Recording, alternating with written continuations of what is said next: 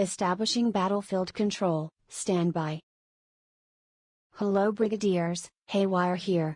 Brushtail Command has launched an adventure beacon. We will be joining up with the fleet momentarily. I'm just doing some last-minute diagnostics on your ships. Make sure to rally to your ship by typing !locked in chat. Diagnostics complete. Your ship's weapons are armed, engines hot. Everything is green. Ready? We are launching in 3, 2, 1. Good luck, have fun, Brigadiers.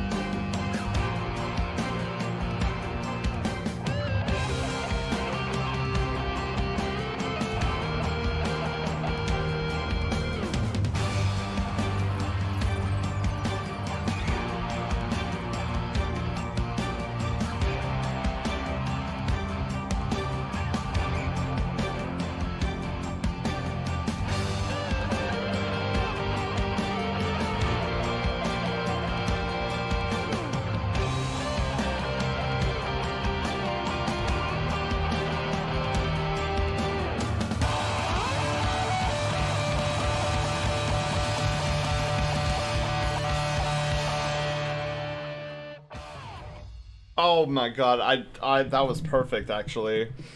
The song ended right when right when we switched.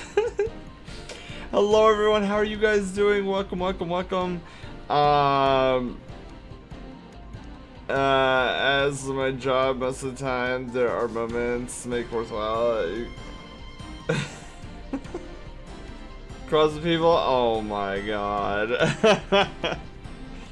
It reminds me, what is that, shoot, I'm already forgetting! Ah, yeah, it's been that kind of a day.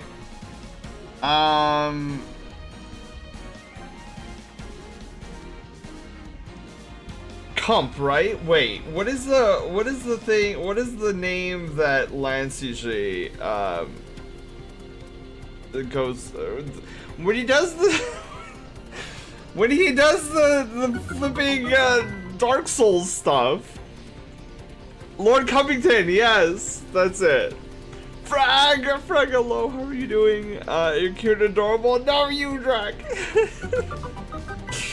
I got a story to tell you. Ooh. Oh, check out my. Oh my god, wait, Arson, did you mean to click that twice?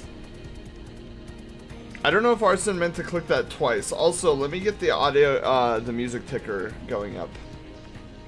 Okay, hang on. Wait. Where's my Discord?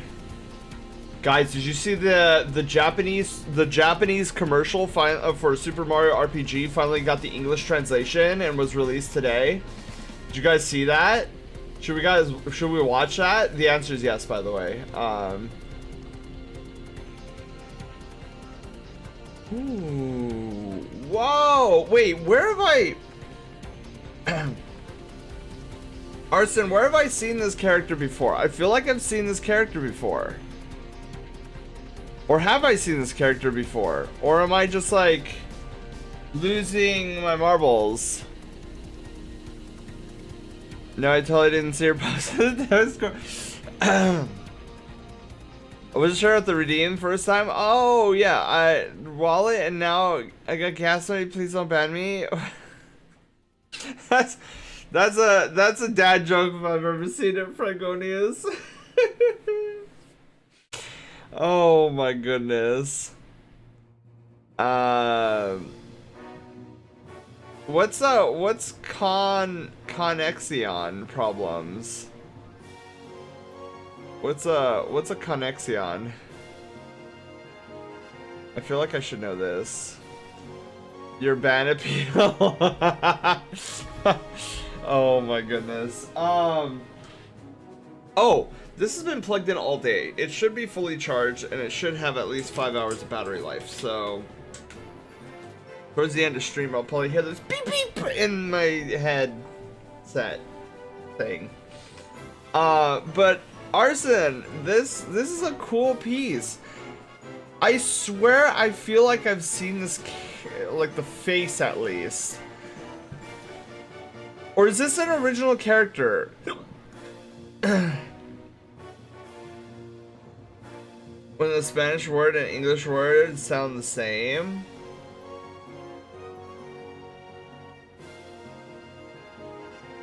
Yeah, this looks amazing, Arson. From this YouTube series? What YouTube series?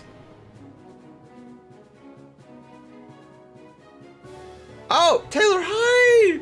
Oh my god, that's where okay, that's where I've seen, like the face looked very familiar.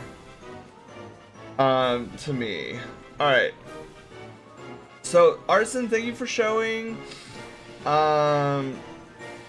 So we've got a street sketch to do today. Oh, hang on. Wait, before we get to the street sketch. Hang on, before we get to the street sketch. Especially since Phoenix isn't here yet. Let's watch the commercial.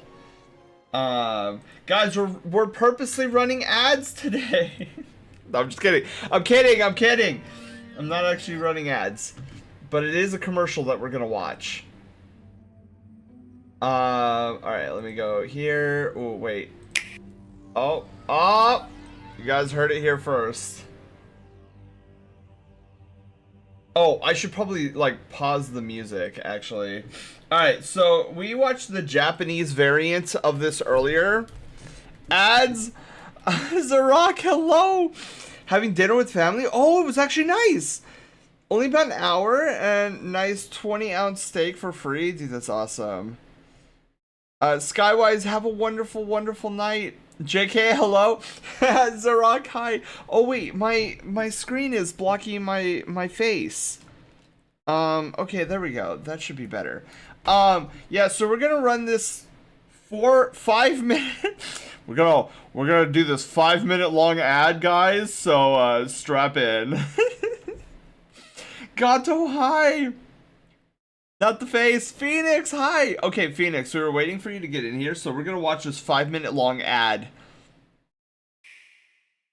On a seemingly normal day.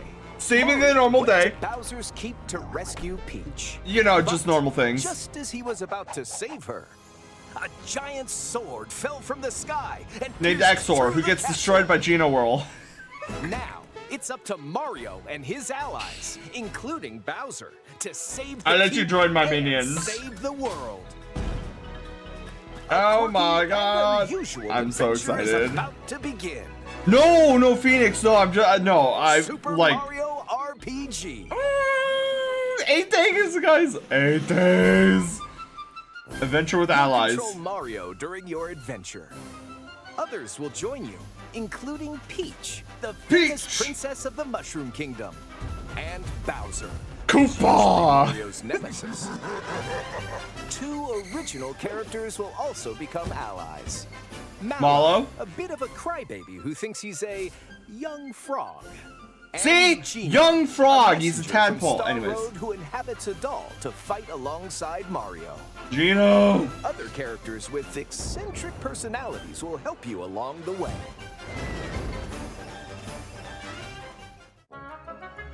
The journey begins. This colorful world is teeming with all sorts of landscapes. Please let the hitboxes like of the steep Wigglers be a lot mountains, better than they are in the gloomy original. waterways, and perplexing forests. Yeah, with bees that kill me and lose 10 minutes on my Touch an run. enemy to initiate a turn-based battle. You'll fight by selecting an action from 4 commands. The action commands are still there. In addition to regular attacks, you can use specials that are unique to each character. Specials aren't limited to damage. Yeah, like dealing HP attacks. Rain, They Thought can also Peak. restore HP or Geno give allies Boost. a boost. Bro, I found out The something thing in about battle Johnny is the today. Action command. He's susceptible to Press fear. the A button with good timing. And So we're gonna be you'll deal implementing more that in our damage to run on enemies, Saturday. or decrease the damage. The you big take from boys. attacks. This can help you win battles. Additionally, if you time your attacks perfectly, you'll deal damage to all Which enemies. we will be doing consistently. Every Revelier! successful Revelier! action command will gradually fill this gauge. When it reaches 100%, The you bees. can unleash the 3-character super special triple move. Yes, This rain move stars changes upon depending on them. who's currently in your party, and each triple move is beneficial in its own way. So give them all a shot. The Forkies have come to their Battle's senses. giving you trouble? Don't sweat it. So Turn on breezy Zelda mode was to right. defeat enemies She more translated easily it as and a level breezy up mode. faster. It's a And great that's what they're option calling for it. First-time RPG players. Yeah, Taylor, Geno's a possessed doll. Plenty of peculiar monsters lie around every corner. You'll meet foes from the Mario series and enemies different from the usual. My favorite Like character of this all time is odd fellow nothing in more attack. than a tiny little star possessing and a fearsome doll. pirate in a sunken ship. Not to mention an entire weapon-based Okay, army that Boomer. took over Bowser's Keep. That boss's name was After actually clearing the Boomer. main story, you can fight some of the Oh, I bosses just again, realized his but name they're is stronger still than before, so Punchinello. watch out. And rumor has it that an especially powerful boss is lurking somewhere in this You world. can say the name, announcer. You can say the name. It's Cool X. You can say it. We all know.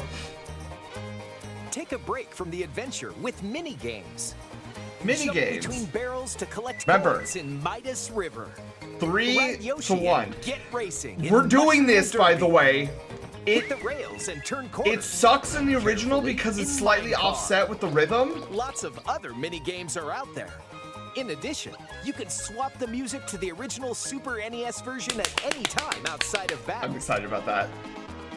Or check the info of enemies you've encountered in the monster list. Yes, we will be handling the monster list. Yeah, Phoenix, apparently it's the extra shiny stone. The Axum Rangers with no flashing warning needed. The very first RPG Hey, it's the manager! Mario series It's the manager. returns. The blue one's the manager. The Super Mario RPG game launches on the Nintendo Switch system November I'm 17th. so excited. Pre-orders are available now on Nintendo eShop. Oh my god. Aaron! Aaron, hello! King of Heathens, hello!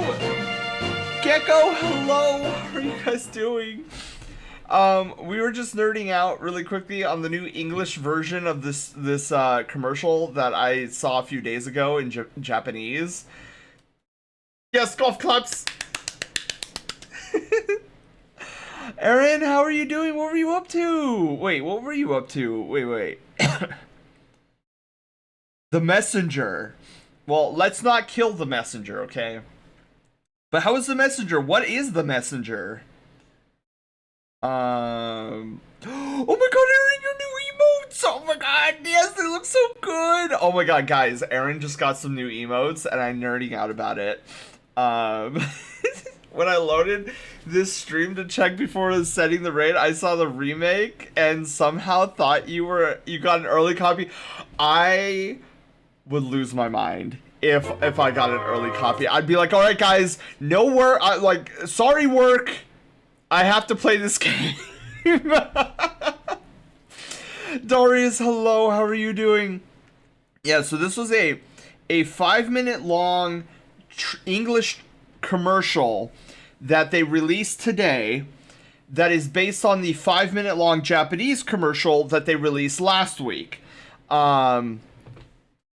Did they put out a new one? So Lakeos, it was just a five. Oh my god, this level up screen looks amazing, by the way. Yeah, it's surprising to me that a lot of peeps still don't know that Kulex is in the game. Like in the remake. I've been seeing it on Twitch. Oh wait, Darius, you're getting commercials for this game? Oh, dude. Can I watch my own? Can I watch my own ads? Can I see if I get these? Oh my god, I need commercials. Okay, I'm gonna have to watch streamers all day tomorrow, and I need to see if I don't get an ad for my favorite game of all time, I don't know. I'll take off one of Twitch's socks and throw it out the window. And then be like, ha! Try leaving the house now without two socks. I need commercials, a sentence which has never been said until tonight. Look! I need commercials of this game, okay? Dude, last night I fell asleep watching an 1.5 hour long reaction compilation of content creators reacting to the announcement trailer of this remake. I have been on copium this entire week. I need next Friday to appear. I need it. And subsequently, I need my work day that day to fly by like it has never flied by before. Lips are out on one link as it is. Oh, Fragonius is redeemed and ought to redeem. Ooh. Ooh. Okay, hang on. Let's switch over monitors. Fragonius, dude, these came out so well. I love these. We're two peas in a pod on that one. Wait, Aaron, what for what? For Super Mario RPG, dude, we're gonna. Okay, so here's the game plan. Actually, let's talk about the art first. I try to be careful here. Yeah. So there's this one, and then there's this one, which is also really good. I like the muscle structure. And work to be done instantaneously. Yeah, I'm getting off of work. I am flying to my local Domino's Pizza. I am picking up a Domino's Pizza. I will be eating the pizza. No, I won't be eating the pizza in the car. But I will be flying home from Domino's. And then I'm going to eat faster than I've ever eaten before. And then immediately logging onto Twitch, and we are gonna go until I can't see straight anymore. I am either going to be passed out on my keyboard by the end of that stream, or I'm gonna have barely enough energy to log off a stream and get my butt to bed so that I can sleep for 4 to 5 hours, get up, and start streaming immediately again. I like my reaction. I don't know. I don't know what earthly phrases I can conjure together to express how much I am excited about next Friday. Because the anticipation, no matter how fast it goes, will still feel like a crawl. Yeah, probably, Taylor. I just have to. No, see, all I gotta do is pretend that it is this Friday. Like I'm just on that Friday. I'm just gonna be like, no, it's November 10th.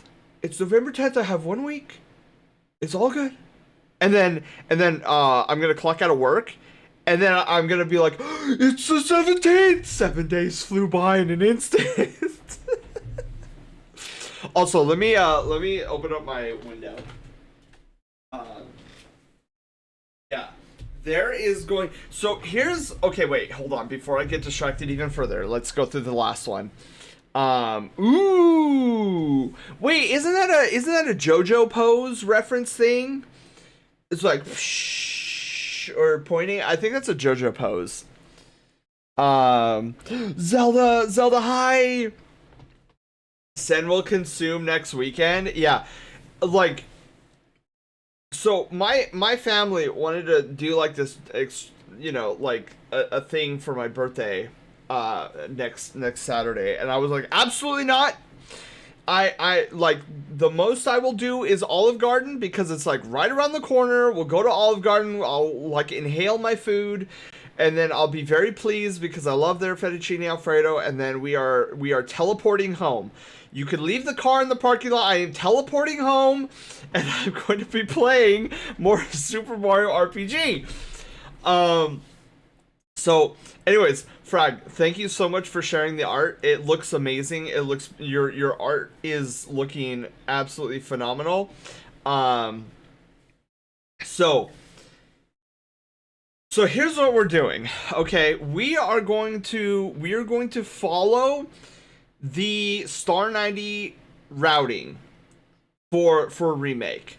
We're not going to speed run it. We're not going to do all that, but we are going to follow the routing. Then when we get, let's say, when we get to Exor, probably,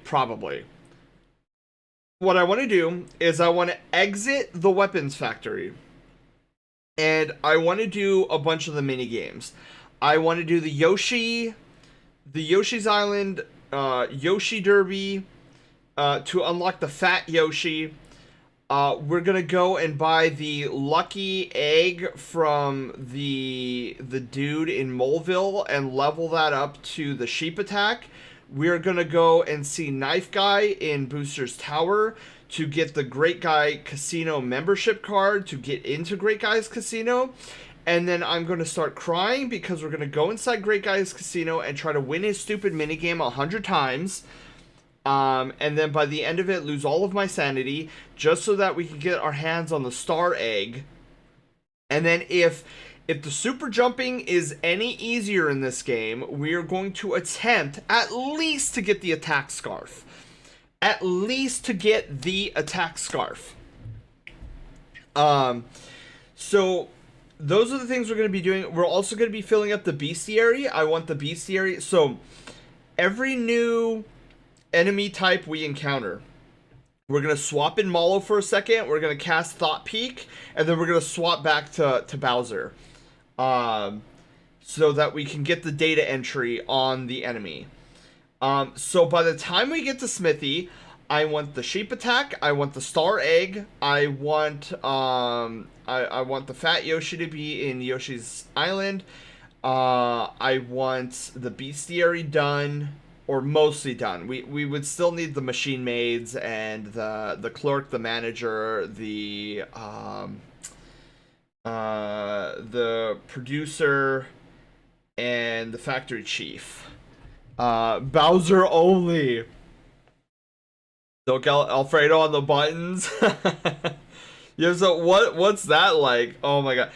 Yeah, so you guys will get to see how aggravating it is to try to get the star egg.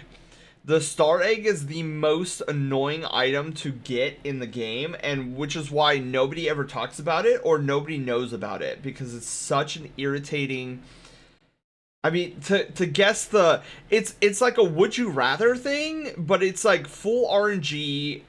I know you have 50-50 chance because it's like, oh, look the other way, and so you're supposed to hit left or right on the D-pad, and if you hit like left, right, you look left, and then Great Guy will like point with one of his fingers, and if you're looking the other way that he's pointing, then you win that round. But like if you look left and then he points this way, you lose. And you have to do that 100 times, which, you know, RNG, you're going to be doing this about 200 times because it's a 50-50 chance. There'll be a fully, yeah, there was one time we were this was like early on in my speed running. We attempted to get the star egg. We did, and it wound up being an 18-hour stream. I was like, yeah, I ain't doing that again. And here we are. Now, in this timeline, being like, oh, I'm doing that again. Believe you got to get that. Yeah, no, it's not in a row. It's not. Yeah, a lot of people believe it's in a row. It's not in a row. That's not how you get the star egg. I'm just gonna throw this on in the background while we talked about this. We'll get to drawing. But yeah, so it's not in a row because that's virtually impossible to do. I thought I heard that losses deduct from your win total. I don't think so. I mean, I could be completely wrong, and we could test that theory too, because we're gonna have a counter this time. We are going to have a counter. I was wondering if you could get one more thing from you, at least once you're not distracted. Oh, yeah. What's up, Aaron?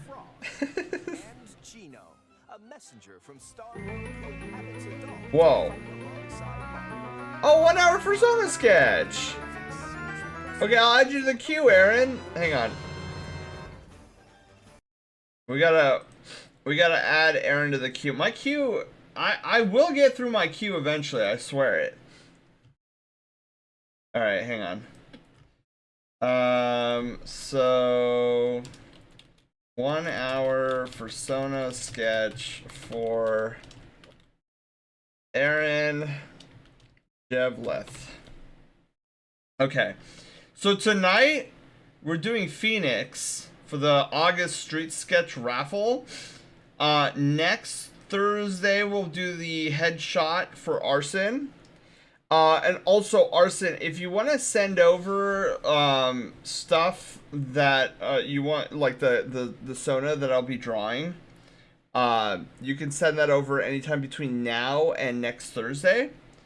And then the following Thursday, well, depending on when Thanksgiving is, the following Art and Chill, we're going to try to knock out these 3 1-hour Persona sketches. We're going to try to. More realistically, it's going to be 2 1-hour Persona sketches, and then the following Art and Chill will be the last one with the starting of the October 2 weeks from today.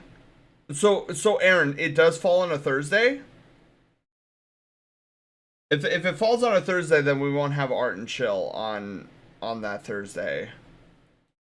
But that's a little something that is vital for a thief. Is always on a Thursday? Is it always on a Thursday? Have I just been asleep these past years? God, these moles look amazing. Like, super, super amazing. Chrissy, hi, how are you doing? Okay, so that's what we got going on. So I'm super hyped for this game. Let's mosey on. Oh, look, there's the audio that my voice goes through. Let's pull this up. Let's pull up the playlist again.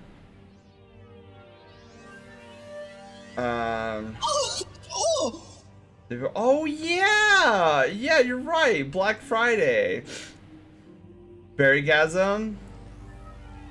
It is the 24th. See, my brain can't get past November 17th.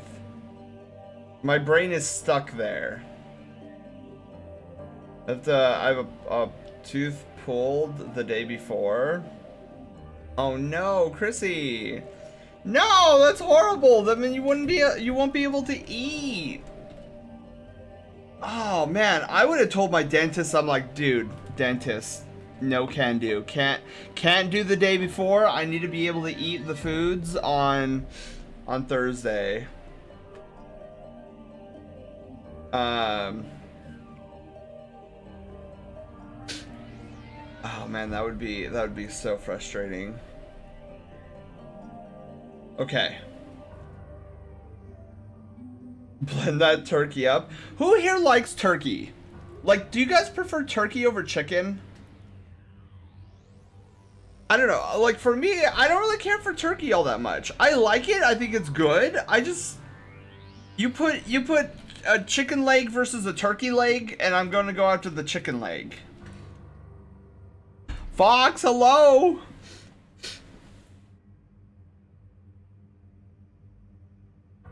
Is definitely nommable though. Oh, Fox. Okay, Fox has a piece. Ooh, okay. Let's check this out. We got a lot of art going on tonight. Fox, this is coming out good.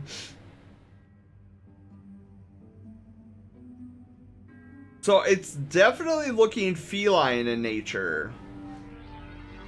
I like turkey, not over chicken, but better than ham.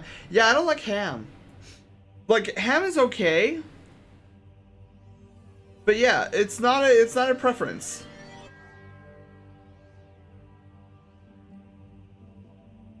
Yeah, Aaron, I agree. I have to be in the mood for ham to want ham, and that's very rare. Like, I'm a chicken guy. I'm a chicken foxo. Give me that chicken and I'm all over it. Ham, eh. I know, y'all, ham is great. Ham is good. Ham is not bad. I really have to be in the mood for it. But anyways, Fox, thank you for sharing. All right, let's get to our own art tonight. Ham is just inferior bacon? Okay, I'm glad somebody else said it, because that's how I always feel. I'm like, Bacon is better. Pork bulgogi is better. Ham is just ham. And I'm not trying to be ham. All right, so let's work on a Care Bear tonight. So we're drawing Phoenix Sona.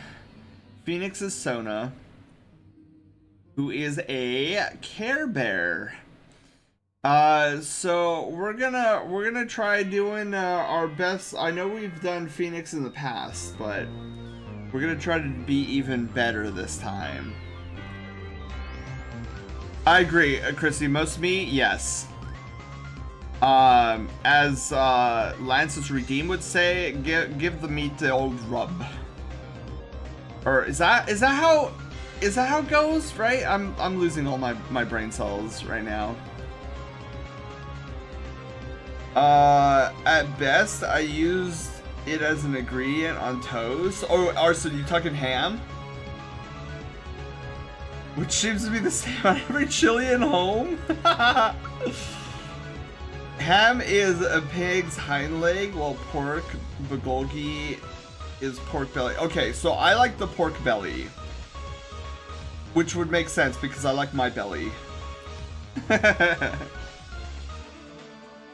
All right, let's see what havoc we can come up with here. Wait, that's my line art pen. Where's my pencil? There we go. Dude, I was working on some sketches at my class today. Cause my second class was being really good, which I was very, very pleased about. My first class was a nightmare today. Oh man, I don't know. They turned into my were-children. And I was like, guys, can you, like, not right now for a split second? But my second class, they were really good. I handed out the assignment. I considered it a fun pattern math assignment. I had to leave abruptly. Oh my god. Zelda. Kulex was a nightmare. Lost 7 minutes to bad RNG.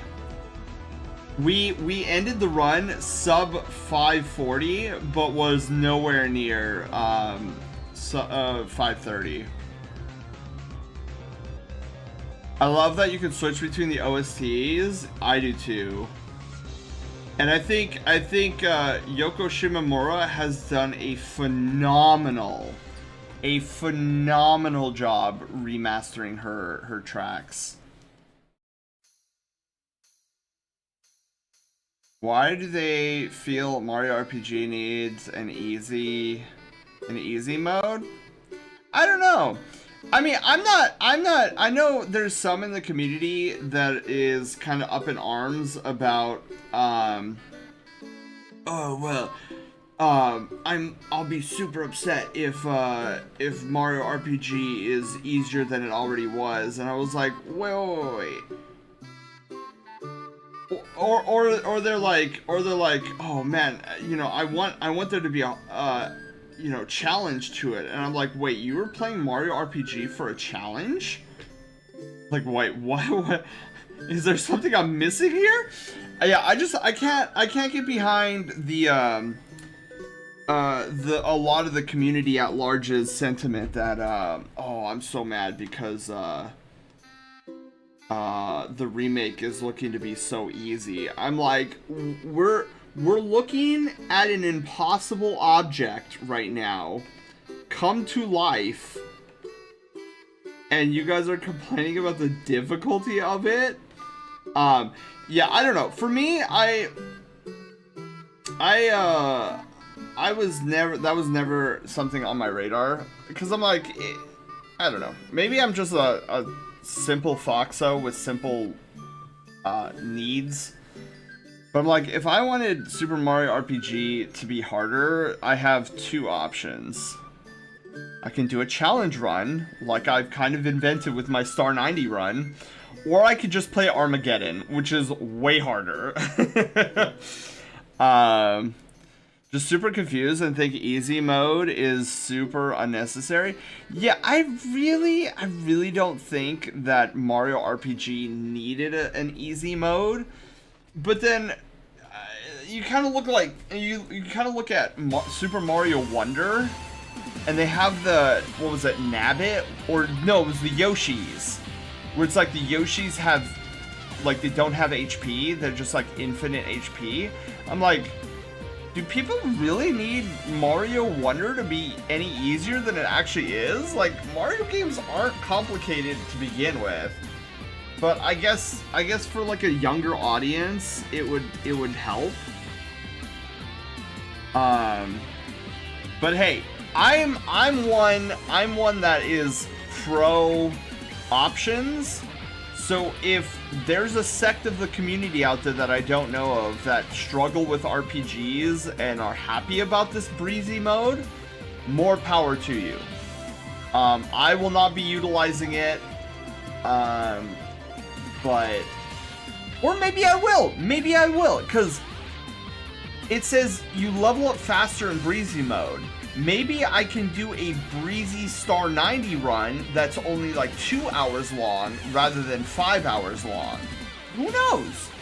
But yeah, I just find, I myself, I'm like, is there really somebody that needs that much assistance with Super Mario RPG? But hey, if there is, congrats. That person or group of people have that option now. Though I will say, I kind of do, if they went the breezy mode, it is a little awkward or a little odd to me that they didn't go the other direction too, like breezy, normal, and hard. So that would have been interesting, having a hard mode. But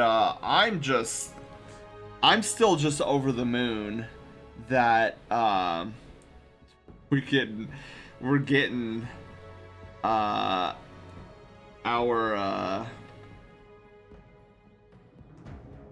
this game. It's still, I don't know, man. I'm gonna probably, there's probably a strong possibility I start crying on stream when I start playing.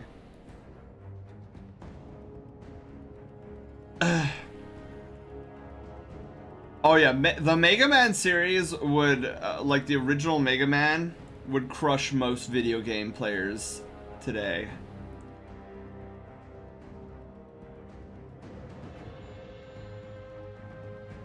I like the smirk that your character has in this one piece, Phoenix.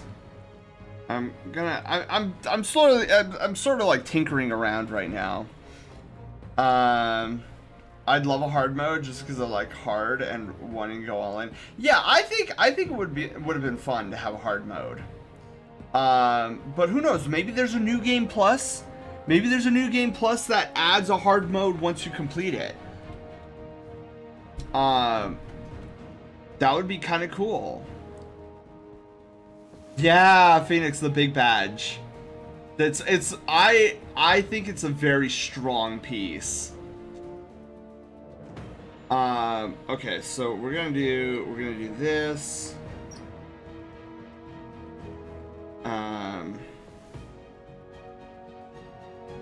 We're gonna kind of get a face structure. I think that's what's missing here. Is I need some structure here.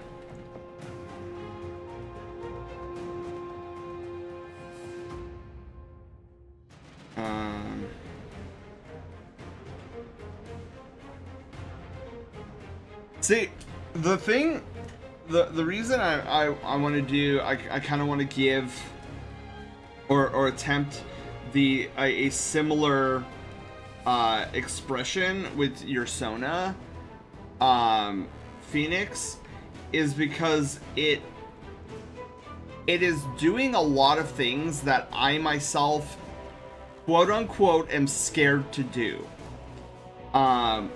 One of the issues I have with drawing expressions is I don't push the expression hard enough.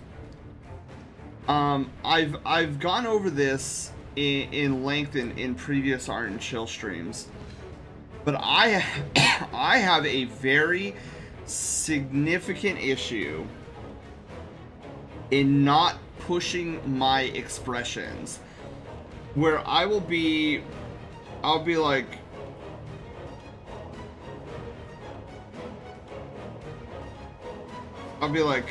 oh yeah, look, he's smiling. Oh, this is a great smile. Look at how much I pushed that smile.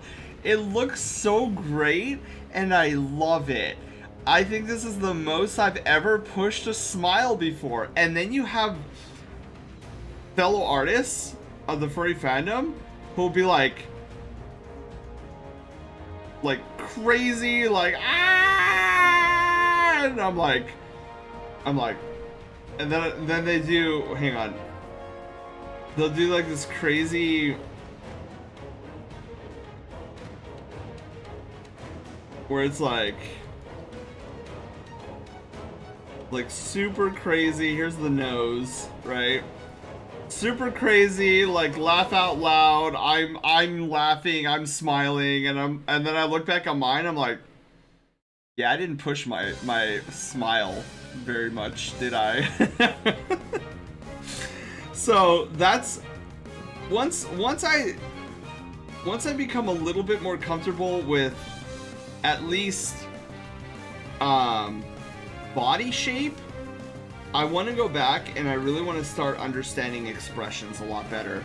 And this is Aaron, this is why I loved working on your piece recently, because you had such great ideas with where you wanted your emotes. And then it's so funny because like Aaron was like listing off all these great ideas, and in my mind I'm like, oh my god, that's gonna require so much expressionism. And I'm like, oh god. And then I started working. I did like several iterations of each of the emotes, and then I came across some that I really liked, and they all came out amazingly.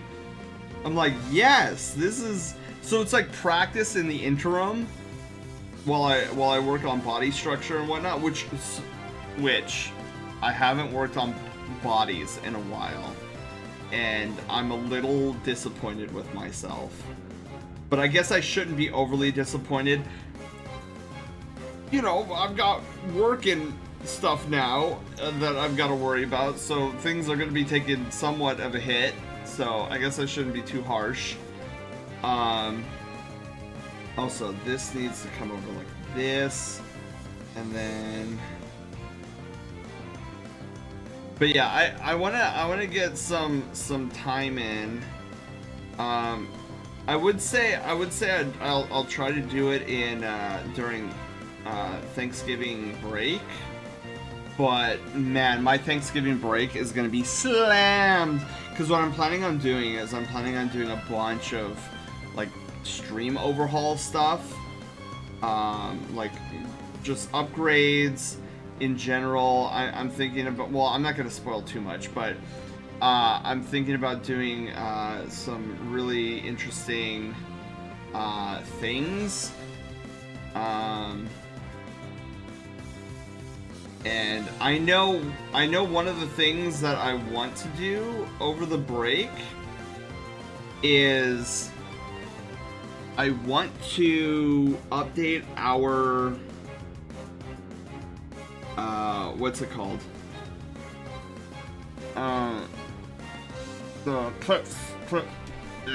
Okay, clips. There we go. One more time. I know, Phoenix. If I would duplicate myself. I would have one of my duplicates go to work, and then the other duplicate just draw, like, constantly. And then a third duplicate to just play games.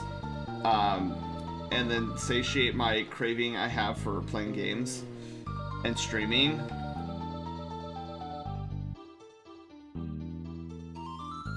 Okay. Okay.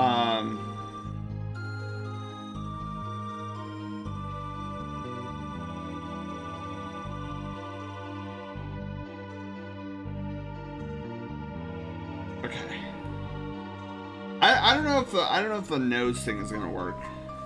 Let me turn to a hook.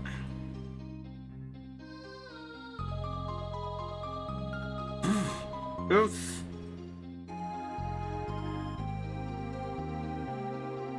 Okay. I pulled up the ruler by accident. I didn't mean to pull up the more time you experience, the faster it goes. Yeah. Yeah, it definitely seems that way, Aaron. That's the plot of a TV show where the duplicate goes to work and the others stay home for more creative endeavors, but they have no idea each other exists. Oh.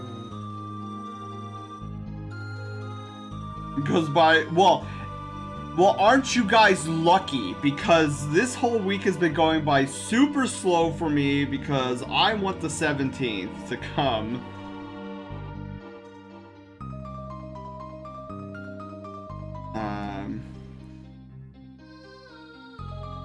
Okay.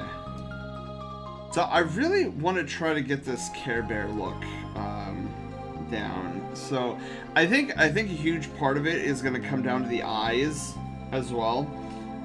Care Bears have a very unique eye pattern, I guess. So we're gonna go.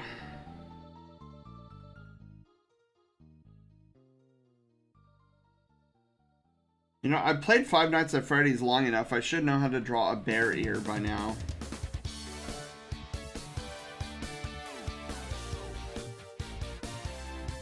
Now, tell me, doesn't this song sound like it's something from Five Nights at Freddy's?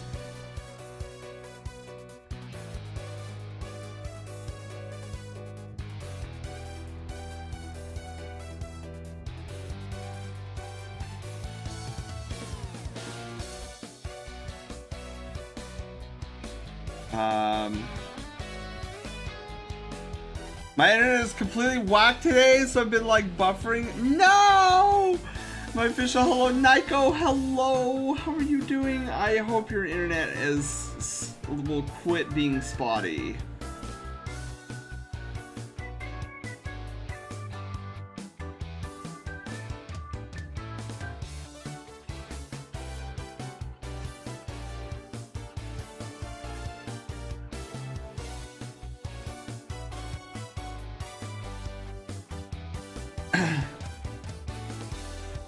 More mediocre SNES platform vibe personally. Really, Aaron? Now it doesn't anymore? Yeah, I've come across so many people who are like, is this a Five Nights at Freddy's Security Breach song? Like, not exactly.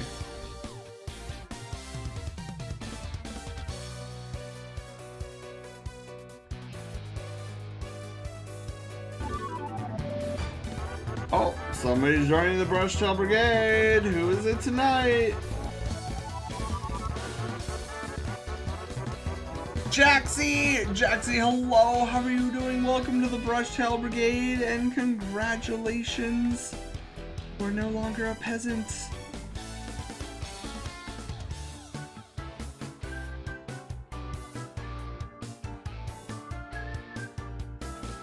Okay, so we got the fuzz going on.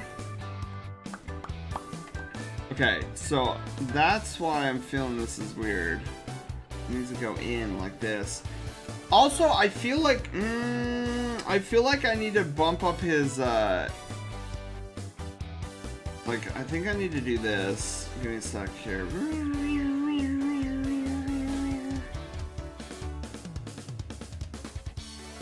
So let's go under the nose.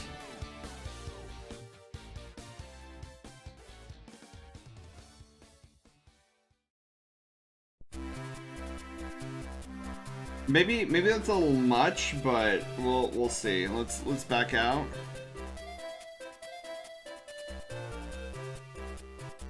That might be a little much. Hello there, I'm Jaxia Sea Korg. Ooh, a Corgi and a Sea Otter hybrid. That's what a Sea Korg is. I'm trying to draw for Sona. Nico. I bet it's coming out horribly. No, I'm sure it's coming out fine. Oh, Nico, that's exciting.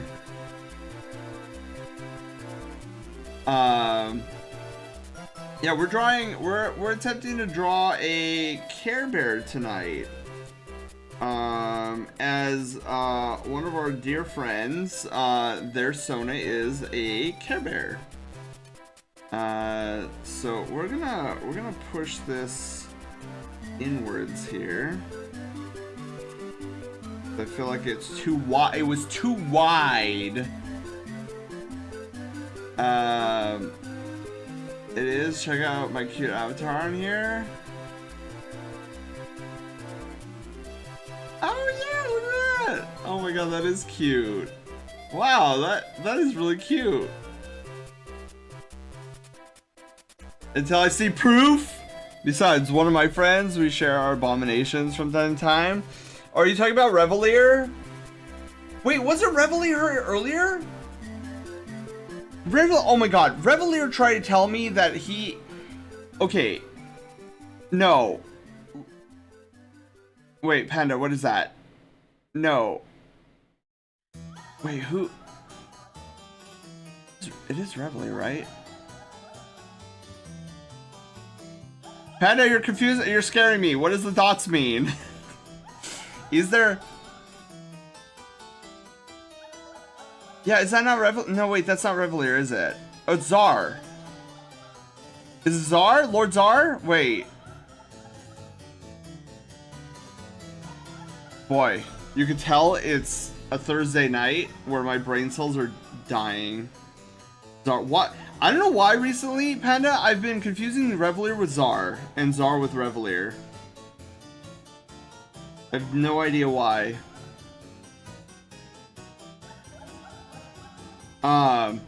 Yeah, so Czar showed me some of his work, and he was trying to draw a dragon, and like a dragon head.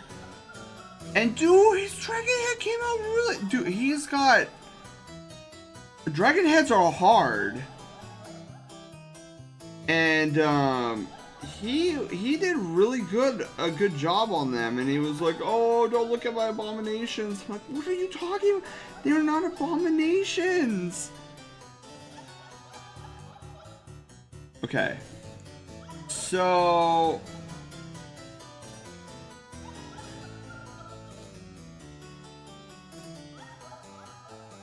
okay, so let's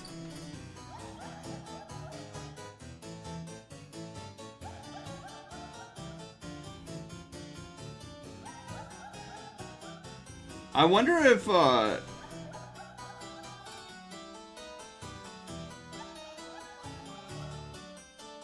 wait.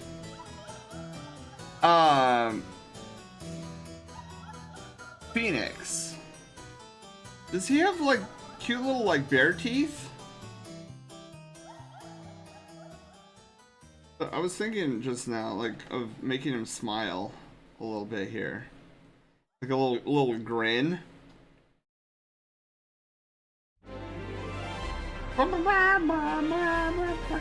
Alfonso! Alfonso, how are you doing? Welcome on in.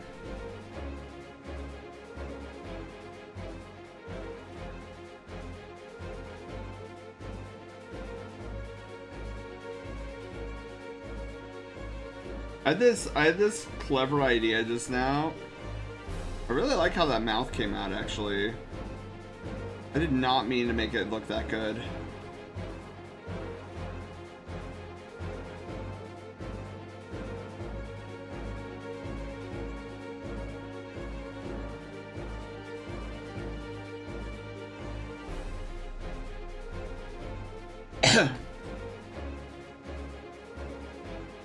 Don't have scary fangs, if that's what you're asking. Yeah. I think these teeth are looking pretty good so far. We might have to change up the nose. Okay, so let me think about an expression here.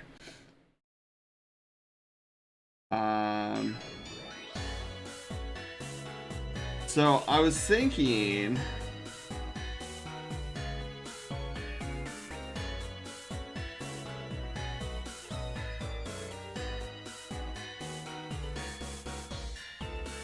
like a wink.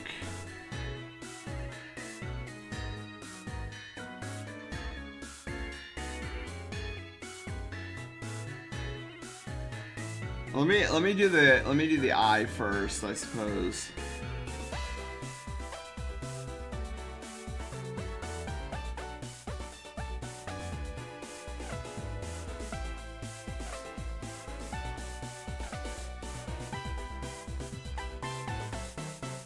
You know what? I think the eye needs to move over to this way a little bit.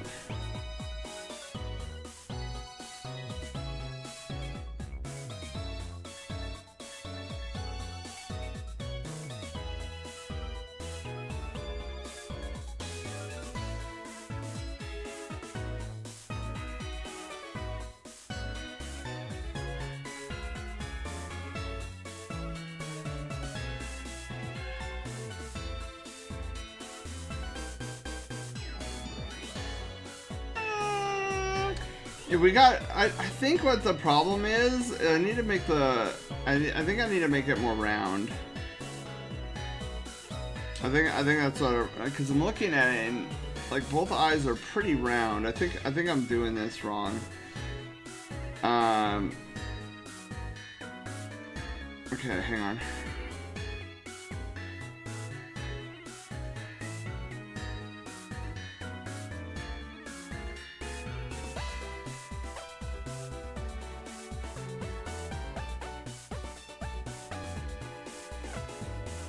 Oh, I guess it would be even more round, wouldn't it? Maybe not the, maybe, Start over.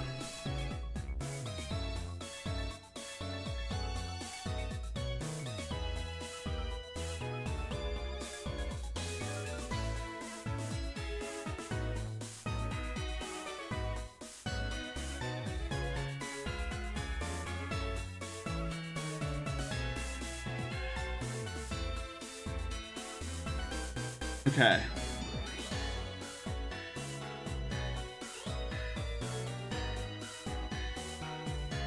You know, I wonder, his cheekbone would probably be up here a little bit more.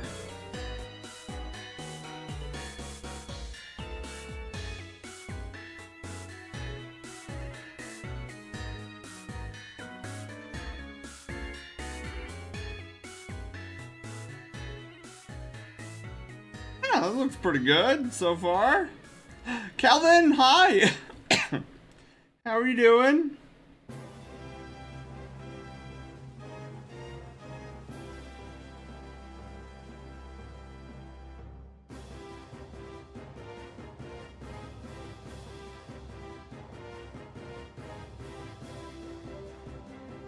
Good here, just cleaning? Ooh, wait, cleaning?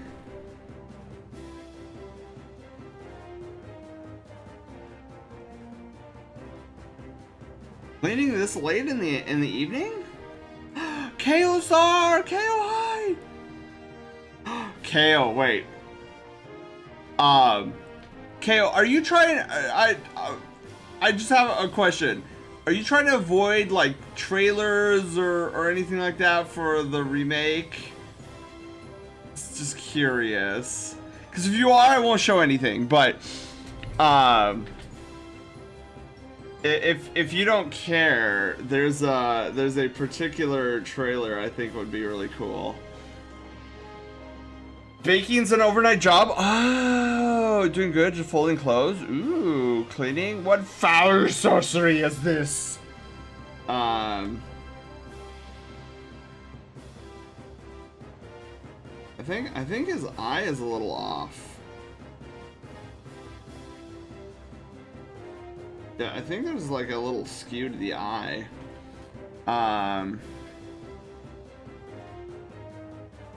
I really like how this eye came out, though.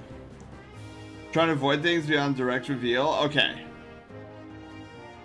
hard to stay on this though. Okay, I won't show you the trailer. I won't show you the commercial that came out in Japan. Yeah, I won't. I will speak no more of these. But yeah. Oh, can we get a shout out for KO Star, by the way? KO Star is just as hype as I am for the remake of Super Mario RPG. I went AFK for a few. We are working on Phoenix Autobahn's Fursona, who is a Care Bear. And so far it's coming out good. I really like how this eye came out, but I'm also like, how do we do this eye? Like, what should I?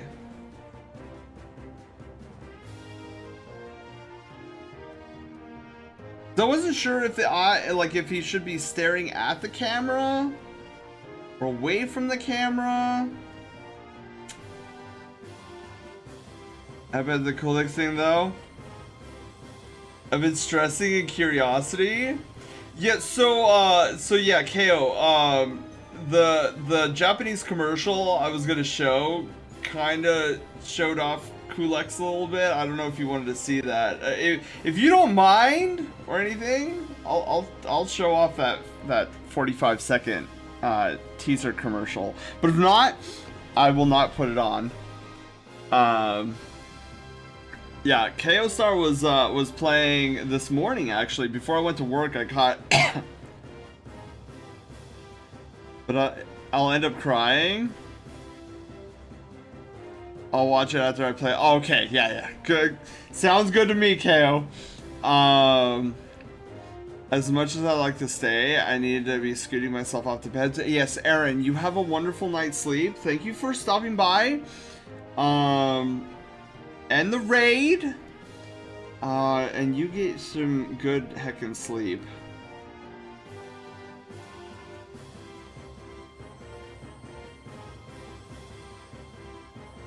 Okay, we're gonna try this one.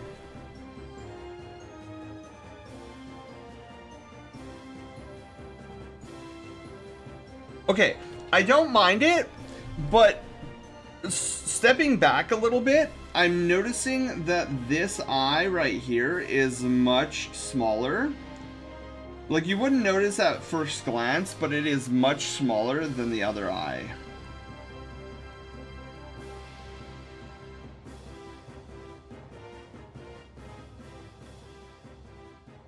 So we're gonna do something along those lines. Yeah.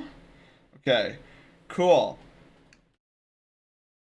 Now we gotta have it so that Phoenix doesn't have the dead eye look. So to help with that.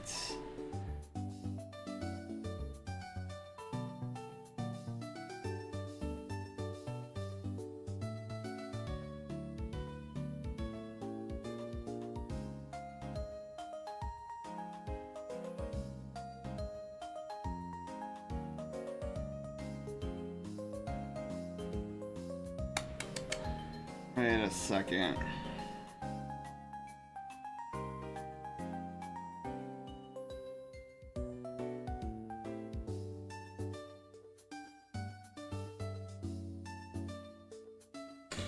There we go. Still feel like we can clean some of this up a little bit. You know what's interesting? I think I made this eye a little bit bigger now. Time to shrinkify. Just a wee touch.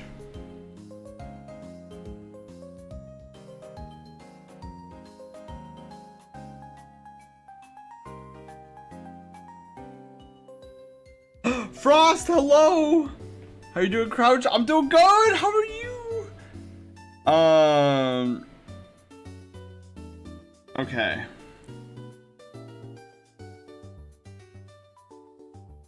Yeah, I think that looks better. I want to do a better job with the nose though. I think the random D2 question, absolutely. You know how I feel about D2.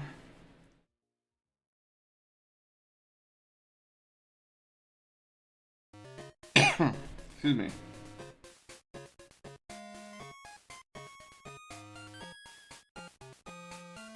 Oh my god, yes. The nose being bigger helps significantly. I'm still trying to figure out.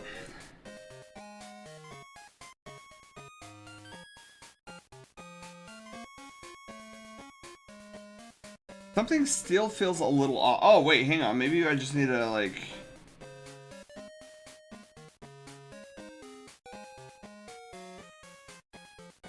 Okay, there is a skew. Okay, wait, there's a skew here. Been pretty hectic lately? Oh no. What was the name of the one guy everyone goes to watch the story? My Name is Bife? Or Mylan Games? Or Evase? I was thinking about this morning, this morning, but I thought I should know the actual plot before the new season starts. Yeah, so Panda, look up. Hang on. My Name is Bife. Mylan. Oh crap! How do I spell Mylan? Mylan Games. Sorry, Myland. I know you'll never see one of my VODs, but I am messing up your name. And then Evase. Of the three, mostly I go to My Name is Bife. I go to Bife first, and then Mylan. Okay, so this has a skew that needs to be fixed. Okay, and then the other eye has a skew in the other direction that also needs to be fixed. Just a bit. I think I also need the eye to come up a bit. Just a touch.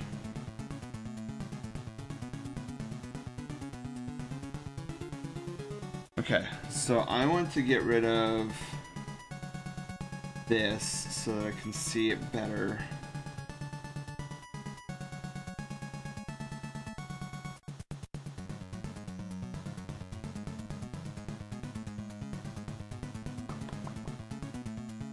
Okay, so I like the nose, but I think me rotating the nose like I did is now no longer working based on the new, oops, I didn't mean to put that in a group.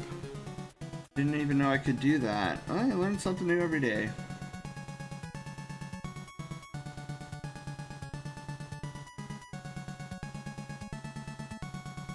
Okay. So, and other things that I am detecting here. I love the muzzle so far, but I think we need to push in the floof just a little bit. I think we need to do the same for over here.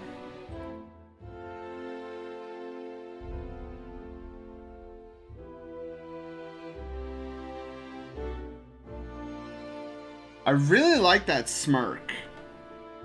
This smirk is working so well.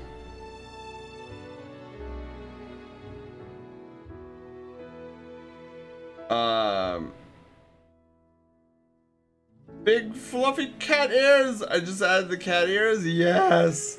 Nico, yes. That new story cutscene was both good and bad, that it makes me want to know what's going on for the new season, even though I can't play it myself.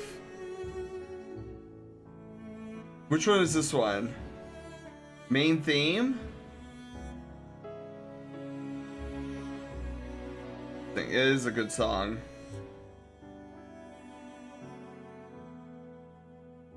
Okay, so let's flip it back.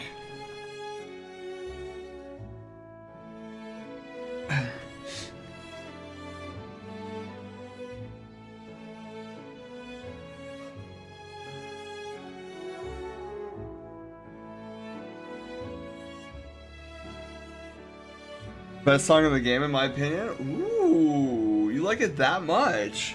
I think it's a great song. I don't know if it's my favorite though.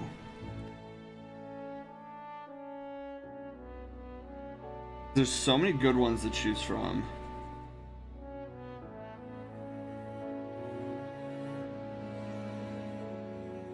Listen to me, it's sounding like Taylor. Oh, I really can't choose my favorite Final Fantasy VII track.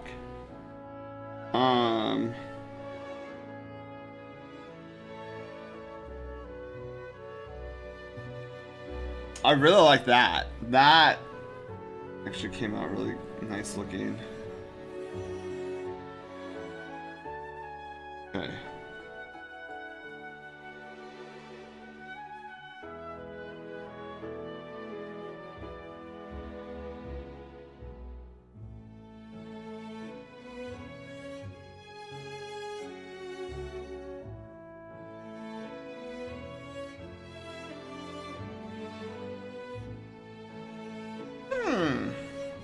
Okay, I'm liking it overall.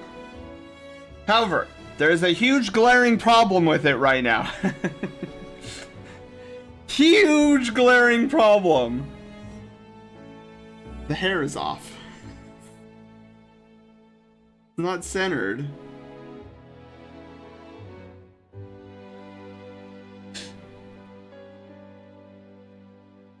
Here we go.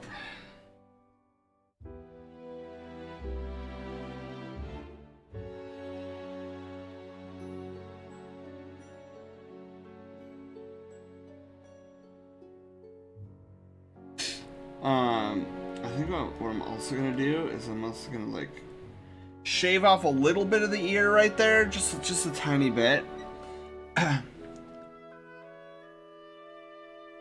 Do it, Naiko, if you don't mind sharing.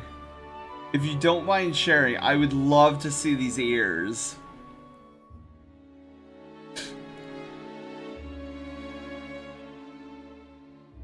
Yeah, ears can be a challenge, especially if you're trying to get them floofy.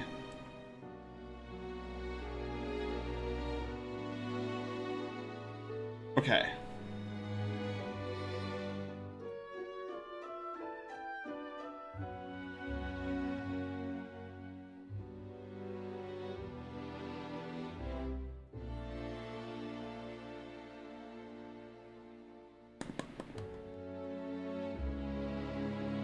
I think I need to like use that a little bit.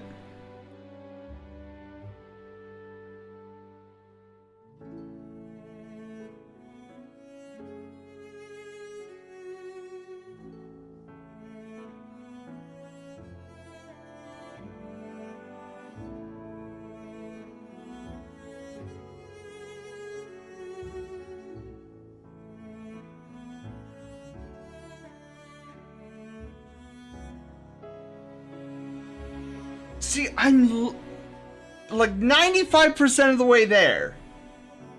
I'm 95% of the way there. What is it that I am detecting here? Sent it in Artwing? Let's go. Wow. Oh my god. Look at these. Look at these ears. Dude, I love this. I'm also super jelly, Naiko, on just like how well you do like the body form. Oh my god. And even the expressions, you don't even have eyes on there, and I know exactly which expressions they're making. God, I need to get to this level. I will eventually get to this level.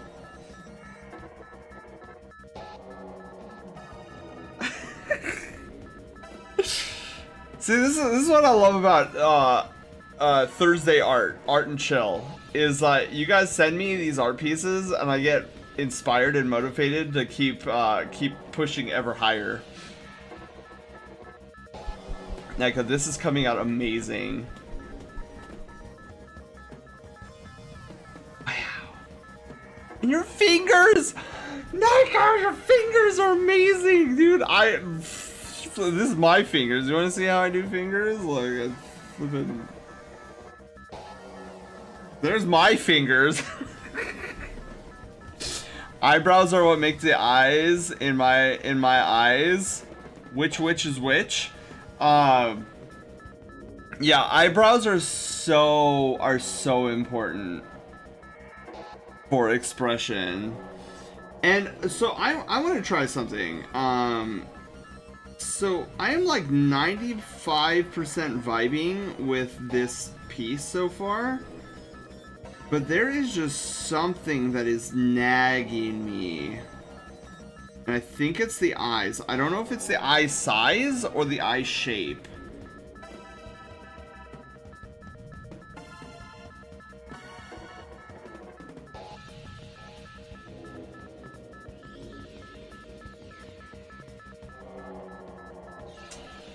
Yeah, hang on. So this is what, 80... Let's do 88. Yeah, maybe just the sheer size of the eyes, which is what bugging me.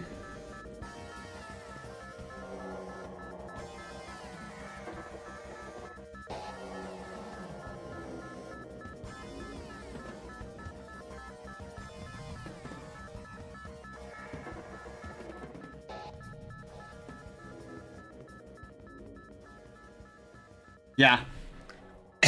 I'm definitely feeling just the slight decrease in size of the eyes. I feel much more happy about these eyes. Okay. Got my glove on again. Woo! Forgot, I'm still rocking a 6 font. That.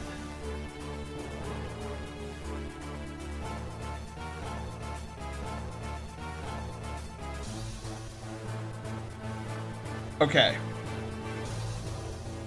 I think we got stuff here. I am very much digging what we got. Now, let me see here. Un momento.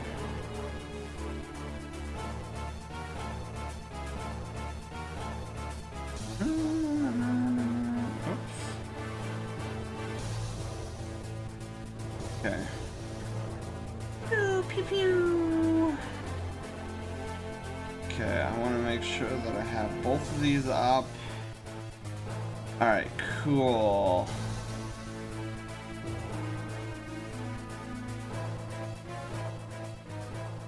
I kind of want to... Naughty Bear vibes? You and Cygnus see the AOT finale yet? No, I haven't. Wait, is the season the season finale the final season, is that all out?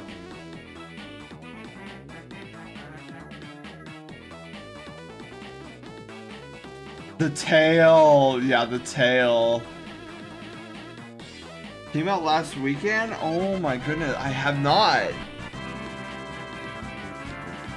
Oh my god, Fire!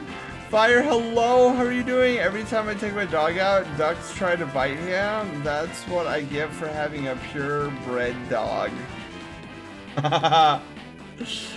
Fire! Dio, hello, how are you doing? You guys are awesome. Welcome on in.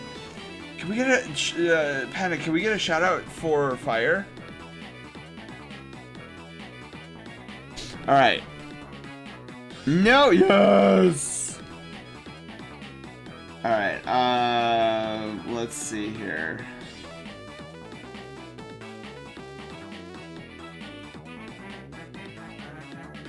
You know, I kind of want to do something like this.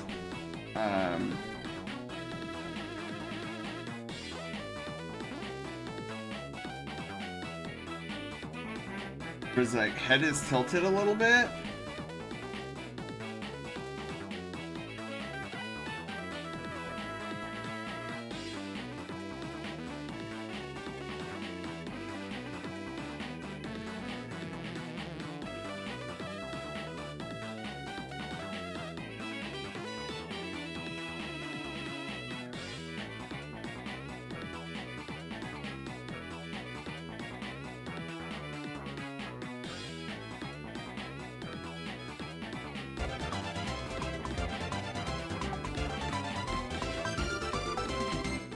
Where do bees go to the bathroom? At the BP station. What, the what station? The BP, what's a BP station? Also, Fire, thank you for the 100 biddies and the tier 1 sub. Oh my goodness. Sorry, my brain was like, what's a BP station? What's a fish?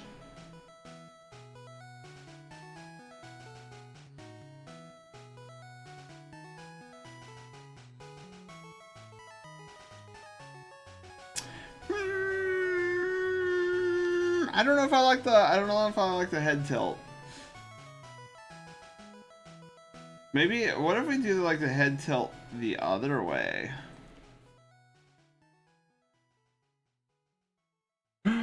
Wait a minute. Hang on. What if we make a twist? So very twisty. So like, let's say his body is this way and he's twisting, looking over.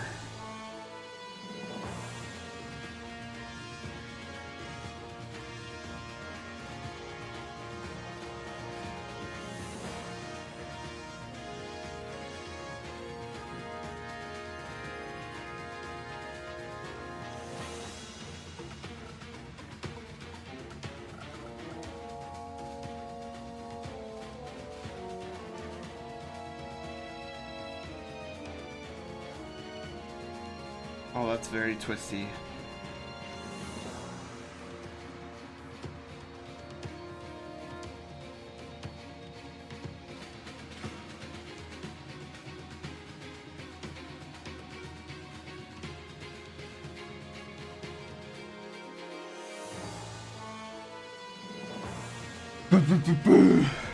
Okay, hang on.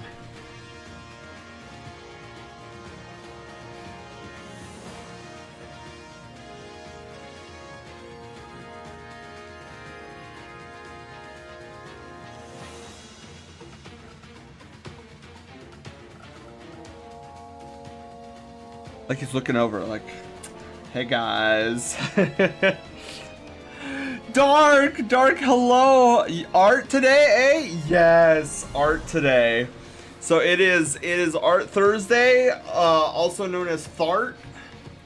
We're doing a 1 hour persona sketch. Oh no, sorry. Whoa. We're doing a street sketch of our friend Phoenix Autobahn and his Care Bear Sona, which is a fire, right, Phoenix? Fire mage Care Bear. Oh my god, is this team Magma and Team Aqua, right? Let's go. Rare day off for me, but I still have work tech at a theme park with Avid. Ooh, I have the day off tomorrow, Dark.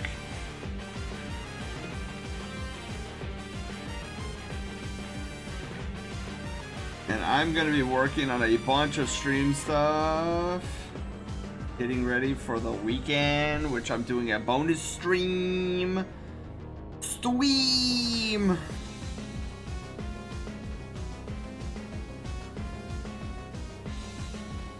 Same, all teachers do? Yeah.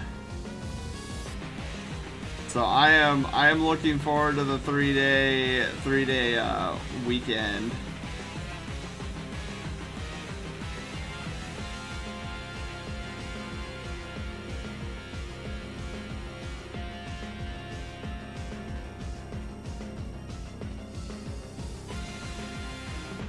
such a good song.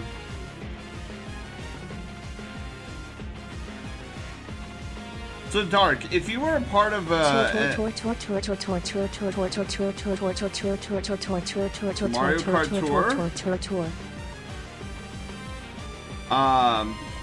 if you were a part of an antagonist team, Dark, which team would it be?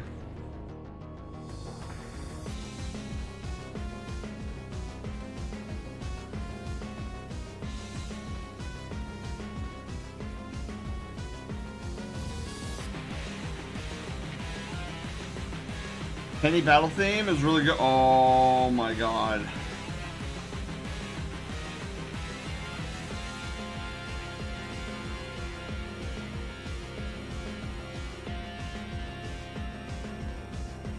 Give it 15 more seconds. Give it 15 more seconds. Star or Skull? I would be Galactic. I love Team Galactic.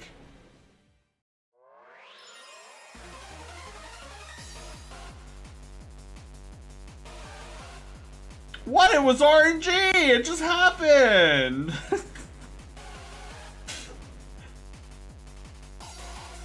Her theme goes hard. Sen wants to be Team Galactic so he could be leader right off the bat. I just like their fashion. I know most people make fun of Team Galactic for their ridiculous fashion, but they have administrators that are based off of planets? Best song hands down. Yeah, this song is so good. I'll queue up. I mean, RNG will give us one of my favorite Pokemon songs next. Ah! There goes my stylus. Can't do the bowl cut. Oh, I wouldn't do the bowl cut. No, the bowl cut is stupid.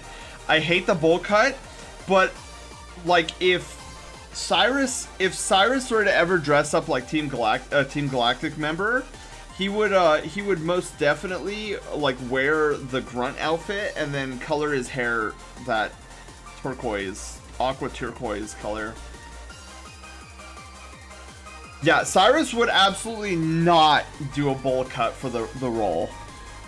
He would just, he would color the blue hair into like the green hair, and then that would be it.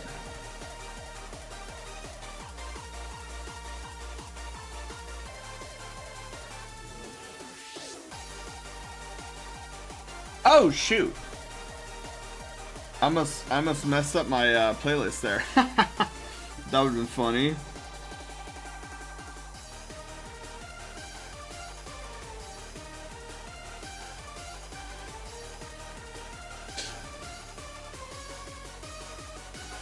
I kind of like this pose. You know, I just realized I kind of made him a little thinner than I was intending. Huh. I wonder, can we, maybe if I move it, hang on, let me try chonkifying a little bit. I think I can get that effect with this.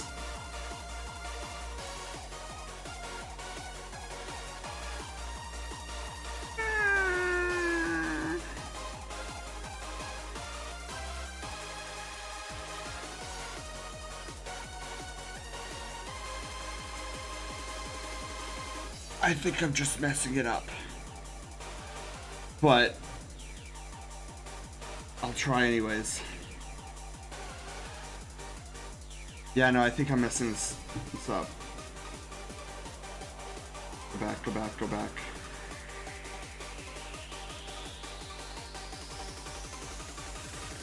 Keep going, be bold. You're right.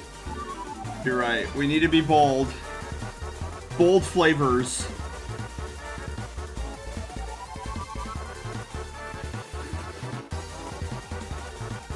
Wait, who's following?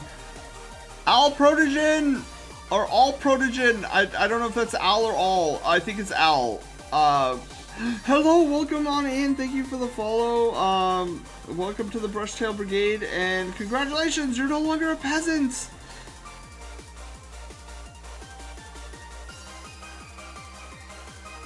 Okay.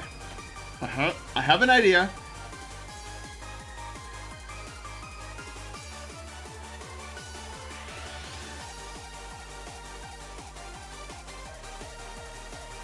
It requires me to move this over.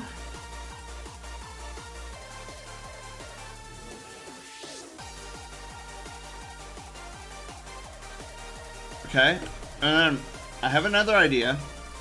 We're gonna do that.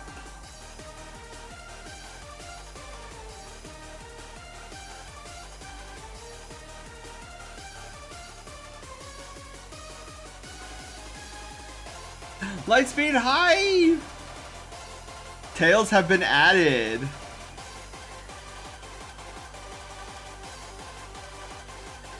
I don't know, something...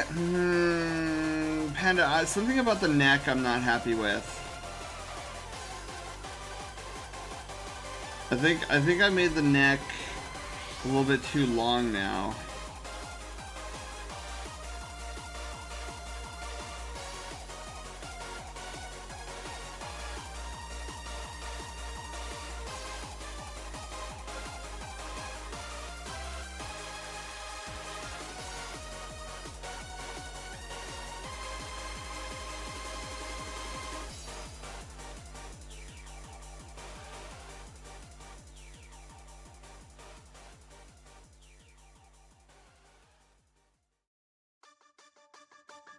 Here's one of my favorite Pokemon songs.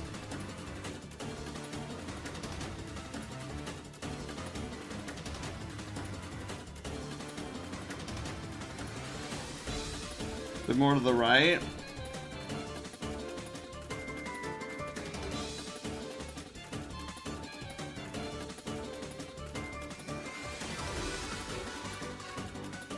The power of digital art.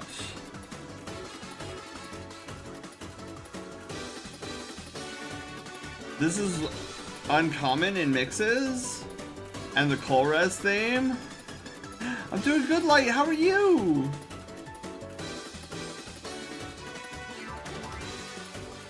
Okay, hang on. Yeah, versus Oleana from Sword and Shield. Love her theme. Hi, Slushy!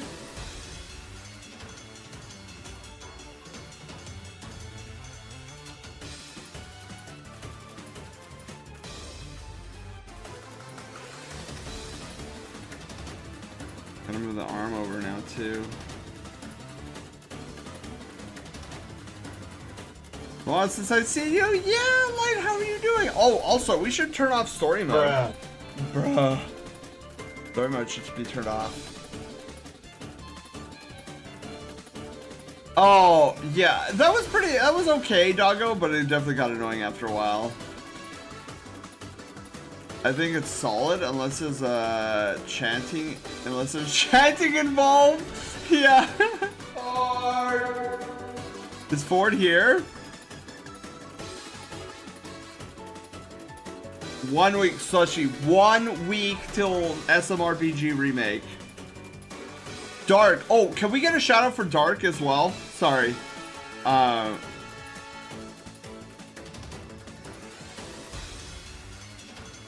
Oh yeah, I definitely take it over the Gen 1 beeping. That was annoying.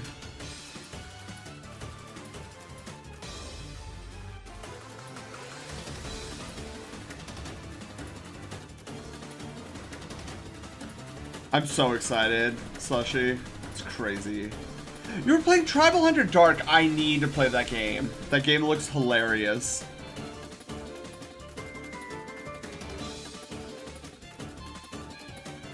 So that I could say that I played the game that made Beta Ada Delota feel things.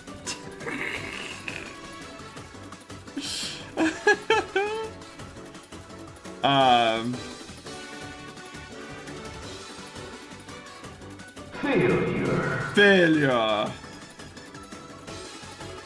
Out on me? Oh no!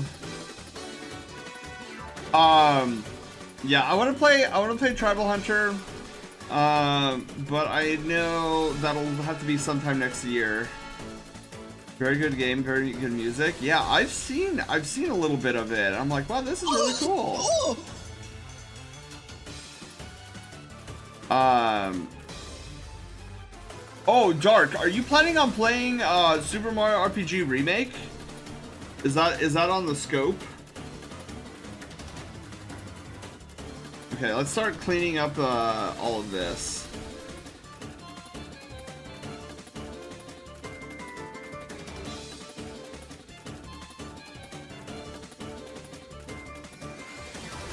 Was that the berry? Yes!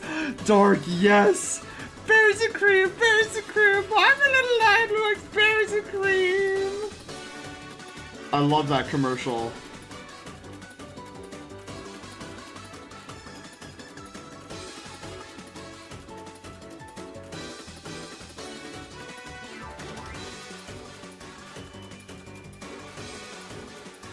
It's like one of my favorite commercials of all time.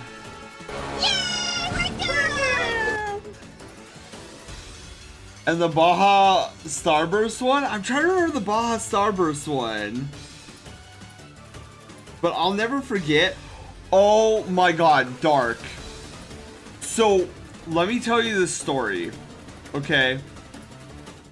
So, this is going back a few months. So, I jump on to Destiny 2. Destiny 2, as you know, is a live service game and does weekly resets of the vendors every Tuesday.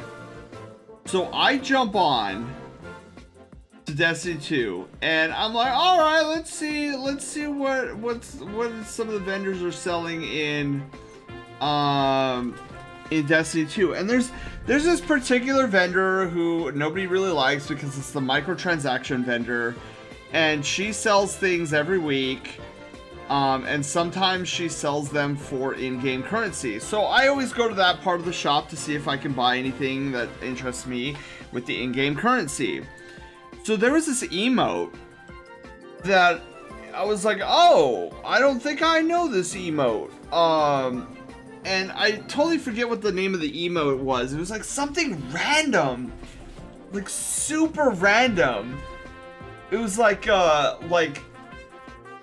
super happy star or something like that. And I was like, WTF is this? Like, usually I'm a pretty hardcore Destiny 2 player, and I know a lot of the emotes in the game, but the name of this emote was lost on me. I was like, I don't think I've ever seen this emote before.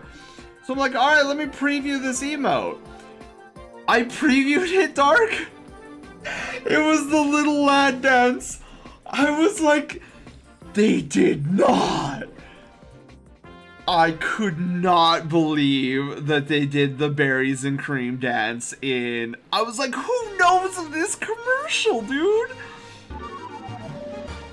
I bought it, Dark. I bought it immediately. There was no frames in between me pressing the buy now button. CC, hello, welcome to the Brushtail Brigade. Thank you for the follow and congratulations, you're no longer a peasant. Yeah, I couldn't believe it. Let me see, hang on.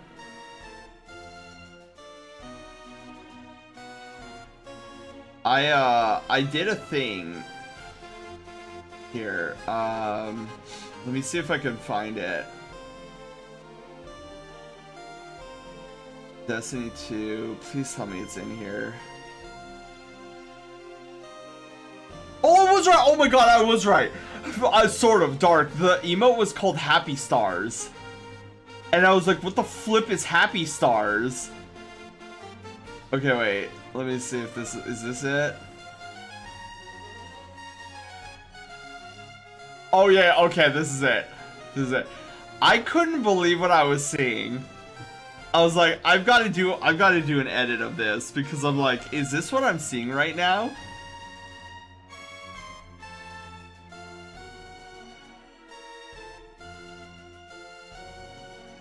Dude, I was like, what is happening?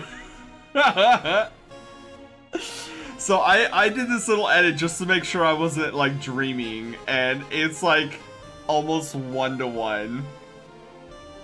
Yeah, I bought it. I was like, dude, this is mine now. He really loves berries and cream. Yeah, I think, you know what, Panda, correct me if I'm wrong, but wasn't I the first person who like you didn't know the berries and cream commercial before me, right? Like I showed it on stream and you're like, I've never seen this before in my life.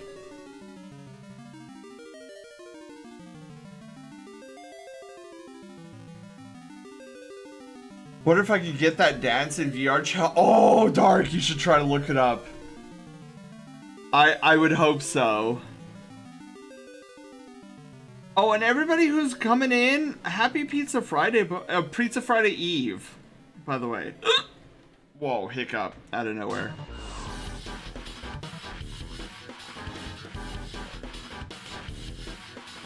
You were, yeah. I had never seen that commercial before. I love how I've introduced Panda to so many new things. Like, I always love when Panda's like, yeah, Sen, before you, I had no idea what Super Mario RPG even was, or even if it existed.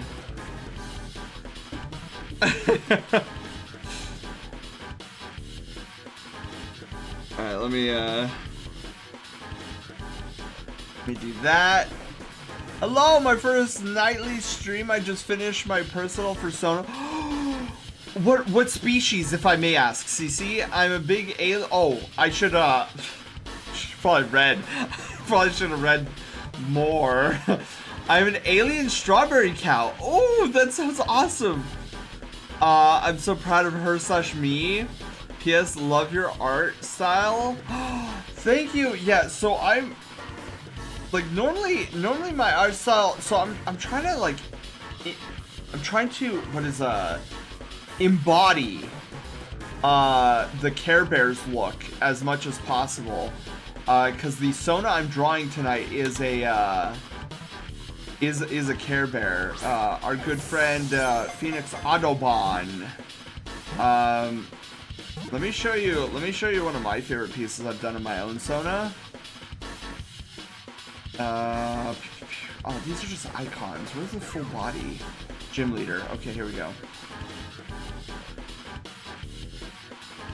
So this is my Sona. This is what I drew a little while ago. I love how this one came out.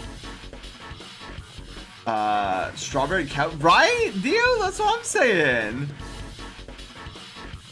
I need to draw my Sona more. Oh my god, Dark, I do too. I don't draw my Sona enough. I was working on, like the last thing I was doing with my Sona is I was experimenting with like body shape and structure. But I absolutely 100% cannot, under any circumstances, show those sketches off on stream. They are not Twitch appropriate.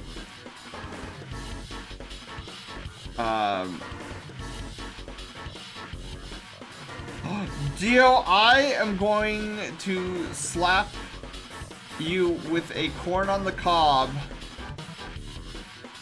tied to a fishing string. Best part is that she has autism representation. Ooh, Cece, that's cool. Yeah, so we are drawing, well, I'm cleaning up, I'm trying to clean up the, some of the line work here, because we are going to get ready to move on to, primer? Or no, color. Good stretch. Who's that? Gervard! Gervard, hello. Gervard, I am so hyped right now, I can't contain myself. It is 8 days away till Super Mario RPG. And I am just counting down the milliseconds. Like, can next Friday get here any quicker? Okay, we need to... I need to stand up. Like, I actually need to stand up and do the stretch. And stop being a lazy butt. But I'm like so in the zone right now. Auto zone.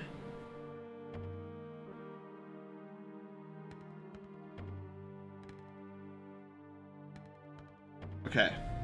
Yeah, I want to make sure that I clean up some of this line work before we move on to coloring. Alright guys, if you guys have been sitting for more than 1 hour, please get up and stretch with me. Get those leggies going. My VTuber is gonna stare into your soul for a little bit here. Sticks! Sticks, hello! Wow, it's coming out already? I didn't think about coming out so soon. It's November now. Yeah, Sticks, it's November 17th. Okay, my water bottle is like way over here. Thanks for the reminder to eat again. Me and my huge appetite.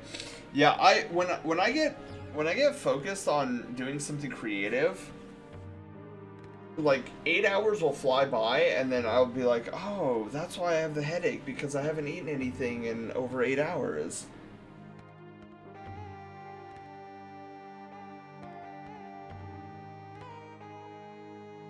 But Phoenix, I am loving how this piece is coming out. Miyako with the raid! Miyako, hi!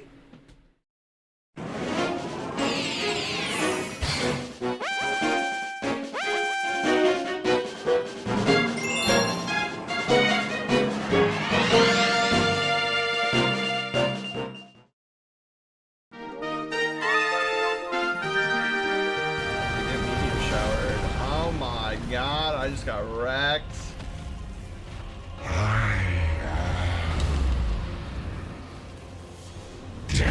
Dude, did it just summon a sword?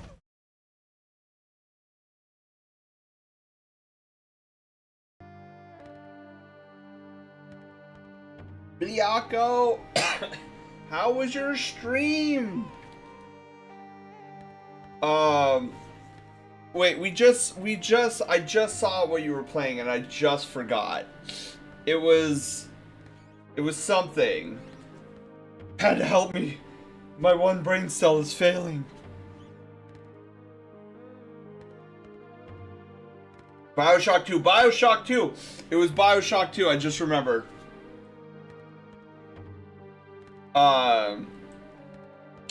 Kiro, hi! We had more, but heck, it OBS crashed and most left. Oh no!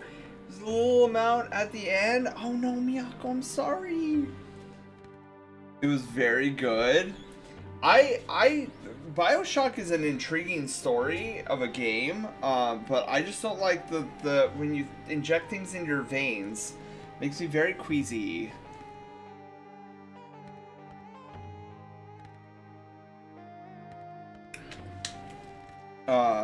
Okay, I lurk because, yeah, you go to bread.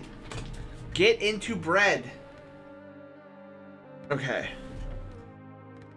Phoenix, this is probably the best iteration of your Sona I've done. I mean, I know I've only done one before, but I really like how he came out this time.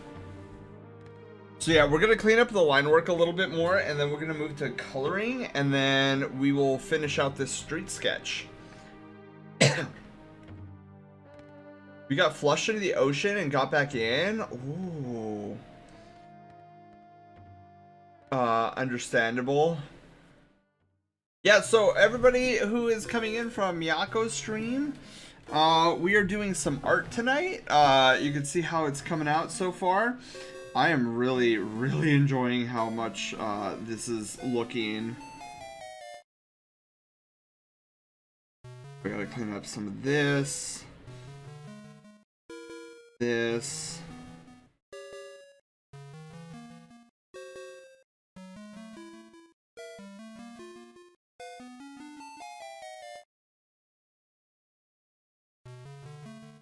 Yeah, I'm really glad that I have the street sketch as a thing now.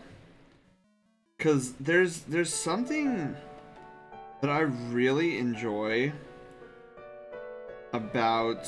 Wait, is this Amity Square?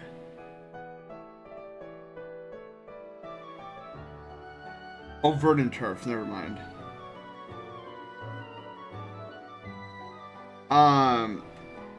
There's something I really like about like the way a sketched piece comes out. Like line art, like clean line art is good, and I love that too. But there's just something magical to me about working on a sketched piece and like cleaning it up a little bit, but still having that rough look about it. Like the pencil-y look about it. There we go.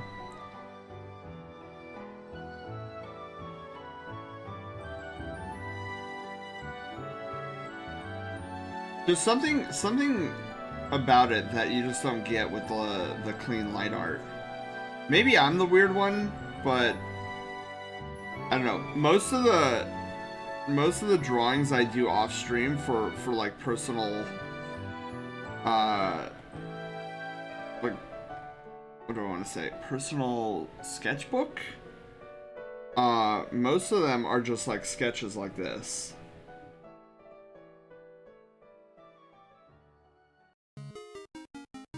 Welcome to the city! I love this song!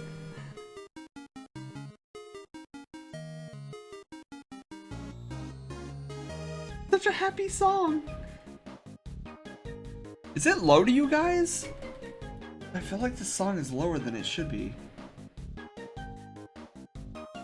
I hate that it's only 1:50 seconds. It needs to be a longer song.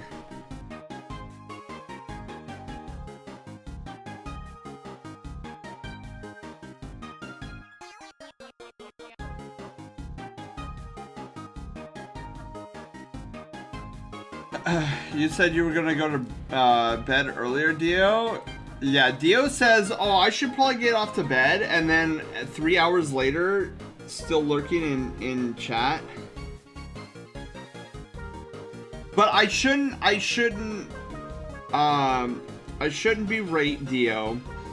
Him staying up till 5:30 in the morning is the hallmark of a great artist. Wait, 3 hours later for what? I'm gonna try and draw this Chonk reference. I'll have to make adjustments with Belly. But it is a Sand-approved piece. Ooh. I have many of those.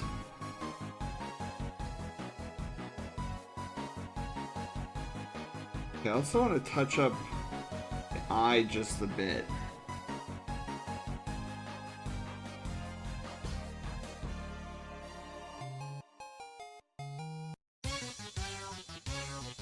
I hate that it's already over. Okay, now we can probably turn down the music just a couple of percentage points.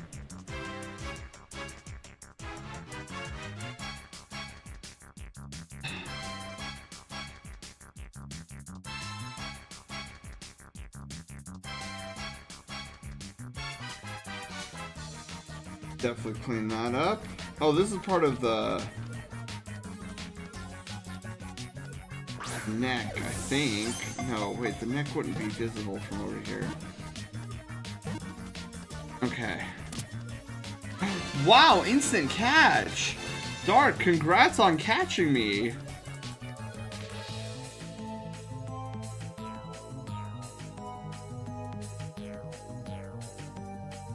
Dark, oh my god, I just realized you should totally have something like that for... Since you're a Pokesona. Have the lovelies try to catch you.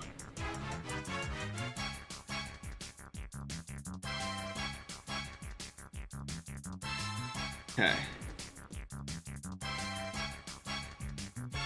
Alright, let me back. Wait, hang on.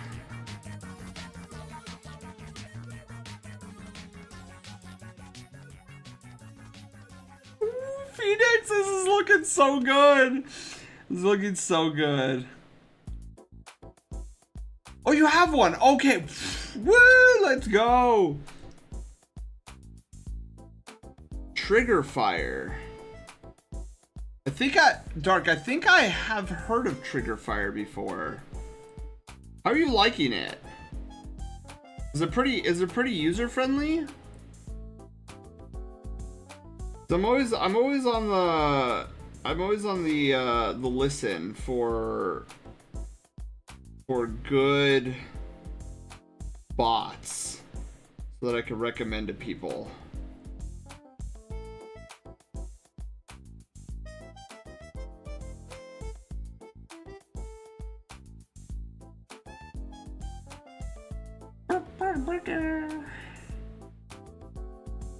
God, it's looking so good.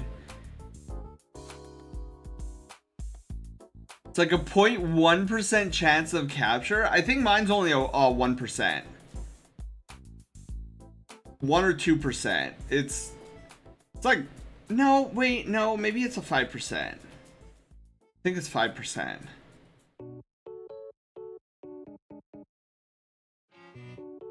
Oh, wait, trigger sources. Oh, it's a browser source. Oh, I don't know why I thought it was a bot.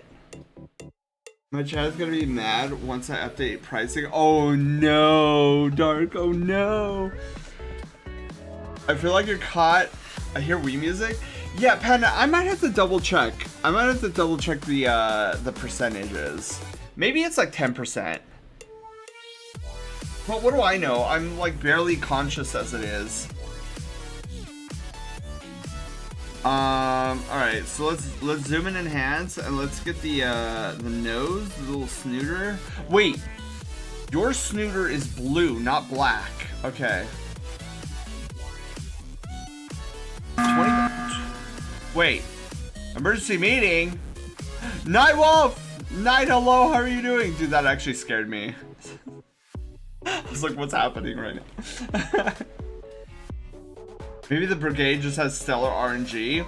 I know it's no bigger than, I don't think it's larger than 10% chance, Panda. That much I'm certain of. Nightwolf! Thank you for the follow, welcome on in. Welcome to the Brushtail Brigade and congratulations, you are no longer a peasant. I'm good, and you? I'm doing stellar. Look at the art piece that we're working on. I think the street sketch is coming out phenomenally. So we're gonna get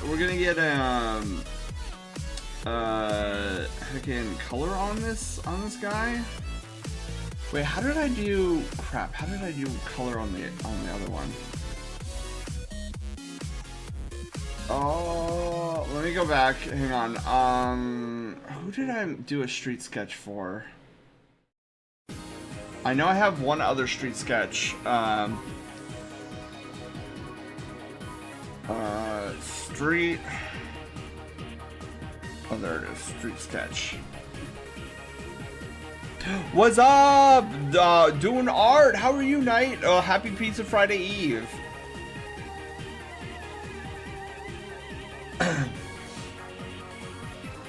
Is it not searching for street sketch? Hello?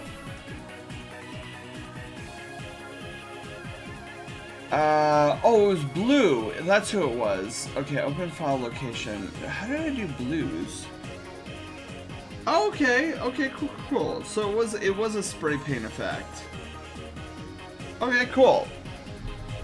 Well, this should be interesting, Phoenix, because your fur is primarily white. We just got the nose that's blue.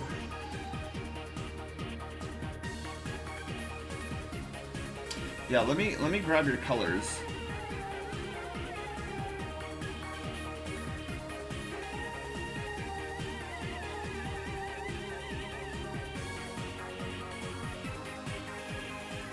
Not blue? Nose is white. Oh, that's interesting. Cause like with this one, the nose is blue. Cool, I'll make it white then. I wonder, Why the... It's an early mistake by the artist? I see. Would you ever consider maybe doing a more grayish white for the nose one day?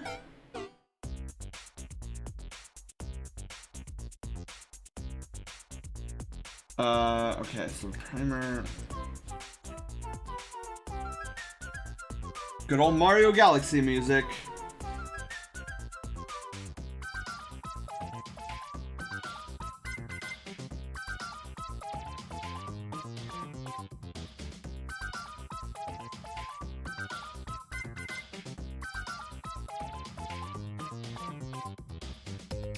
So then he's all white then. Like 100% white.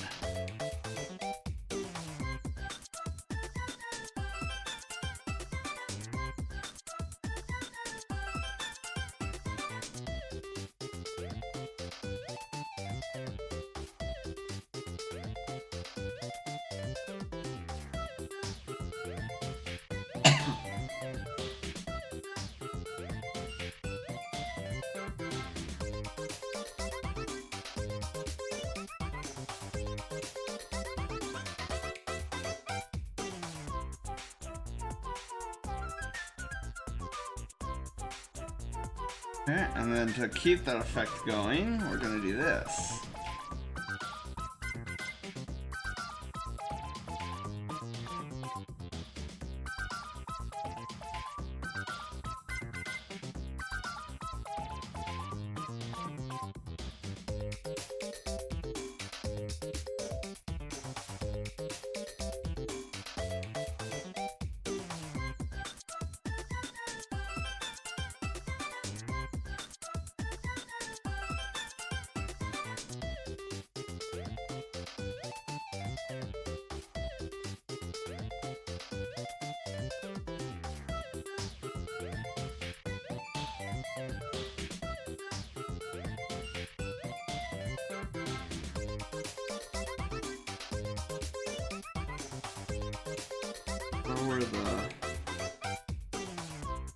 I like the spray paint effect. I just don't want it to go too far out of bounds.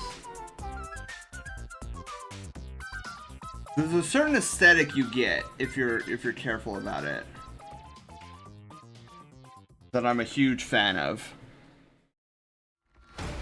Yeah, hang on.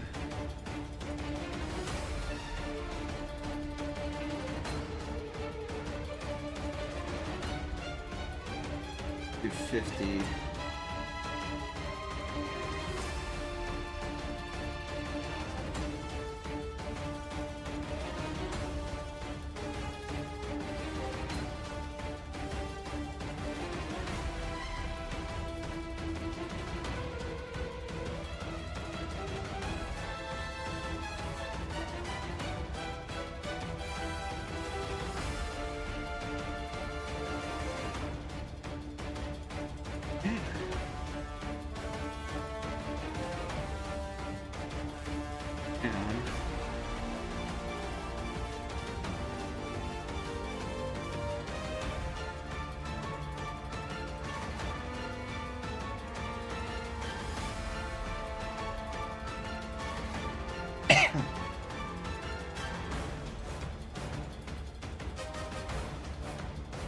Perfect.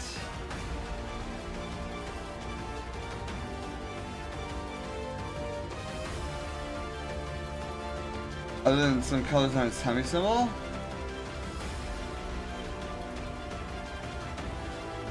Super cute. Yeah, this is huge fan.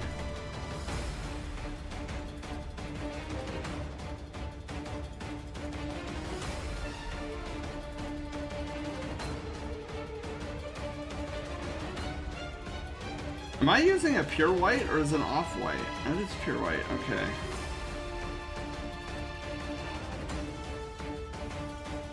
Coolio. Am I missing any details? I don't think I am. I guess technically speaking, the shield might be a little visible. Pure white officially? Care Bear's style dictates the nose color is the same as their fur. Oh, really? You see that? I didn't know about Care Bears. With how my drawing is looking, what drawing God has possessed me. Dude, Nico, I feel that. Sometimes I'll be like, oh yeah, baby, this is coming out amazing. And then the next day I'm like, how did I draw that?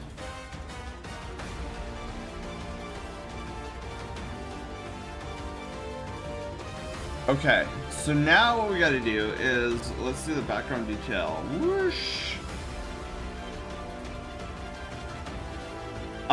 So Phoenix, got a question for you.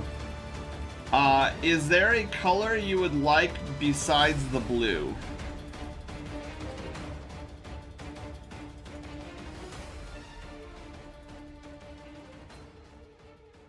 See if I could do this a little bit here.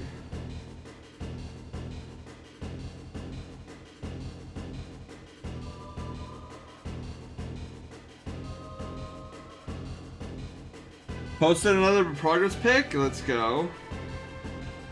Yeah, let me a day later, right, Dark? What? Us artists have such a weird ooh, wow. The tails. Okay, hang on, let me change scenes. This is how Nico's piece is coming out so far. Got them 3 tails.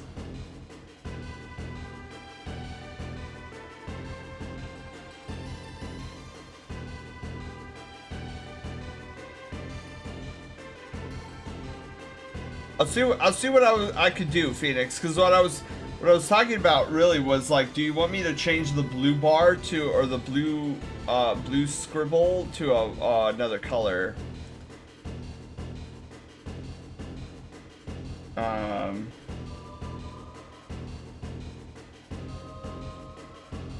I'll see what I can. But yeah, Nico, this is coming out amazing. Scribble's fine? Okay. Yeah, because I remember with blues, I tried to add more than one color scribble and it just didn't look right. So I'm like, okay, for these street sketches, we'll do one color. So you're okay with the blue? Sweet. Ow! Ow! Ow!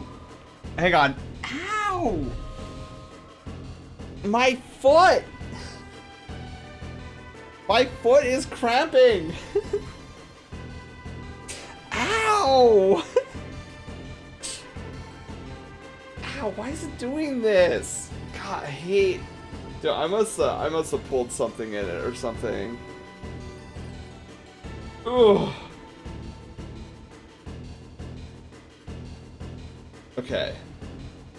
It's better. There's still a little bit of cramping going on, but it's not like that harsh discomfort. It's more like a numb. No, not a numb. Like a dull pain feeling, I guess. Lost a few beans. The foot eater, understand? Dude, yeah.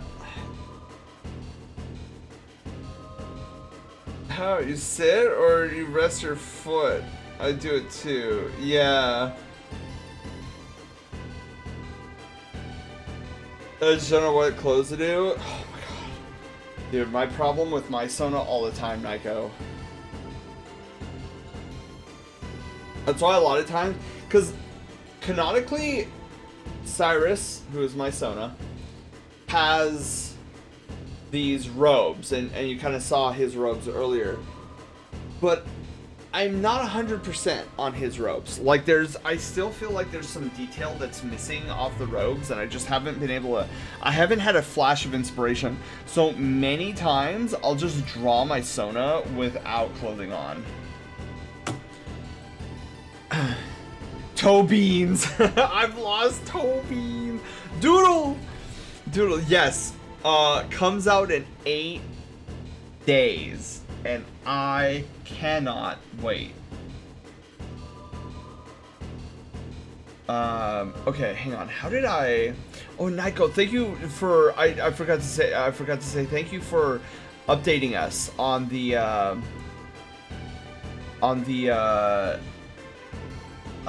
progress so far.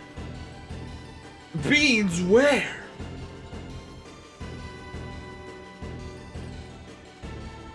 Okay. Excuse me. I was like, I shouldn't be doing that yet, but then I realized I had a full day of students yelling and screaming and getting out of their chairs and not doing my assignment, that I think it's justified. Okay, so here's what we're gonna do. So let's get this all in order. So here's the street sketch. I feel like I should sign it as a street sketch. Hang on.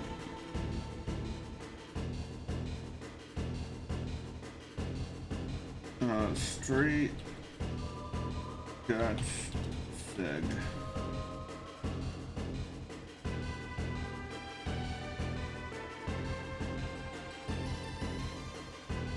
Where would it look good? Maybe up here?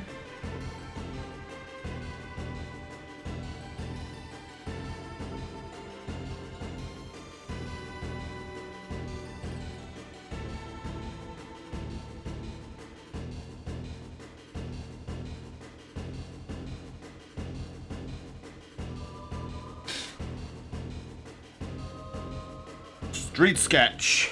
I think that looks kind of cool, right?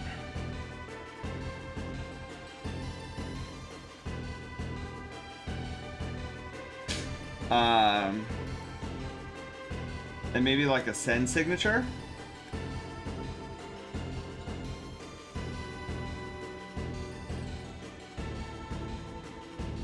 Oh, I'm not even on the pencil tool.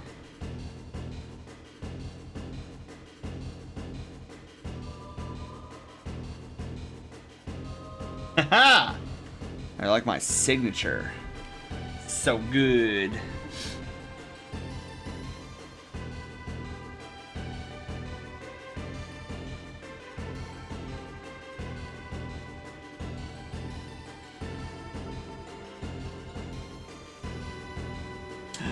I like it. Also, let me open up the, let me open up this. Let's add the 2 sigs. I really like how the street sketch and my signature came out. Things.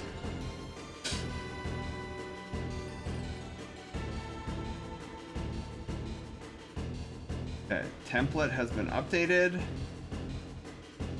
Street sketch by me. All right, PNG for Sona street sketch, and then what we're also gonna do, let's do this, SIGs.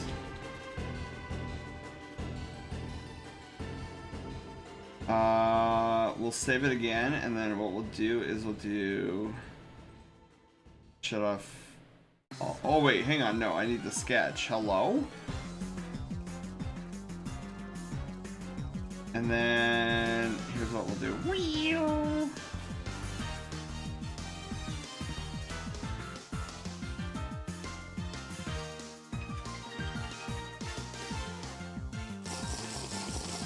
Oh my goodness, I just did that. Well, we will do it again.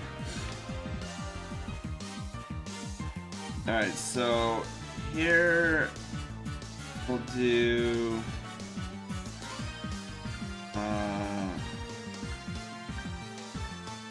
that's use print, then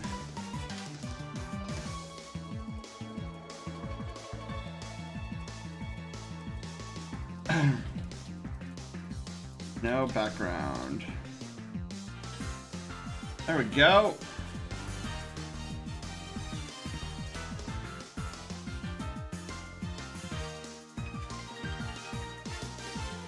Yeah, dude, I really like that it says Street Sketch up there. I think that looks so sick. Had Groundhog Day experience where he keeps waking up and it's still the day before. Dude, Wolf, that's gonna be my entire workday on Friday. Oh, Nico, I will hydrate. Hang on. Okay.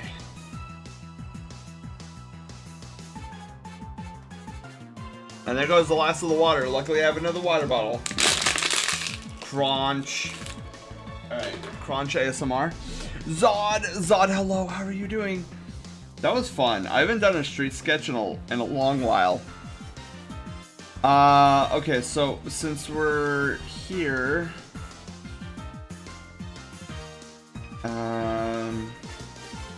send to... Phoenix... care package. Alright, Phoenix, where art thou?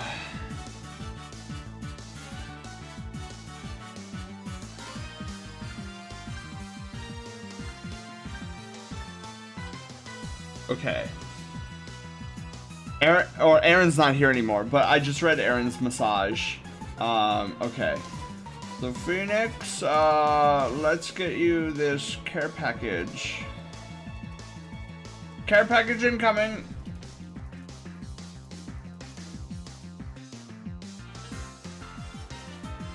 But yeah.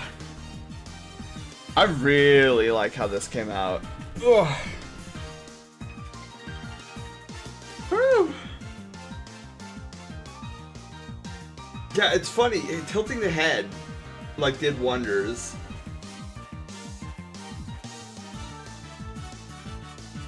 I'm getting rather good at this, aren't I?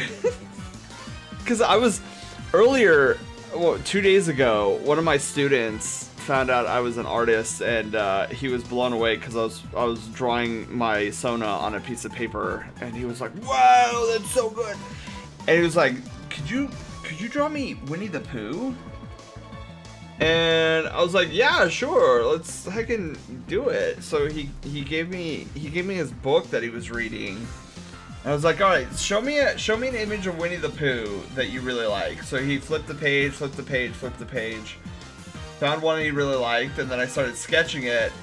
And I didn't get it quite done. I still need to, I'm hoping like next week there'll be a little bit of time where I can continue sketching his Winnie the Pooh. But he was like, his mind was being blown in front of his, in front of his very eyes. It's like, wow, you're drawing Winnie the Pooh just like it is in the book. I was like, yeah, I know. I need to show you my classroom. Very Care Bears like? Yeah. So, Phoenix's Sona is a Care Bear. So, if you're getting Care Bear vibes, then I have done my job beautifully.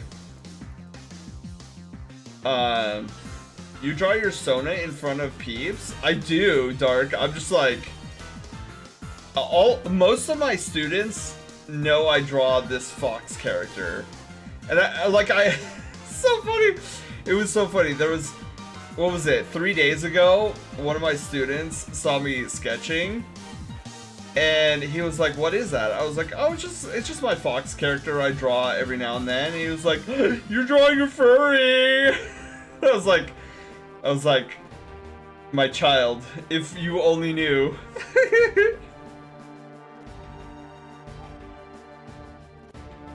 Oh, my whole wall is full of Pokemon drawings I did? Oh, that's awesome. Mine just know I draw a lot of Incineroars. Yeah, mine know, I've never said, oh, this is my persona. I just said like, oh, this is my Fox character. Some of them are like, oh, it's your Mr. Fox character. One of these days I gotta draw my Sona, or I gotta get my Sona in your art style. One of them anyways. Yeah, Zod! Bengali, hi! I didn't know you're a teacher. I am! As of this year, I'm a teacher. Assume I'm furry because of Incinerator. Dark, that's hilarious. It's so funny. My kids, they I don't know. I mean, they probably, some of the smarter ones probably know that I'm furry, but it's so funny because they'll be like, "Oh, you know you're drawing a furry, right?" And I was like, "Oh, am I?" And then that's all. So some of them. So it's funny. I think some of them are like, "Why is he drawing a furry? He's not a furry." Because a lot of my students, they think furries are like the uber cringe people, and I'm known as the cool teacher. So I don't think their brains have like formed that connection. Thanks for the sketch. You're very welcome, Phoenix. That's so cool. Yeah, I'm having a lot of fun with it too. Classroom management has been an on and off thing. So I most of my classes go pretty swimmingly. There are days that they get overly rambunctious, like out of nowhere, and I feel like sometimes I lose control of the class. I work at a high school. They immediately judge. Oh, see, I'm working with. Wait a minute. And sorry, my brain just had this thing pop into my brain. So I work with elementary students. And Dark, you say you work with high school students. That's funny because like I found out 3 days ago when I drive home, I pass a high school. Now I'm wondering, Dark, if that's your high school.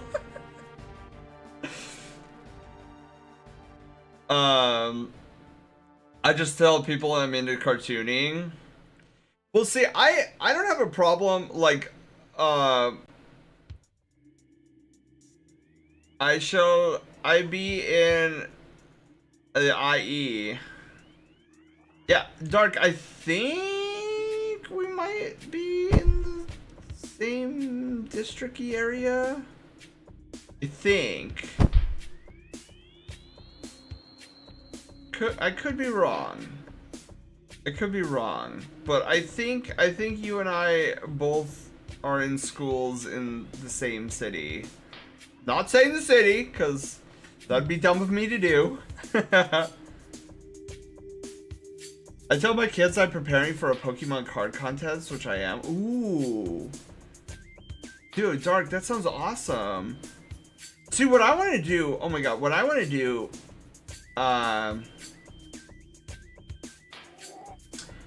oh, okay, so you're a little bit further, okay. You're a little bit further than what I thought you were, okay. Ray and I are/were close by. Yeah, I don't know if Ray moved yet. Man, the next time Ray and I hang out, we should get you on board. He moved? Darn it, he did move. Okay, so that means he's further away from me now. Brat.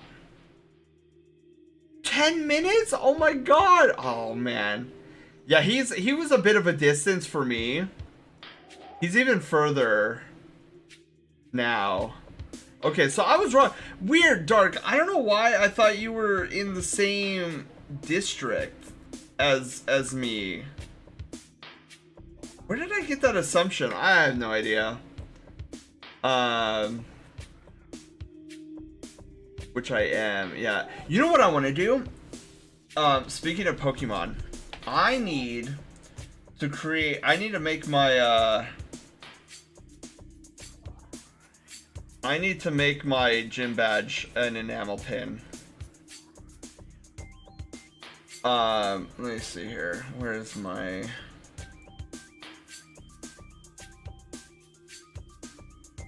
So here's my gym badge. Are you going to FC? Ah, Dark. Not this year, sadly. Made a comment back when I was went to Golden State, mentioned a place I knew, and we found out how close we were. Oh my god, that's awesome. Yeah, Dark, sadly I'm not gonna be able to make it out to FC this coming up year. Next year for sure. But this year no can do. But yeah, I want to get a bunch of enamel pins of my gym badge so that if people challenge me at a FurCon and they win, I can give them my enamel pin.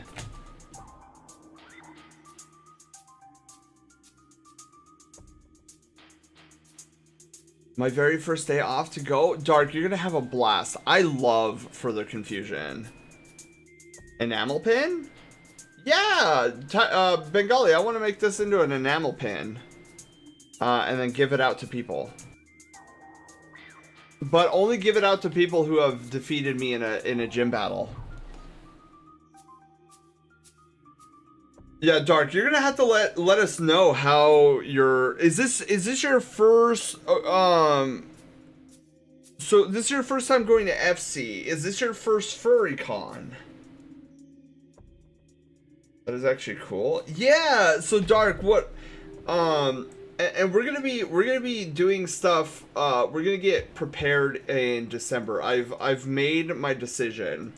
December we're gonna have a series of Pokemon streams to see what I need to do to make sure that I have my Ice Gym team accessible for both Sword and Shield and Scarlet and Violet. New goal has been established. Second FurryCon. May I ask, Dark, which one was your first one? So yeah, if people defeat me in a gym battle, then I actually do gym cards, like digital Calzone 1-1, I believe. Where's Calzone? Yeah. So this is what I make for you. Like, you give me a piece of art of your Sona. I put it on this Ice Gym badge card. And it shows the date on which you defeated me and my gym badge on the card. I'm so ready to battle Sen. Yeah, so what I want to do is this December we're gonna take some time either on a Monday or a Friday and we're gonna play some Pokemon and we're gonna go to Pokemon Home and see if I can transfer, like, who I can transfer to Sword and Shield and who I can transfer to Scarlet and Violet. Once I have the team set up in both Sword and Shield, Scarlet, Violet, then I'm going to create a channel redemption worth a hefty amount of points, as you can imagine. But if you redeem it, you can challenge me to a Pokemon battle for my gym badge.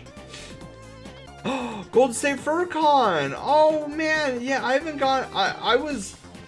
I went to Golden State FurCon the very first time it debuted, and then I haven't been back since.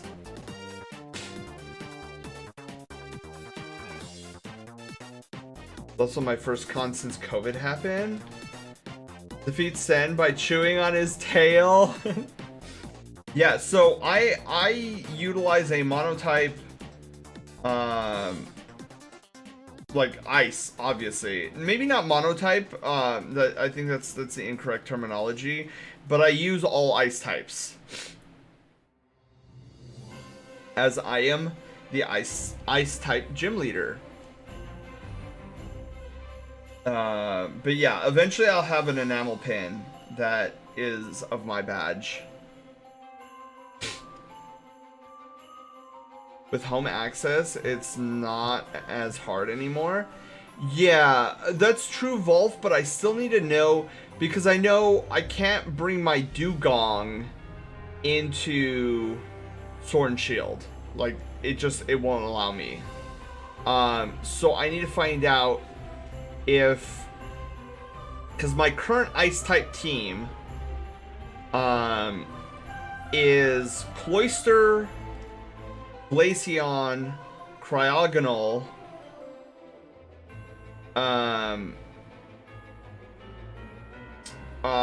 Sandslash. Who am I missing? I'm missing 2. Oh, Weavile. That's 5. Weavile and... Who am I missing? Who's my 6th?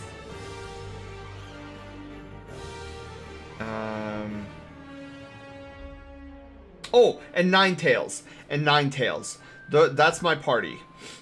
But I don't know if I can bring them over to Scarlet Violet. No, hi!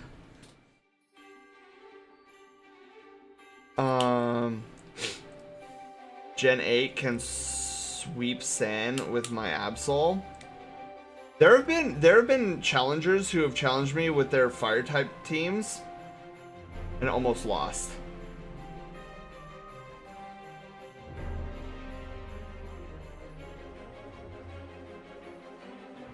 Certain follower number after accept being furry. Ooh.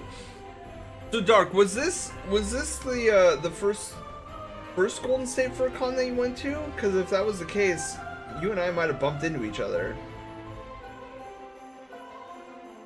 Online dual type gyms with 18 types. That's 9 gyms, which means you join one gym and have 8 other gyms take on with your team. That sounds interesting, Volf.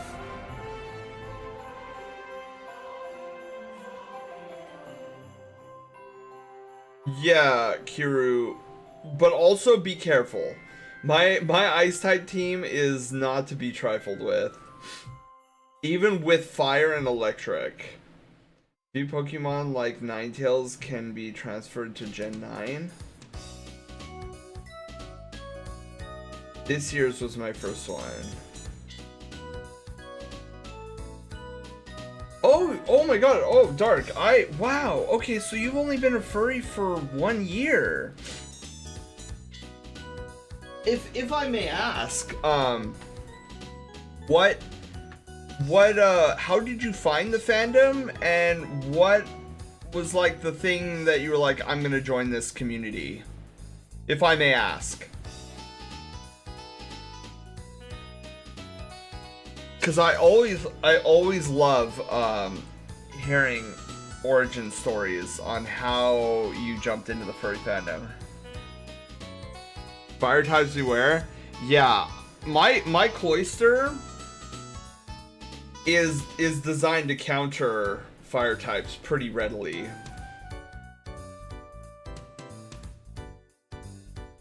And then even my Weavile can counter fire types pretty swiftly. Cloyster is water ice, Kiru.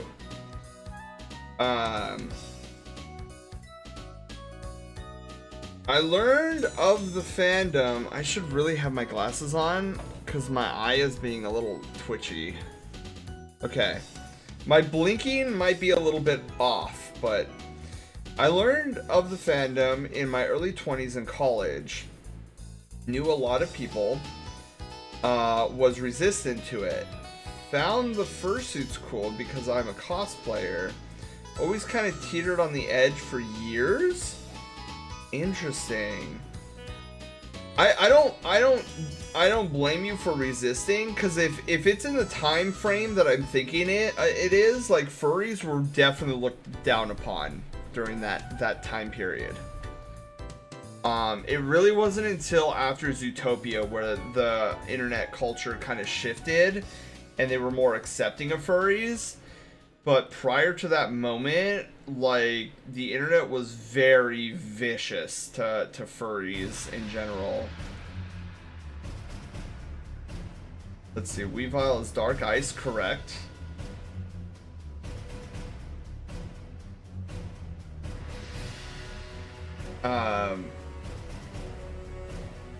Yeah, no, my story of how I got into the fandom is a pretty interesting one that I always like talking about.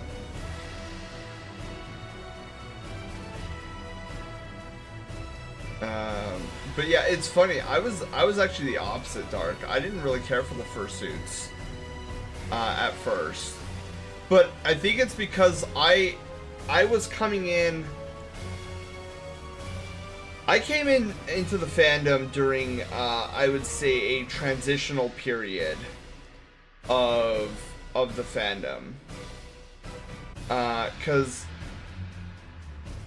I joined the fandom in 08, so 2008. I know, centuries ago. And wait, was it 08? Yeah, it would have had to have been 08. Wow, so old. Twitch was what did it. An artist I knew brought me here, gave me a better view of furries. Dude kept calling me a furry and I denied it. Found another furry Twitch VTuber, which led me to like a month where I came to the realization I probably always was and accepted it. That's great. That's great. Oh my god. That reminds me of my friend Taylor, GD Taylor, who had a very similar realization that he probably always was and just never knew it was a thing until I introduced him. That I attribute to it. Oh, that's awesome. Does that artist stream on Twitch? Because it's very curious that this artist took you to Twitch, which then suggests that this artist was a Twitch streamer or is still a Twitch streamer. Yeah. So for me, the super rarely he is an industry animator in LA. Wow, that's really cool. That's really cool. Fire types having advantages against ice type fighting have advantage? Yes. Fighting does have an advantage. So fighting, steel, and fire all have advantage over ice. So what brought me sorry, before I get to that story, fursuits. I never liked fursuits, but when I first joined, that is. Lunar Claw, hello, how are you doing? Oh, so does rock type. You're right, Lunar. Luna. Rock types do. Once in LA and another in my city where he and his friends stopped at Panera. Oh, that's so cool, Dark. That is really awesome. Yeah, so when I joined the fandom, I very much did not want to have anything to do with fursuiting. But that's primarily because, like I said, I came in during a transitional period of the fandom. So a lot of I would say the more modern cute fursuits that we all know and love didn't start coming onto the scene until I would say maybe like 2014-ish. So back in 2008, I was primarily only privy to the old like 90s style, 90s early 2000s style fursuits, and very, very kind of Looney Tune-ish fursuits that you could tell were modeled primarily off of the cartoons of the era, things from Disney, things from RKO Studios, and it was your very 90s-ish kind of like, oh, these aren't really cute. These are more like trying to be overtly sexy with like, I don't know. And then others were just like, I don't know, the art style of the fursuits weren't really something I was vibing with. And it was just, they were either always much too toony or much too like sexy with like the bedroom eyes and the eyeliner and stuff like that, and like the fur on it very short, almost looked felt like, instead of like the cute like longer fur that you see on fursuits nowadays, like bodysuits. Yeah, and they looked way too mascot-y. The art style of fursuits back in the 90s were very mascot-y. Your typical like Chuck E. Cheese style mascot thing. And so I was very like turned off by fursuiting. I was like, nah, dude, fursuiting never gonna happen.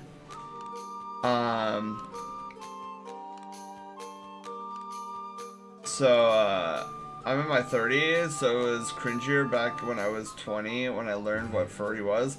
Yeah, Dark, I'm in my 30s as well. It's surprisingly. I don't sound it, I don't act it, I don't look it. So yeah, back in my 20s, especially like early 20s, the fandom was still a bit cringy, and like the culture was not very friendly to furries back then. So fast forward to like mid 2010s to late 2010s, you had this surge of fursuit art direction going into like really leaning into more the cutesy, like the 3D eye, the follow me eyes were huge. When the follow me eyes came out, like a lot of fursuit makers picked up on that like immediately. And it changed the whole dynamic of toony suits. And it went from more like mascot-y to more like plushy. It was like these were giant plushies. And I was like, I can get behind that. That looks cute, that looks adorable, and that looks fun and friendly. And then I was like, I need a fursuit now. I keyed friend who was both furry and a brony that turned me off of it, both.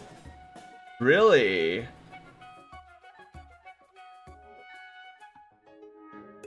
That's interesting. So here's I'll tell you guys the story of how I joined the fandom. So we rewind the clock back to late 2007. And then like most of 2008, somewhere in between that time frame. We'll just say 2008, just to be whatever.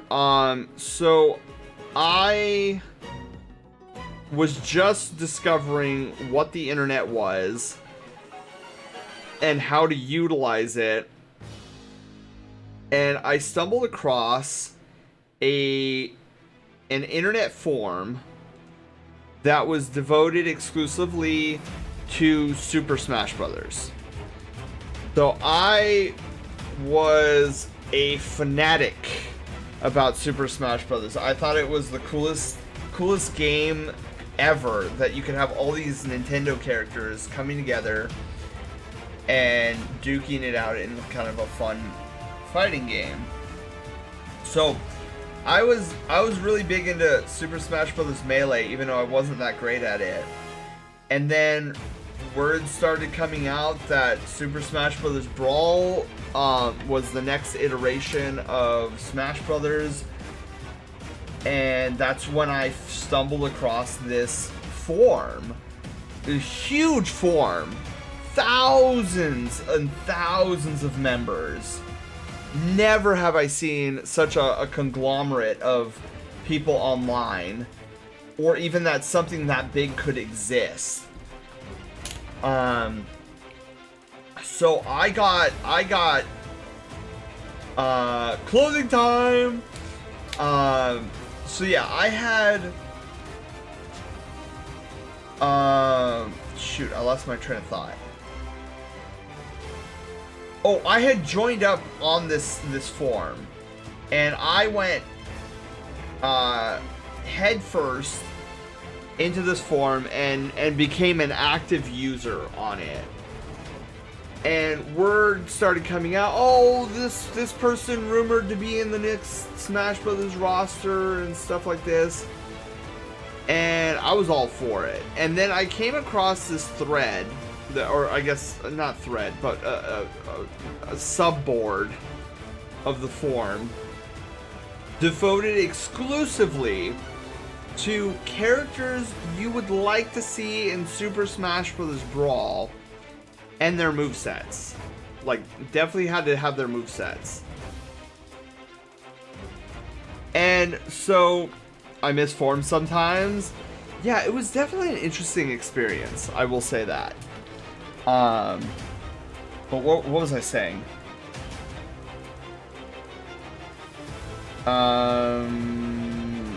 Oh, yeah, the subforum. Or subboard. So devoted to all sorts of characters, and there were so many threads. So many threads. You had one, Goku for Brawl. This would be Goku's moveset. And like, Goku's not gonna be in Brawl. Like, that's just not gonna happen. And then you had these characters, I had no idea who they were until much later. But like something like the Black Knight, I was like, who the heck is the Black Knight? And then I did some research, and apparently it's one of the main antagonists in the Fire Emblem series. Well, thank you for the hydrate. And then I came across one I didn't recognize either. It was like Crystal for Smash. Okay, who the flip is Crystal? So I go in. I go into this thread and found out from the post, oh, Crystal is some character in the Star Fox series. Okay. And the dude made this well thought out post. I didn't know anything about Crystal, but judging by the moveset that he put on her, she was a staff wielder. So she must have had like this giant staff that had magical powers. It was like, oh, this would be down B, this would be left B, or forward B, this would be up B. And I thought about it, I was like, you know what, that would be pretty cool. Like, we haven't had a staff user as a part of the roster in the original or Melee.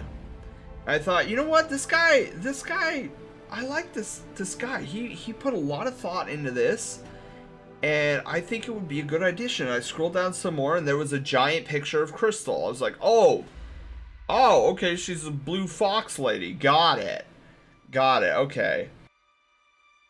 So I go, and I'm like, dude, I gotta read some of these comments, because this guy clearly, this moveset could work. And I wonder if any of my fellow intellectuals agree that it would be a cool idea to have a staff wielder as a character in Smash Brothers. And the replies I saw confused me. I didn't understand what it meant. So every reply, and there was 7 pages, And I went through 4 of the pages. And the 4 pages that I went through said the same basic thing. Ew, it's a furry, kill it with fire.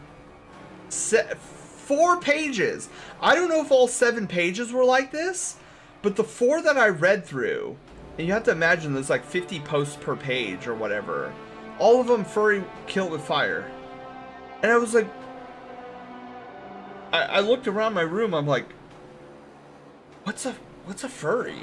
Like, I was like, judging by the reaction of my fellow intellectuals, furry must be some sort of slang for somebody who's like really bad or something.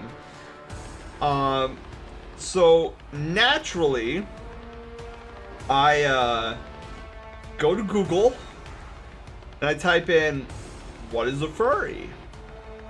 And Google, not knowing what a furry was, took me to some pretty odd websites and some pretty odd articles stating that, oh, furries are mentally ill,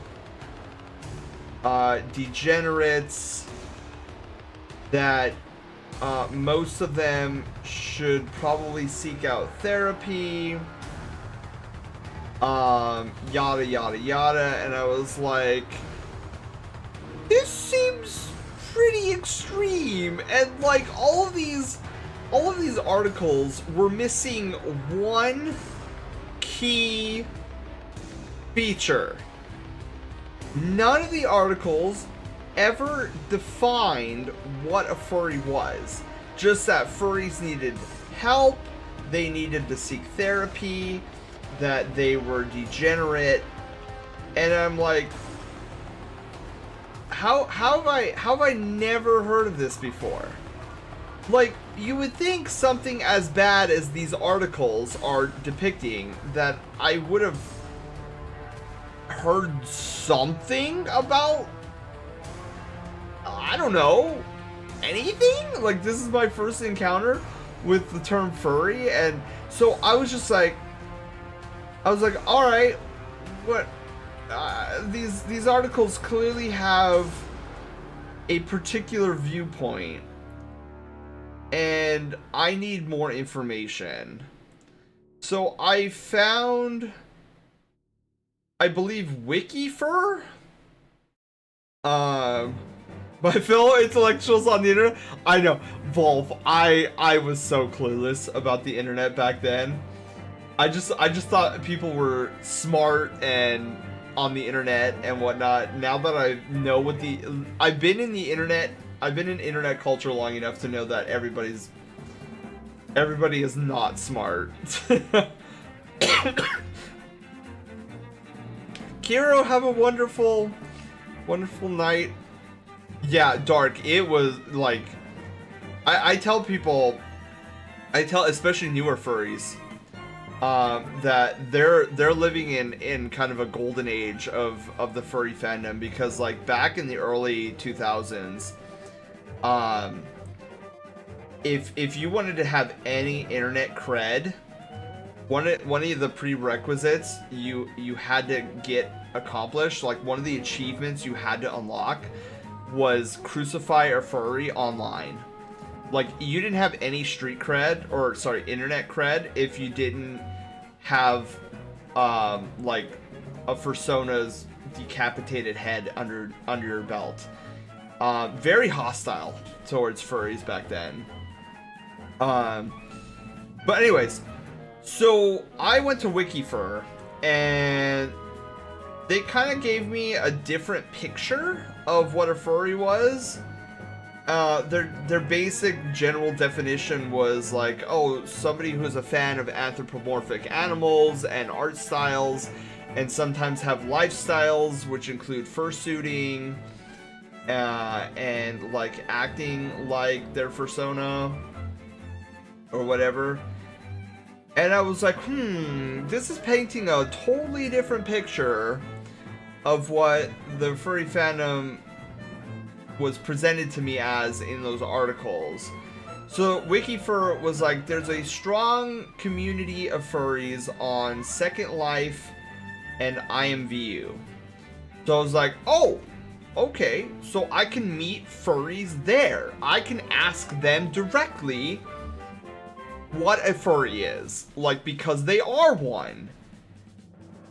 And so I download Second Life and realize my computer can't handle Second Life.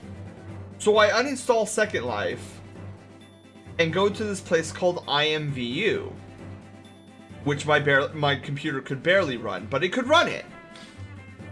So I try to navigate my way through this site, and I find a couple of public rooms that were like, oh, furry haven and furry retreat and furry lake.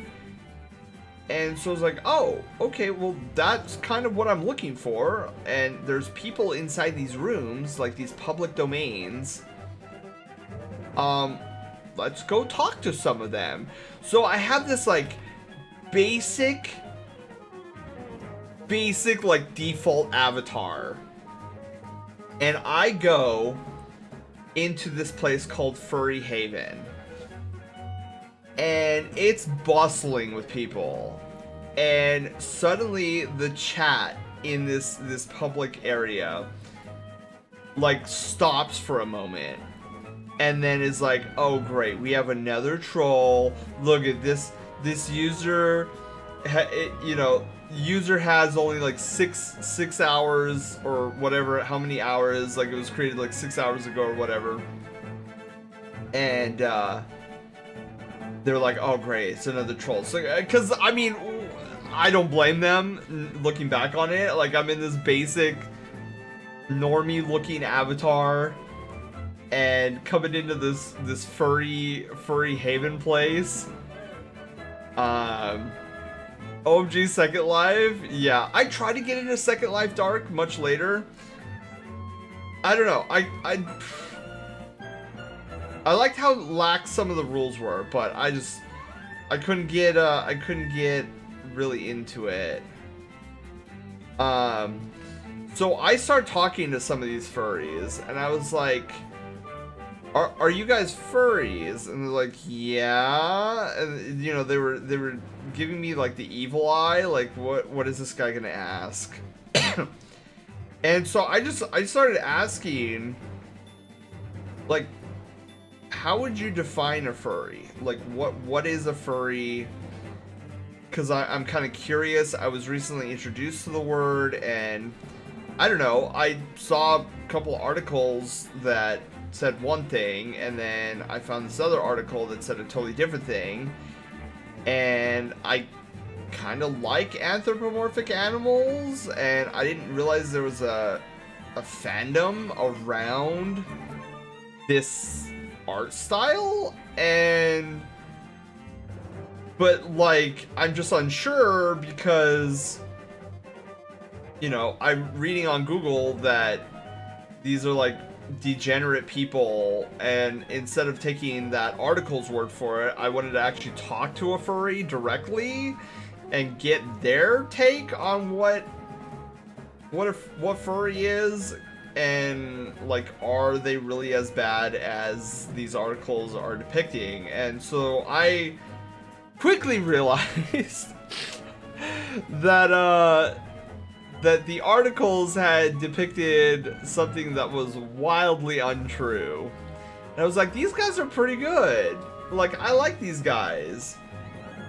Because one of the things I didn't mention, so when the articles were talking about furries, and then I went to WikiFur and I found out like a little bit more about furries in general, I was like, well, if they are these degenerates, because I really like the anthropomorphic art style, I'm gonna invent a new type of furry that is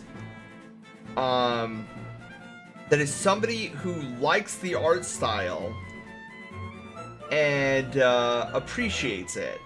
And so when I talked to these furries, they said the same thing like, oh, furry is people. Furry, to be a part of the furry fandom is that you are a fan of the anthropomorphic art style. Like you're really into anthros and stuff like that. And I was like, oh, that was my made-up definition for what I was gonna make the new furry to be. It's like, oh, okay, well, there goes that idea. I kind of want to join this fandom. I don't want to be like these other furries. Yeah, so that's how I joined. You have to be a smidge younger than me. I'm presently 33.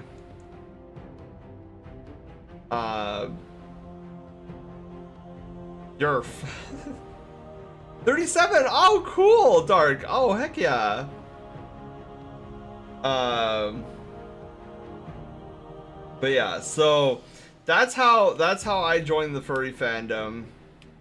And it has been a wild and fun ride. Like it was crazy because before I met the fandom, I was very, I don't know, I didn't have much confidence in myself. I don't know. And I always felt adrift. And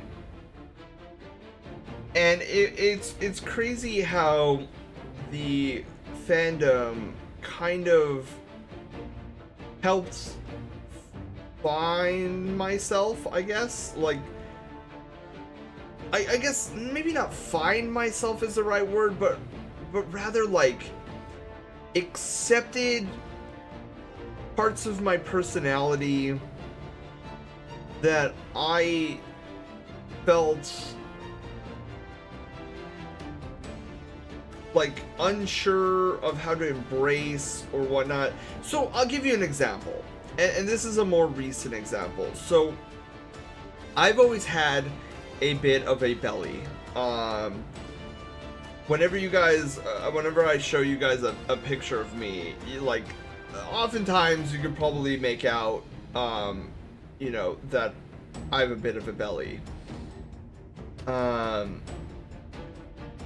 And I always, that's something that I always didn't really like about myself. It's like, I was like, man, why couldn't I be toned, right? Everybody likes the toned look. And I wish I could be more like that.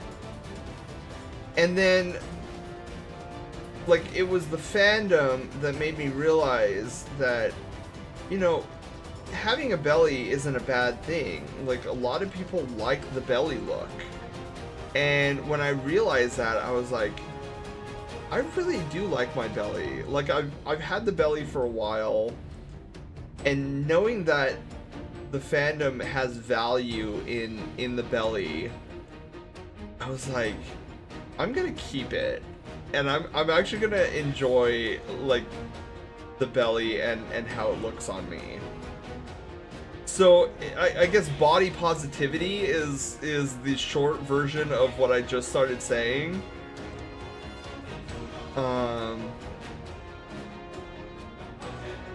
So yeah, it's been really nice. The fandom has been really supportive, and actually has helped me enjoy aspects of me that previously I was like, I don't really care for this. Nottingham look, Sheriff of Nottingham. I don't know if I know that. Another thing. Oh my god, wait, when was it 11? It's almost 11, guys. What? The hairball. Dude, I swear, the last time I looked, it was only 9 o'clock. Okay, let's check out the update.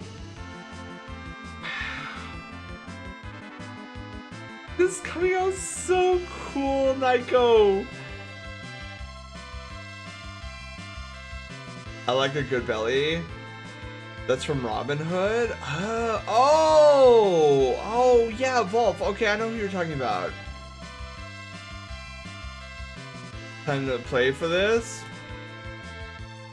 Doggo, hi. I'm working until 2. Wait, Dark, why are you at school until 2 a.m.? What the hairball? Inserts Final Fantasy IV battle theme. Oh yeah. Dude, when I do this, like the tracking gets all screwy for my eyes because I'm currently wearing my glasses. Field trip to the funny name theme park. Oh. Wait, you're there tonight, Dark? Wait. Oh my god.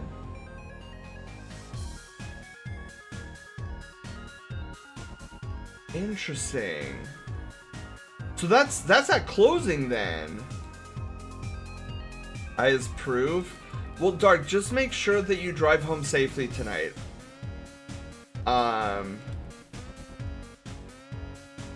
It's Avid night until 12 a.m.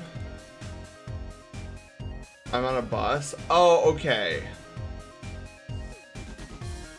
Every time I think about it, I'm still glad I found the fandom through Furry Twitch. I don't think I'd be a part of the fandom without it.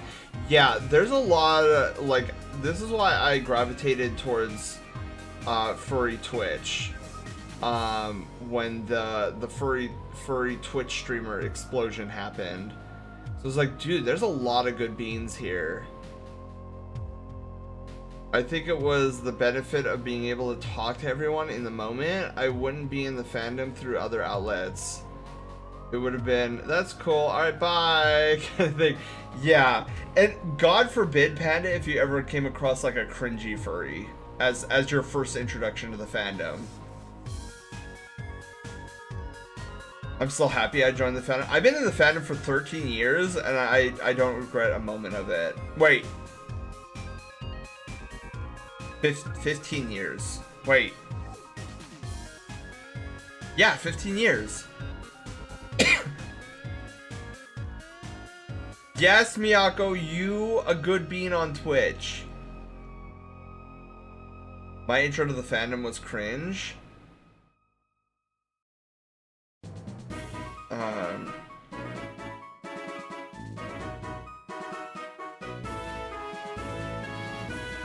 Yeah, Dark, I feel that. Like, I don't know, cause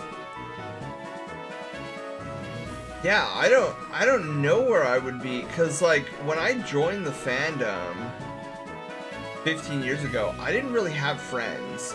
Like, I had one friend, and she was in Arkansas at the time.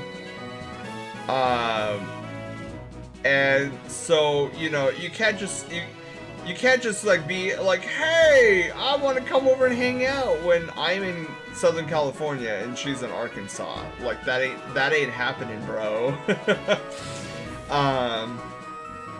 So yeah, the fandom has definitely helped me in ways that I never would have imagined. I met so many friends through the fandom. I've had so many good experiences through the fandom. And I know I definitely wouldn't be streaming if I wasn't part of the fandom. I feel like my life would have been a lot more mundane without the fandom.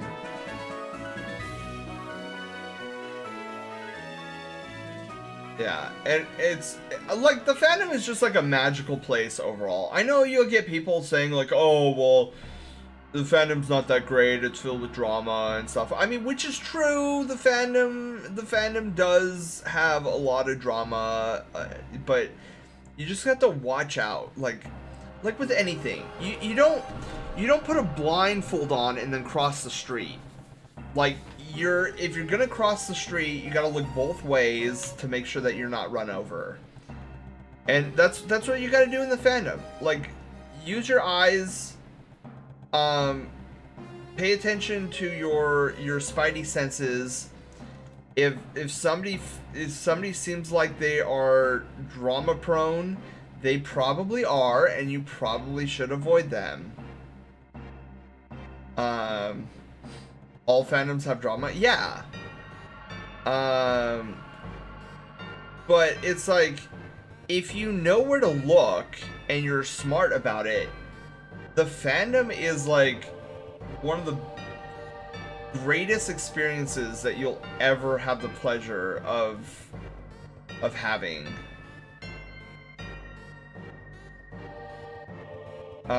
Is cross-section of humanity with all the good and all the bad. Yeah, right, Volf? Especially with how massive the fandom has become. Because back when I joined, it was still a semi close-knit niche of a group.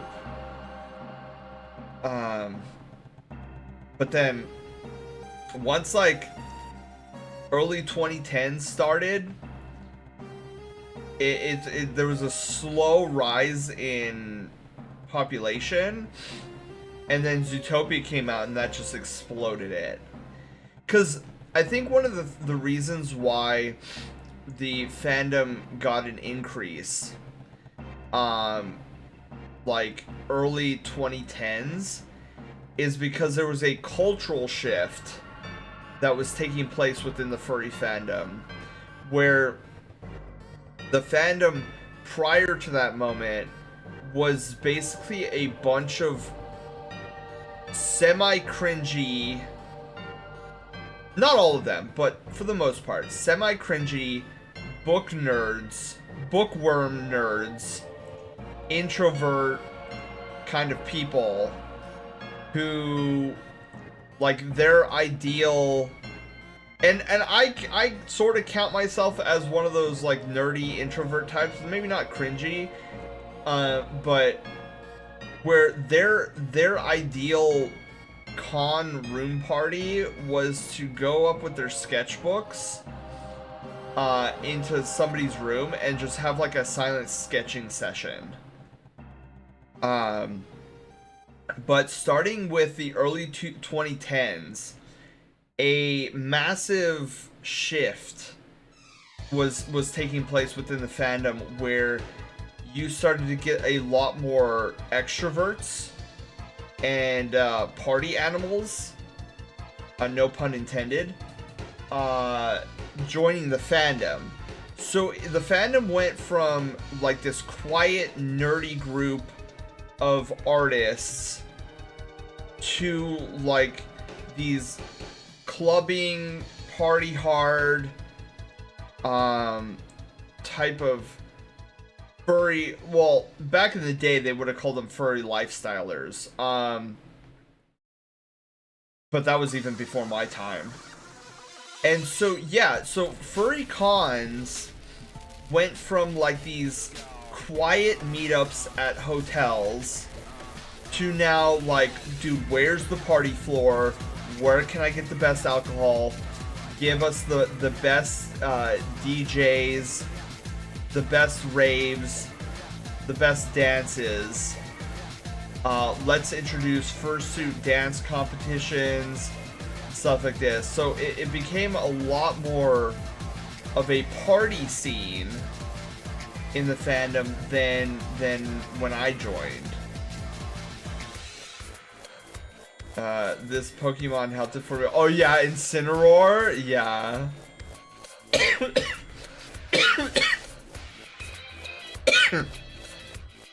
Excuse me.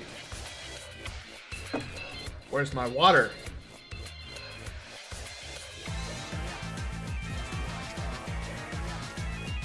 Yeah, if you guys can believe this, like the first furry convention,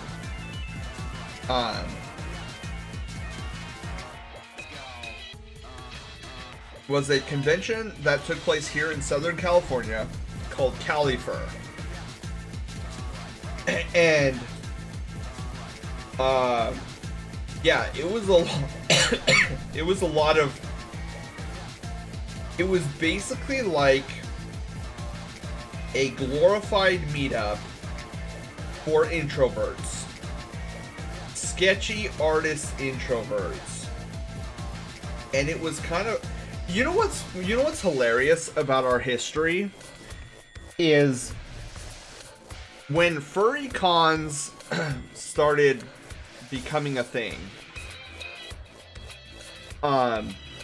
There was a huge division between furry artists and art connoisseurs and fursuiters,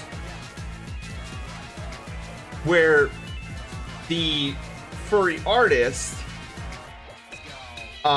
were very much against the fursuiters, where the furry artists believed, like, no, we started this fandom, like, we want to have nothing to do with fursuits.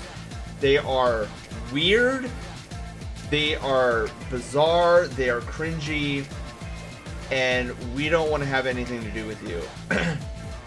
And the fursuiters didn't really care too much for the artists and the art connoisseurs, and so there was like a rift that was split in the fandom, where it was like furry fans and furry lifestylers, and they did not get along very well, which is funny to think about now, because it's like those two factions nowadays have kind of like merged. And it's like, dude, no, if I'm gonna be a furry, I want a fursuit and I want a bunch of art of my persona. Flair, hello, how are you doing? So yeah, there was a huge schism in the fandom in its early heyday, where it was like, oh, well, these furry lifestylers are so degenerate. Look at, they're dressing up and they think they are animals, which is so bizarre to think about now, considering that like a huge chunk of the fandom has fursuits. Right, Dark? See, I didn't understand it, but I found the history to be fascinating nonetheless. Where like if you were labeled as a furry lifestyler, you were kind of shunned from the fandom at large, because the furry lifestylers, it was a subsect of the fandom, so it wasn't a lot of people who were in that sect, because to be a furry lifestyler, like, you had to have enough money to buy a fursuit, or get like furry paraphernalia. So like the fur fans hated when furry lifestylers would come to the con dressed up with cat ears and like tails and like full-blown fursuits. They're like, don't do that, like, you're giving us a bad image and that's not what we're about, so stop doing it. And the lifestylers were like, bro, but we're embodying our fursonas, like, why are you so against this? And they're like, no, it's cringe. I'm getting one made and making my own. Dude, let's go, Dark. Yeah, and then it's interesting because late 2000s, early 2010s, those two old factions died off pretty hard, because when you started having, it's kind of interesting though to think about, because I feel like, I can't confirm any of this, but I feel like the huge influx of extroverted furries and party furries were gravitated towards the fandom because of the furry lifestylers. And it's kind of interesting. And now that's just a theory of mine, but it's like, how did all of these new furries who are extroverts and party animals, how did they jump into the fandom? Like, what is it that attracted them? And the only thing I could think of was the furry lifestylers. And nowadays, you know, we laugh at that because it's like, what, fursuits are awesome. But back then it was something that you shouldn't do.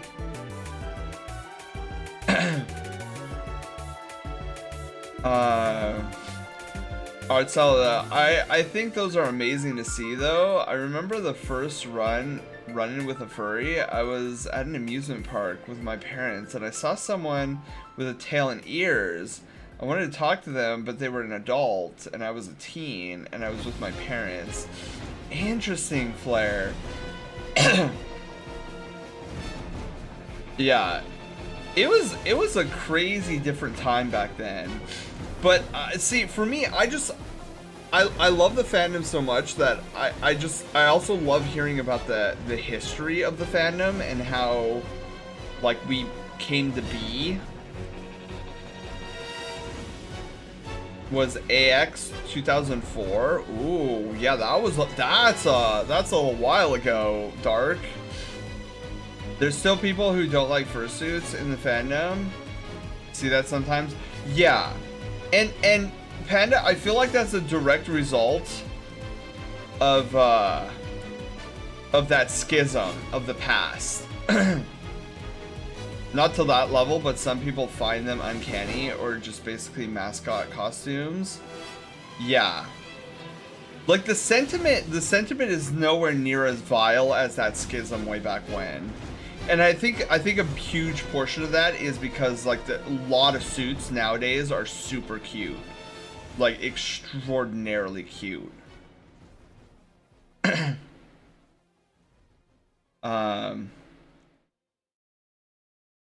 But yeah, there was also an interesting time in the fandom, and this took place between 1998 and 2001,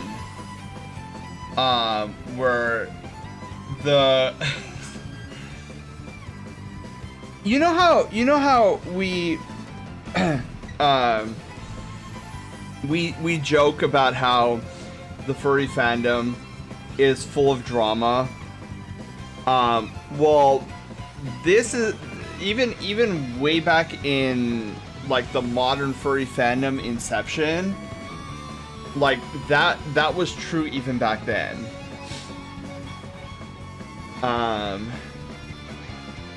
That's a joke? Wait, what's a joke? Someone I know on Telegram was shaming me for looking into a moving mouth for mine. Really? It's saying it's too uncanny. What?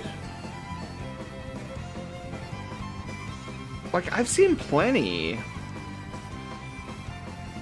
about the drama. No, there's always been like a lot of drama in the fandom, if you know where to look.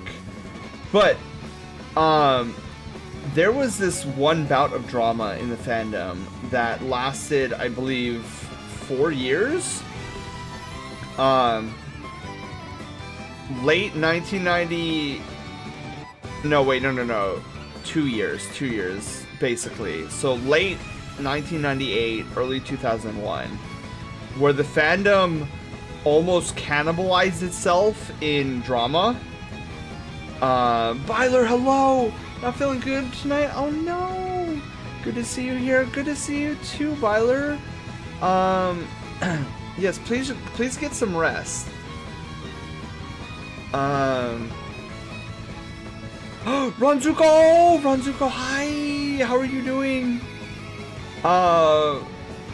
Ronzuko, we've been discussing for the past like 30 minutes on like how you joined the fandom. Like how did you guys find the fandom?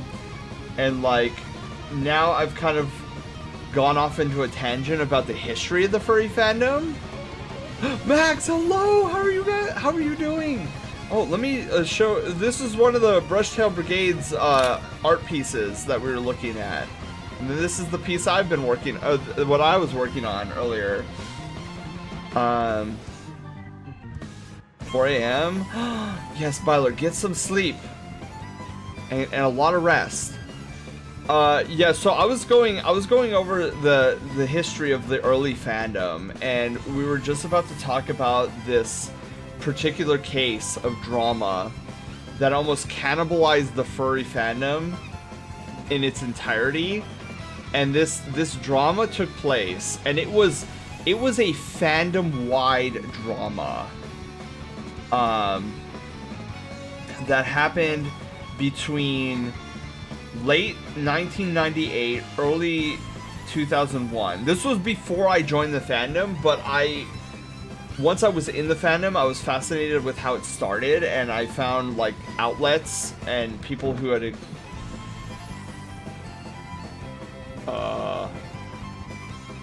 on my door, or was that a firework out there? I had my window open. I just heard like this bizarre pounding or like pop. Huh. That's weird. Anyways, so yeah. So there was this movement that started in well, it slowly grew, but it came to a head in 1998, late 1998, where a huge sect of the furry fandom, they were basically a bunch of white knights, and their sole goal was to rid the fandom of what they considered to be degenerates in the fandom. And this was primarily targeted at the furry lifestylers. They proclaimed that these furry lifestylers were ruining the image of the fandom, and that we as the fandom should come together and push them out so that the image of the fandom would be cleaned up and purified, basically. Good old firework, tire pop, or gunshot game, yeah. So, now I'm gigantic, and I apologize, I am covering you guys up right now. So, so they tried to push out these furry lifestylers, and it got to a point where the furry lifestylers started pushing back. And it such weird naming conventions too.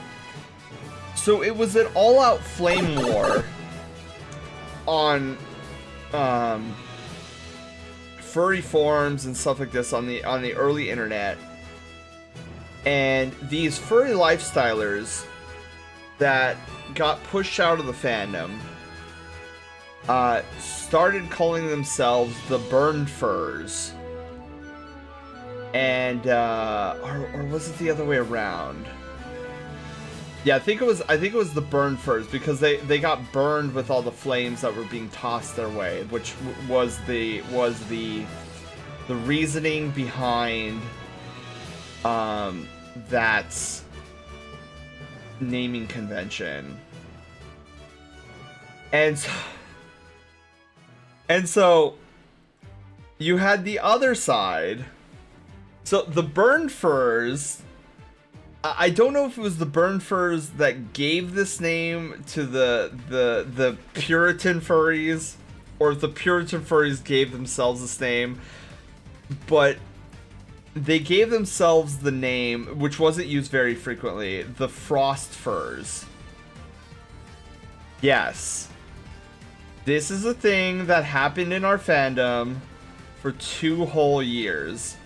It was the Burn Furs versus the Frost Furs over what should be the image of the furry fandom.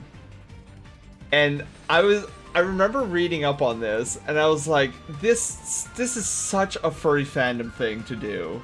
Like, to flame each other for 2 whole years until people just got bored and tired. And then, if you can believe it, a third faction popped up, and I'm forgetting what they called themselves, but they were trying to make peace. They were like the Peace Furs or something. And they were trying to get both sides to, like, stop flaming each other and trolling each other online and actually just, like, talk with one another. And like, their main purpose was like, we're just so sick and tired of the drama. Like, we're here for the anthropomorphic animals. Let's just focus on that. And so then they got flamed because, oh, look at these guys, they're trying to be the peacekeepers, blah, blah, blah, blah. Like, you should always take a side. Like, you should not take a side, because then if you're not supporting us, then you're supporting the other side. And, like, the Peace Furs were just like, oh, God, why? And so, yeah, this took place for 2 years until all 3 sides had just, like, given up. They were like, we're tired of this. Like, we've been doing this for so long and nobody cares anymore. So, yeah, nobody cared. And it just died in early 2001. But it's just amusing to me that even back then, because one of the things I hate about furry drama, even to this day, is that you'll get somebody who starts beef with somebody else, and it can never just be between the 2 of them. No, because then one of the guys will go over to their friends and be like, oh, did you hear about this guy? This guy has been doing this, and you gotta join me in like, flaming him, because if you don't, that means you're not on my side, and, like, if you're my friend, you should join up with me. And then they go back, oh, hey, oh, wait, no, there's more of them. Okay, here's the original guy, and then here's his friends. So they're all like, oh, you're such a bad person, and we hate you. And then he's like, oh, I'm gonna go and tell my friends. And then their friends, join me, or you're part of the Sith. And then they all come back, and then it's just a bunch of people bickering back and forth. And it's just amusing to me that we see that today, but then that's exactly what happened in this flame war back in 1998. And I'm like, when it comes to drama, the furry fandom hasn't evolved much in that department.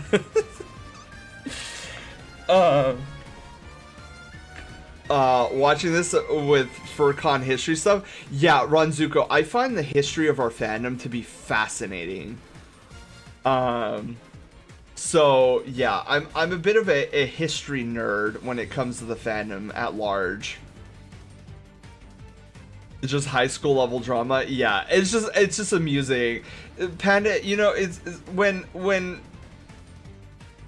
it's gonna sound really mean. How do I put this without sounding really mean? But when you get to a level of maturity where you rise above that, and then you look back and you see those who haven't evolved, whatever you want to call it, and they're still bickering down here, and you're like, well, I'm level 32 now, and I'm looking back, and there's these level 30 or level 18, 19 Pokemon bickering among themselves. I'm like, yeah, they haven't grown very much. And it's amusing to me, because it's like, you see these little bickerings, and you're like, wow, I'm glad I'm not at that level of maturity anymore.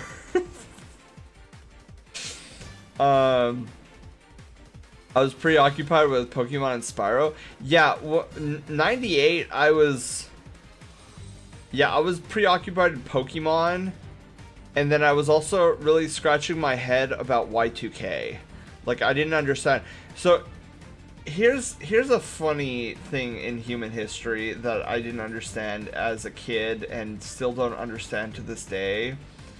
So, a rumor started in 1998, I think, and then perpetuated in all of 1999, that stated that when the year 2000 came around, so this was never clear to me, but either A, all computer technology on the entire planet was supposed to crash or blow up or something, or all computer technology was going to glitch out and gain sentience and like start wreaking havoc on the world. It was one of those two things, and it was the most bizarre thing ever. And as a kid I didn't understand it, but people were freaking out that this apocalyptic computer event was going to take place, all because it was stated that computers of the time wouldn't know how to process the calendar date on the computer going from 1999 to 2000. That was the premise of it. And somehow the transferring over the number 1999 over to 2000 in the computer calendar app was somehow gonna fry computers, blow up servers, cause streetlights to stop working, and have satellites fall from the sky, and somehow miraculously glitch out nuclear launch silos to launch nuclear warheads on random targets. This is what people were freaking out about. I wish I was joking, but my uncle was one of these people. And I was just like, what are you talking about right now? You're talking about a computer app, a calendar app, not knowing how to switch to the year 2000. And all of this stuff is supposed to happen from this one small incident. It got crazy, and they call it the Y2K scare.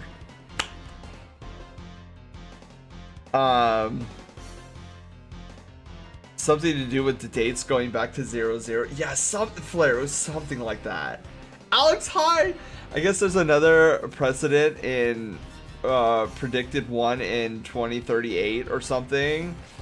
My grandpa claimed calmed me down when that building calm me down when that was building me up.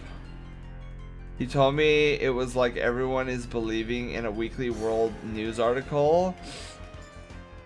Real lucky high! Well, of course, hysteria can spread easily if you make simple sounding premise really dramatic. The year 2000 was 2 years before my time. The worst that ended up actually happening was that some companies displayed the year 9. Yeah, that was basically it, real. There was a fast food place called Foster Freeze. Foster Freeze for Imaginary Friends that gave away Y2K bug toys during that time.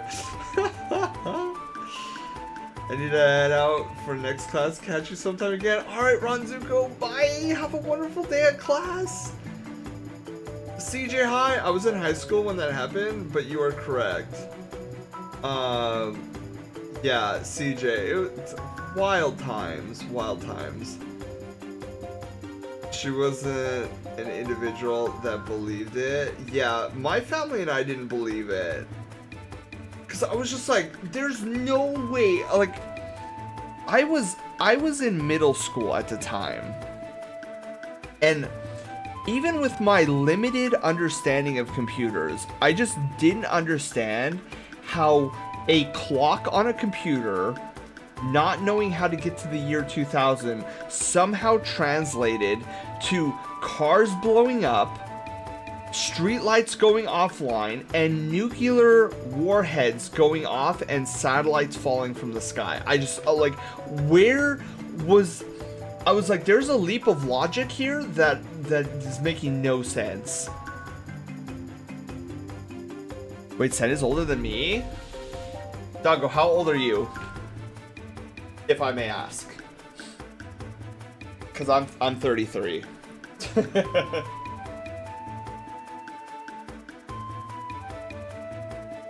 Other than that election, I was in 8th grade when it happened. Yeah, it was so uneventful, Dark. Like, literally, I remember being at my cousin's house and counting down the seconds. I was actually excited because a part of me really wanted a fraction of what they had predicted to actually come true. Cause I just wanted to see what would happen.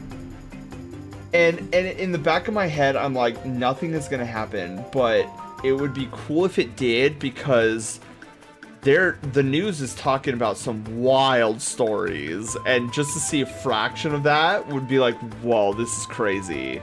But yeah, 12 o'clock hit, 2000 hit, nothing happened. There was literally the stars in the sky were still there. My electricity was still there. My microwave was still working. Cars were still running. So anticlimactic. 5 years old at the time. We're fine. I thought you were like pushing 10 years on me for some reason. I'm a year younger. Okay. Oh wait, maybe I was... No, wait a minute. Doggo, I wasn't in middle school. I was in elementary school. I was in middle school when 9/11 happened. I'll never forget that day either. That day was wild.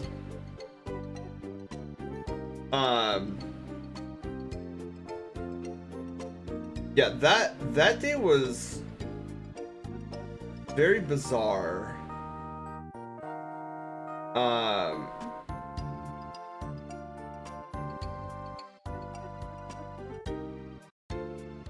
You were in 5th grade? Yeah, that sounds about right, Dark. That one guy taking off his Road Warrior outfit. Man, maybe next time. It was all over our TV too. Yeah, I had, I don't know, like, I don't know how to describe this exactly. Because I've never had something like this happen to me before. And I don't know if you want to call it a vision or like the Earth's like the planet was speaking to me or something. I know I sound crazy just saying this, but one of the reasons why that day was so bizarre to me was so the night before I went to sleep, and I had this really weird dream, like this really strange dream. It started off with, let me see if I can remember this. It started off with my brother and I. We were in our room, and we were playing on the Super Nintendo, or was it the N64? It was a Nintendo console, one of those two. So I remember like being like, hey, Cygnus, where is everybody? So I remember looking out, like I opened up our bedroom door, and my folks were gone, like they were nowhere to be found. And I closed the door. I was like, yeah, I don't think anybody's here right now. And what was strange is my brother was not being responsive in this dream. He just, like, his focus was directly on the game, whatever game it was. And then I look out our window, and we're no longer in my neighborhood. Our room had been somehow converted to like this one room, like the interior of the room didn't change, but rather the exterior. So our bedroom had been turned in on the outside into a mobile home, and we were now stuck in the middle of a desert. And I was like, what in the world is happening right now? And so I was like, alright, Cygnus, we gotta go. There's something wrong here. Like, our room is now a mobile home out of nowhere. And we're not in our our nice neighborhood anymore with the tree in the front yard. We're in a desert. And like, it's really hot out there. And he was non-responsive. He was just sitting there playing the game. And I was like, I don't know what to do right now. Like, I gotta go find help or something. So like, whether I should or shouldn't have, in this dream, I left him. I was like, just don't move. I'll be back. Let me look for somebody. We gotta figure out what's going on. So I leave. And this desert is like sweltering hot. And suddenly I notice behind me, I look behind me, and on the horizon there's these thunderheads, like really black clouds, and you see lightning in the clouds. And I was like, oh shoot, that looks like a nasty storm coming my way.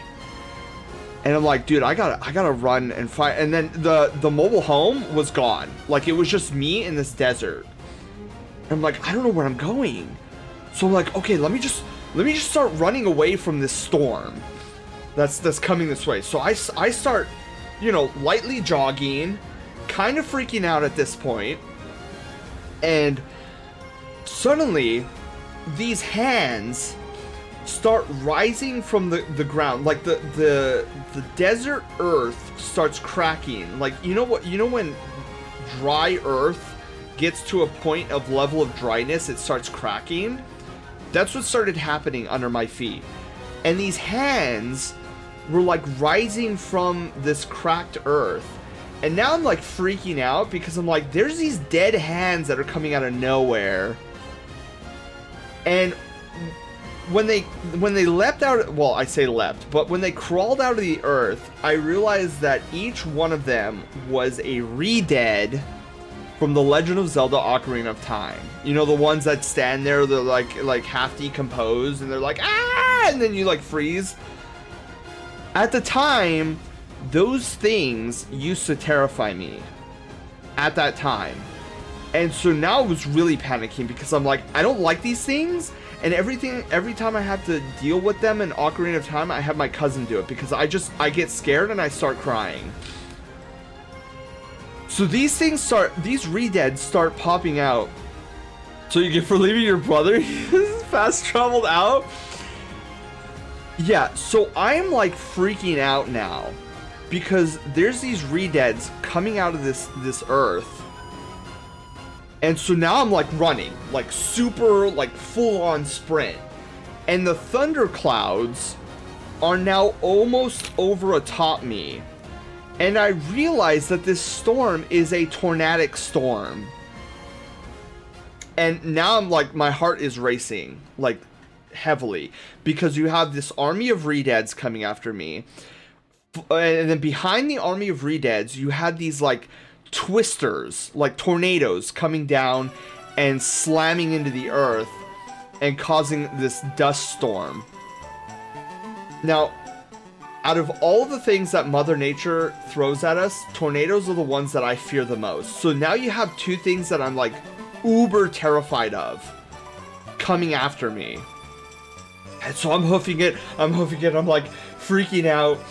And then in front of me, slowly, I see these two little buildings on the horizon.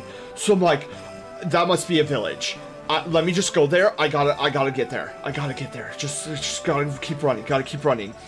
And as I'm getting closer to these two little stores, I realize these stores are not stores. These things are towers. And as I'm getting closer, the towers are like getting higher and higher. And I'm like, bro, what are these buildings? Like, I don't know what these buildings are, but it looks like there might be people in them.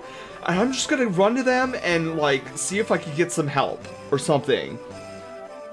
So I finally barely get to the base of these two towers. And I'm looking up into the stratosphere. And I'm like, dude, I can't even see the top of these things. Like, what is this?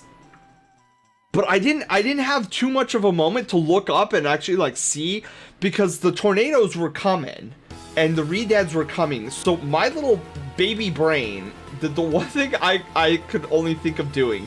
I saw this Jeep parked in the front of these two ginormous towers, and I dove right underneath that Jeep. And I was like, please, Jeep, just protect me from these tornadoes.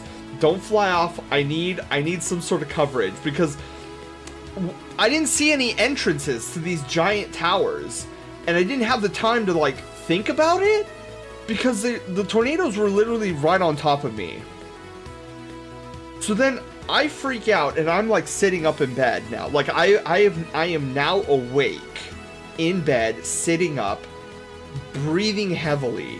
Like I'm sweating. I have a cold sweat on me. And it's about like 2 in the morning. And I'm like, bro, what was that dream? That was crazy, and I am glad I am now awake. So I got up, I got a drink of water, and I calmed down. And then I was like, okay, Sen, it was just a dream. You're fine. You have school in the morning. You need to get back to sleep. And so I calmed myself down. I went back to sleep. And I got up again. And I'm staring at the underside of a Jeep. And I'm like, what the flip is this? And so I crawl underneath outside this Jeep. And there's these two towers again. I'm like, am I back in the same dream or something? Like, what the flip is happening right now? The sky was still dark, but there was no tornadoes, no Redeads. And so it gave me a chance to be like, all right, what are these two ginormous towers that are going through the clouds? Like, what are these things? And I found this like open, I don't know, what are the cellar doors or something? So I open these cellar doors, and I go down. It's like these steps, and I go down, and there's like this immaculate hallway, like lined to the teeth with beautiful decorations. There was a red velvet carpet, like just wealth upon wealth, what looked like in this hallway. And so I'm going down this hallway, and you had all these people in suits and ties and tuxedos and like all these like really swanky dresses and whatnot. And I was like, hi, I'm looking around at these people, and they're talking to each other, and I'm just like, can somebody help me? like, I don't know what's happening right now, and I don't know why you guys are here, or what these towers are. Like, my brother's, like, way back there somewhere. Can I get somebody to help me, like, find him? But nobody was paying attention to me. Like, 0 people were paying attention to me. It was like I didn't exist. And then I got to this... So the hallway led out to this beautiful circular room. It was cylindrical shape, and the floor was made of like this crystalline marble, and it reflected everything beautifully. And then you look up, and I was like, bro, where's the ceiling? Like, this room just went up into blackness, and I was like, dude, what? Why is there a room that's got all the space up here? Lysander, hello, how are you doing? So I'm like, what is this room? And so I get to the middle of this room, and these people are talking, and you know, I start to get frustrated. I remember getting frustrated. I'm like, can anyone help me? Like, I just need some help. And then when I said that, I realized, like, all the chatter in the room went dead silent. And then suddenly, you had all these people who were in the room talking with each other. Now, all their backs were on the wall of this cylindrical room. Good. Totally not playing Elden Ring for the first time. Oh, Lysander, I hope you're having fun with it. You caught me in the middle of story time, telling about this really weird thing that happened to me. And I've never had this experience before. And it all revolves around this dream. And so after I'm done yelling at these people, asking for their help, every single one of them, like even the ones that were in the hallway, were now in this room with their backs up against the wall, all staring at me in the middle. And I'm like, oh, did I upset them? And then I looked at them again, and they had like no life in their eyes. They were like, it was all, you know, the anime trope of like, when an anime character dies, you see like the little eyegloss like disappear.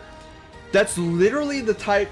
It was like all their eyes were glossed over, and I was like, "Are you guys okay?" And they started acting like zombies, and I was like, "What's happening?" And then before I knew it, the floor around me had like vanished, and I was in this center area. Like this little circular platform in the middle of this cylindrical room.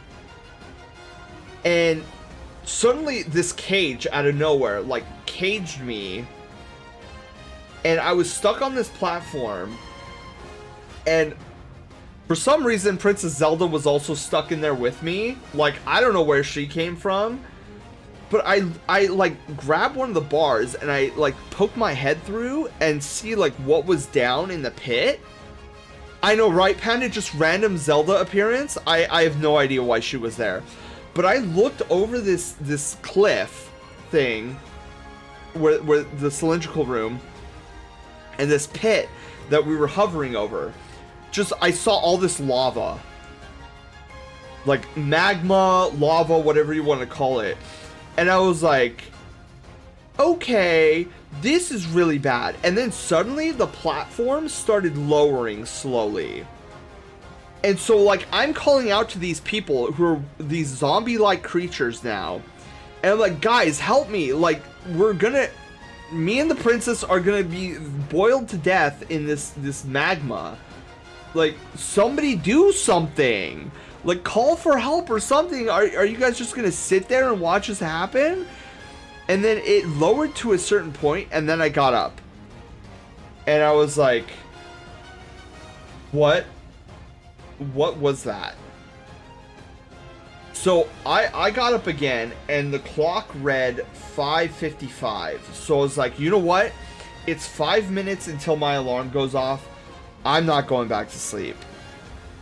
I don't know what that was. I've never had a dream like I've never had a dream quite like that, and I've never had it where I wake up and then I go back to sleep and I wind up in the same exact area I was in the dream before I woke up. So I'm like, you know what? Whatever. It's 5:55. I'm going to get ready for school. So I get up and I round the corner into our living room.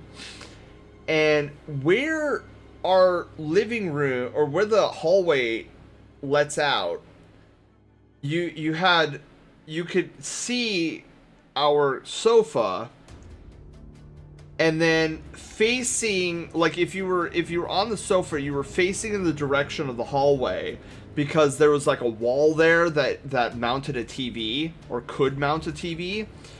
And so I round this corner, and the first image I see is Sen Mom bawling her head off, like she is distraught. And I'm like, are you okay? Like, I've never seen her that concerned before in all of my life. And when I asked her if she's doing okay, she just shook her head and was like, no, I'm not. And I'm like, what's wrong? And all she could do was point where the location of the TV was. And so I dart over and I look at the TV, and there's the Twin Towers on fire. And I was like, those are the same two buildings in the dream I just had. What are those? Because I'd never seen these buildings before in my life.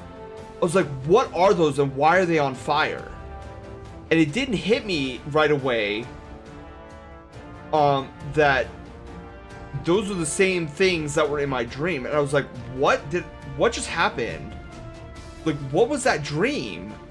Like, was it a dream, or was like the planet trying to like tell me something? I don't know. I've never had an experience like that before.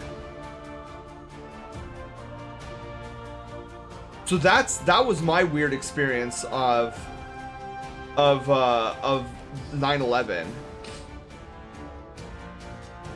Yeah, and I'll never forget that dream because it was so traumatizing, and it was so bizarre because like I dove under a Jeep, woke up, freaked out, got a sip of water, finally went back to sleep, and then I woke up and I was under the same Jeep. Yeah, so I don't know what you want to call that. I just know that's what happened. People tell me it was like a clairvoyant vision of the future, I don't know. I just know that was the weirdest thing I've ever experienced.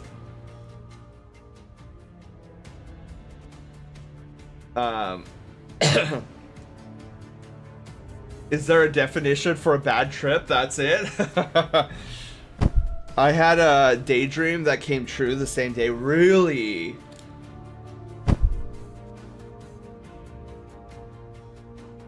Premonition dream? Yeah, like people were telling me stuff like that too, like premonition dream. I've never heard of anything like that before.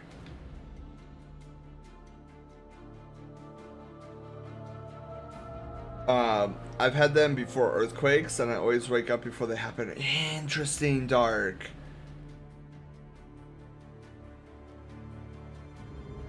So yeah, that was my weird. I mean that the rest of the day was really weird because like there was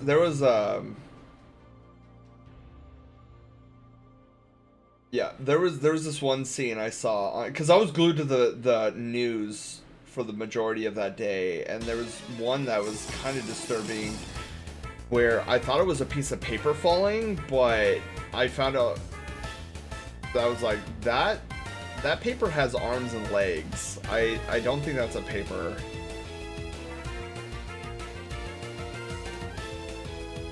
Yeah, premonition is just a strong feeling of something that's about to happen. Usually it's more towards unpleasant things. Yeah. Look, I've heard about premonitions before, but you know, me being the gamer nerd that I am, I'm like, oh, that's just a fantasy thing that happens, like in fantasy games. But yeah, it happened. That happened to me, and I'm like, oh, maybe these premonition things do happen. Oh yeah, no, Panda. I probably would have done the same thing. I probably would have lost my mind and been like, I just need to get out of this fire.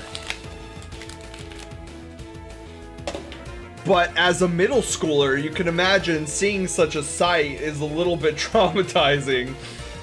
Let's stretch our legs. Oh, CJ, okay. Let's stretch our leggies, guys. Stretch them leggies. Oh. Also doing back stretches too.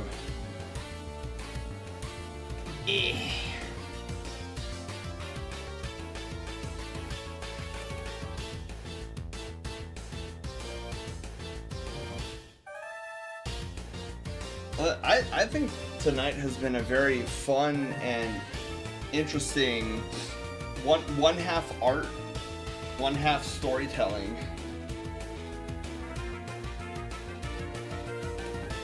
But judging by the time, dude, that tonight's stream has flown by. I swear, if you were to ask me right now how long I've been streaming, I would tell you 2 hours. And then I look at the clock and it says we've been live for 4 hours and 18 minutes. How in the world? Also, one half Super Mario RPG hype. Oh, I know. Okay, you know what? Before we start closing up shop here, who here has not seen the English 5-minute commercial? Anybody not see that? Because Nintendo finally took the Japanese commercial, ported it to English, and they released that today. I haven't. Dark, did you want to? I have it still up. Oh, also Dark. Do you know about? Sure. Have you seen you know Cool X is back, right? Have you seen the Japanese trailer for them showing off Cool X? Because if you haven't seen that either, I would definitely love to see that one again.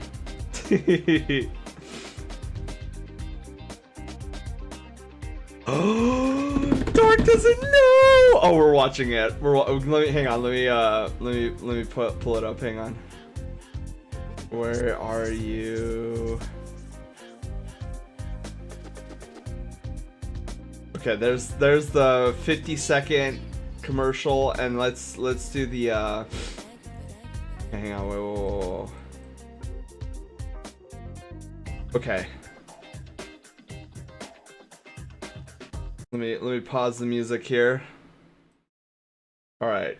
So this is the trailer that Nintendo dropped today for English. Oh my god, why is it so low? Mario went to Bowser's Keep to rescue Peach. But just as he was about to save her, a giant sword fell from the sky. And a giant sword the susceptible to Geno World fell from the sky. Now, it's up to Mario and his allies, including Bowser, to save the Keep and save the world. A quirky and unusual adventure is about to begin. Quirky is a good way to put it. Super Mario Look at those RPG. HD Kink Links. You'll control Mario during your adventure. Others will join you, including Peach, the famous princess of the Mushroom Will we still be Kingdom, able to mess with her and face? Bowser, who's usually Mario's nemesis.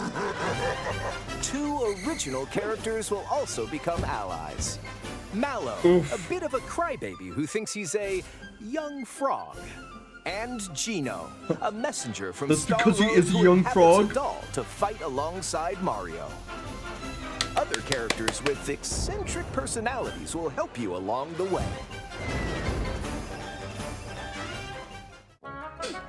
The journey begins.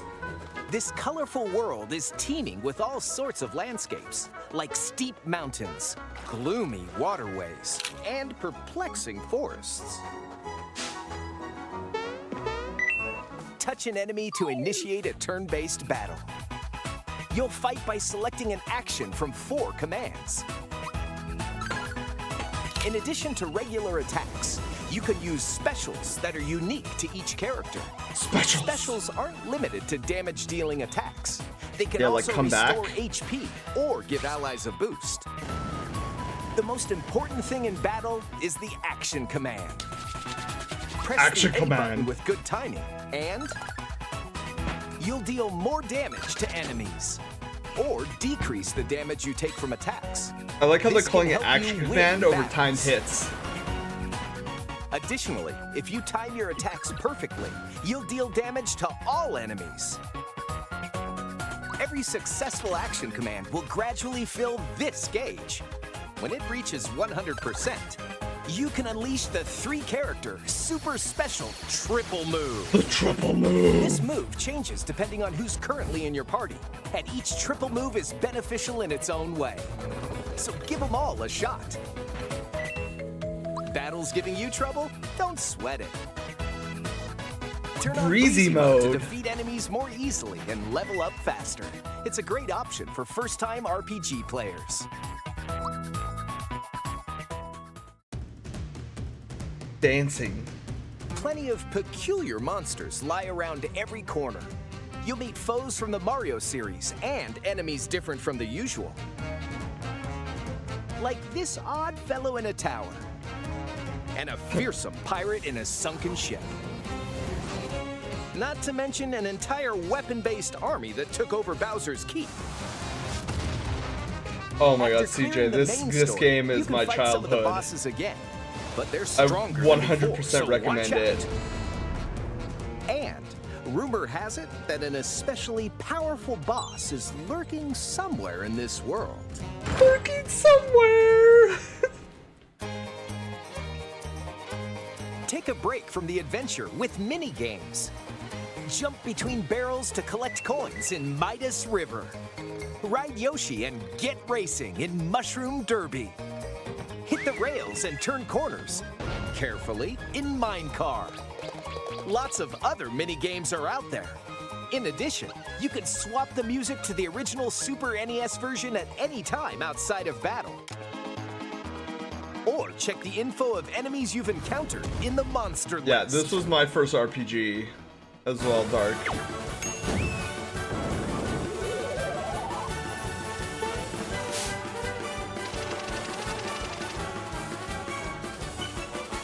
Gino for Smash, baby! The very first RPG in the Mario series returns. The Super Beetle Mario game. RPG game launches on the Nintendo Switch system November No, 17th. Doggo, you don't get anything for Pre-orders the are Beetle available game. now on Nintendo eShop. Okay, so too bad Sephiroth killed him and made him a Mii costume. I know. Well, Dark, that's the one that released today. I want to show you this one. This is Super Mario RPG が this is 52 seconds. Nintendo Watch Switch で closely. 蘇る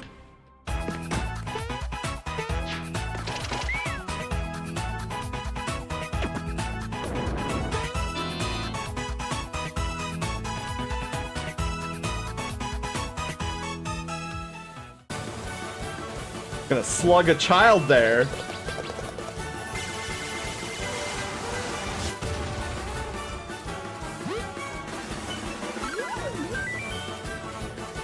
いつもとはちょっと違うマリオたちの冒険スーパーマリオ RPG Did you see it? Dark, did you see it? スーパーマリオ RPG Did you see it? Oh my god. Back, baby! With his music and all! Let's go! So for anybody who is unaware and questioning why Kulex is still a sprite, so the meme was, so we didn't get this in the English release. He says something totally different, but in the Japanese version, Kulex cannot stay in Mario's world because Kulex doesn't understand 3 dimensions.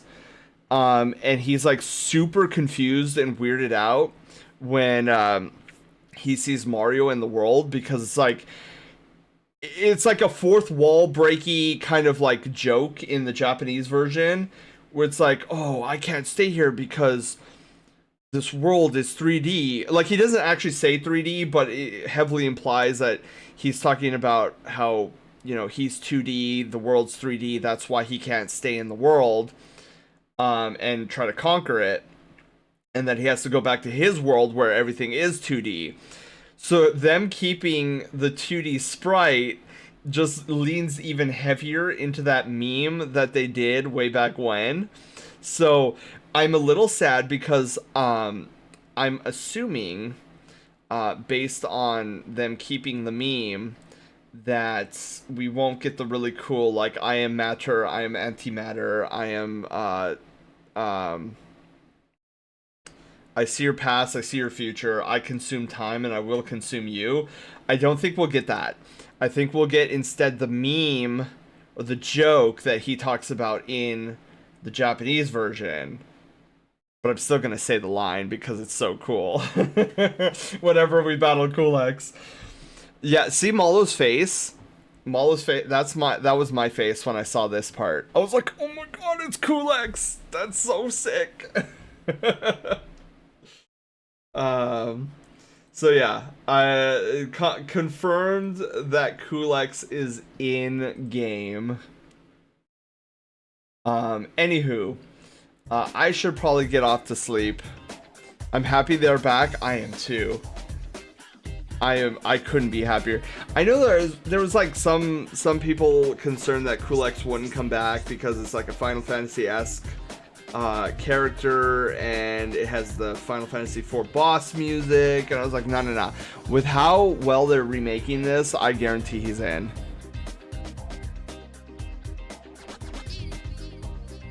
Also, when did Booster get that strong hitting everyone? Oh, that's the refight flare. Booster does that in the refight. In normal game, when he does his train move, I know it's like in the hundreds, but it's not that powerful. I'm gonna head off to bed. CJ, have a wonderful night. Yeah, we're heading out too. I gotta get to sleep. But will we have all of our glitches too? I don't know, doggo. The only one, and this wasn't a glitch. This isn't a glitch. More so, like the developers just forgot to toggle the boss flag on Exor. But the one thing I am worried about is that they won't keep Exor. Like they'll toggle the flag so that Geno World won't work on Exor anymore.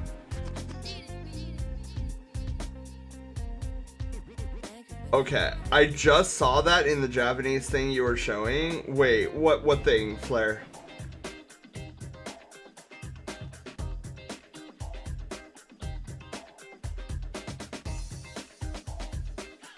Oh, the thing we were just talking about, Booster. Yeah, Booster's refight. So I'm assuming it's gonna be like a Bahamut mechanic where one of the snippets will count down from 5. And then 4, 3, 2, 1, and then if you can't defeat Booster and the Sniffets in that time frame, Booster will come in and do that instant kill. I remember something saying it's not supposed to be that strong when he uses it. Oh no, it was supposed to be that strong. So the reason I know that Geno World is supposed to be that strong, Panda, is because they in the programming, in the coding, like there are definite like boss checks to see if it's a boss monster or not, so that Geno World's timed hit cannot work. So that is definitely intentional. I know, I don't know where, I honestly have no idea where that rumor started that Geno World was not supposed to deal that much damage. It absolutely was supposed to deal that much damage. That's the whole reason why the developers made sure that all the boss monsters were immune to that attack. Otherwise, it would just be Geno World killing all the monsters, like all the bosses, in an instant. So it was absolutely always intended, because like if that was just a mistake, and Geno World was only supposed to be like, oh, you do the timed hit, it's double damage to what normal Geno World is, then why would the developers put in like boss checks? It just doesn't make any sense. So yeah, people have been starting that rumor, and I don't know where it's coming from, but yeah, with the animation and the sound effects and then the boss checks, everything points out that that's what's supposed to happen with Geno World.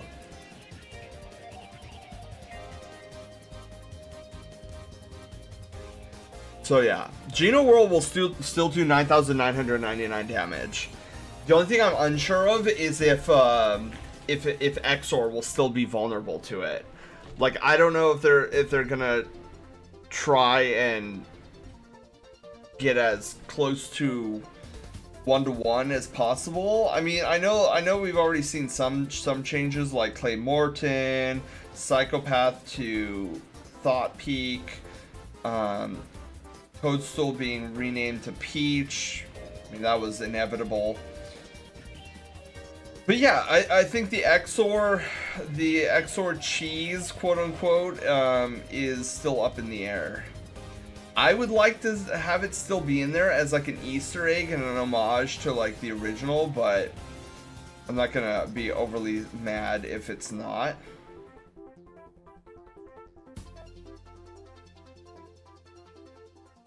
But yeah, we will be playing in 8 days. And, you know darn well, I still think the extra cheese will only stay if the devs are in tune with the community. Yeah. Darn. I will hydrate here. Pets, thank you for the pets.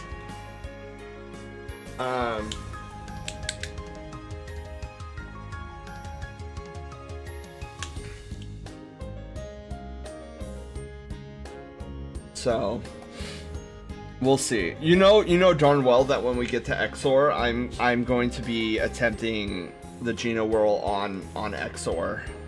You know what I am sad is that there's the Exor's mouth will no longer be called Neo Squid. That's not confirmed. That is not confirmed. But I just feel like with Mac being changed back to Clay Morton, Yuridovich being changed back to Spiridovich, I can't fathom that Exor's mouth is gonna remain Neo Squid.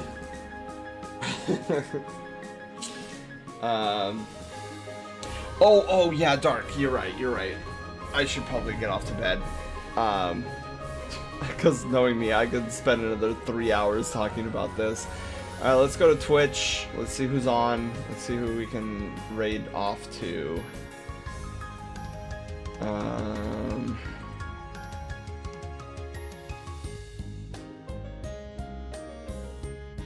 Hey, why don't we do this? I see Fudge Freaks playing Minecraft. We've never raided to Fudge before, and I know he has raided in a couple of times. So he's playing Minecraft. You guys want to watch some Minecraft?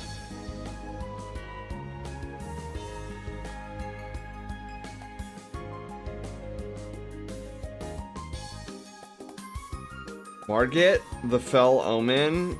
After like an hour of attempts, oh my goodness. Yeah, let's raid over to our new buddy Fudge Freaks. I love his Sona. Oh my god. But yeah, we'll raid over to Fudge. Playing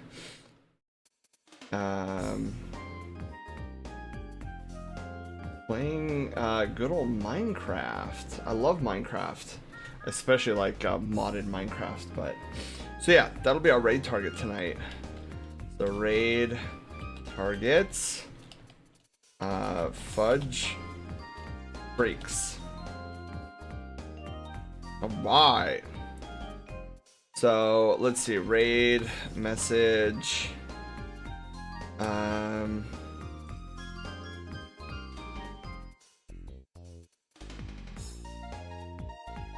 Drew Sona's talked Super Mario RPG remake.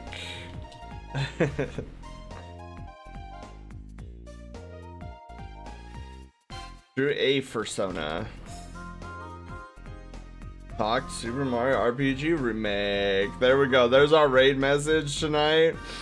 Oh, Panda, of course. Thank you guys for being here. I hope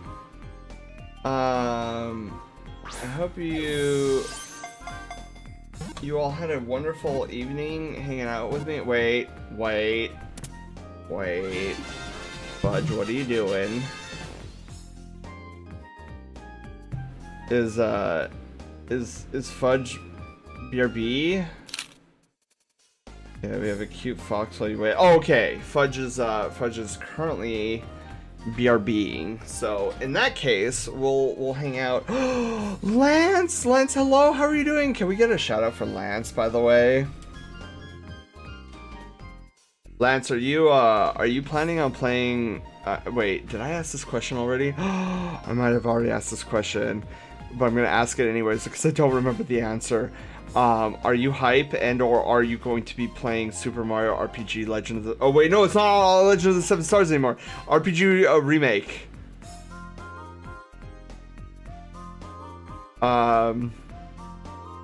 Dankest Dungeon.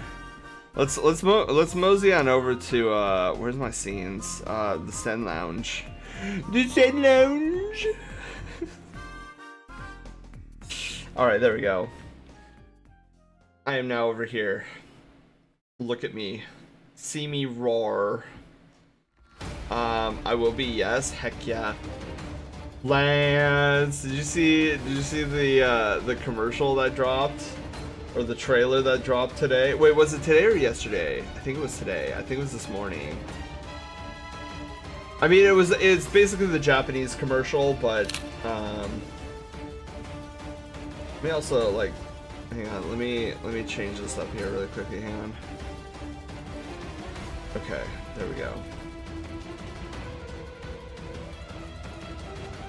Oh my god, I can't do that. Okay, that would be dumb. Okay. Perfect. Been lurking, just want to say hi before you rated. Lance, I don't know. Were you here for most of it? Cause like we went on some serious tangents tonight. And we're not gonna raid just yet, Lance, because our raid target is currently AFK. I think he's just gonna do a bio break. So I'm like, you know what? Oh wait, should we raid to Fudge though? I just realized Fudge has been live for 9 hours. No, you know what? No.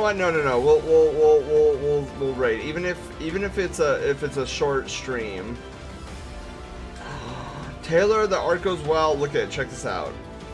I don't know what you last saw, but we got it done. Hang on. Whoosh. Check it out.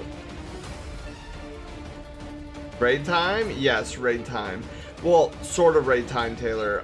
We're waiting for my raid target to get back.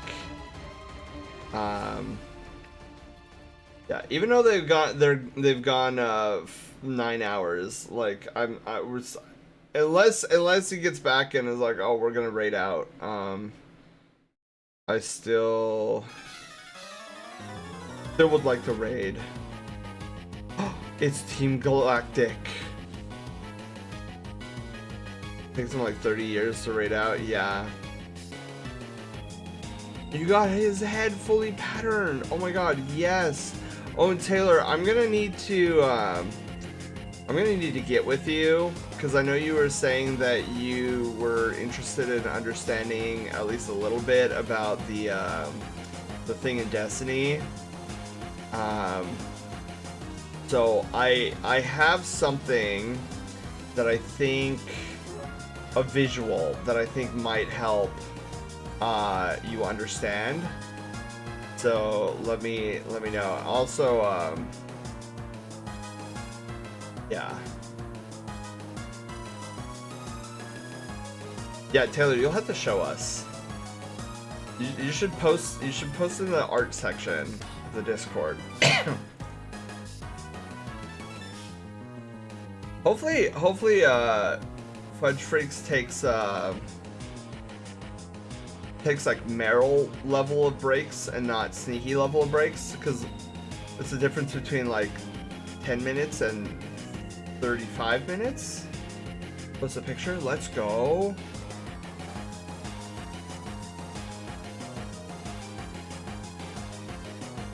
Yeah, so eight more days until I get to play my favorite game of all time. I cannot wait for that. One thing I don't want to get spoiled on is I don't want to know what Smithy looks like. I want to make sure that we go in blind for that. It's in Artwing? Okay. Let's go back to streaming, the streaming wing, and then we will. Ooh. Look at that.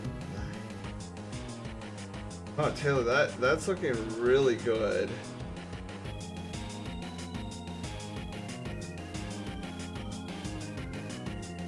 And this is the guy who says he's not an artist. Art does not have to be on a pencil and a paper, my friend. Art can be many things.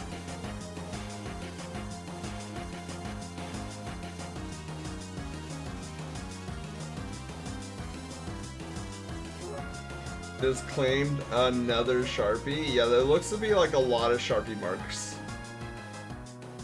Only my blue fine tip. Is this wow, what happened to the Sharpie? Like, what happened to the little, what? It's like missing the little point thing. Little point thing.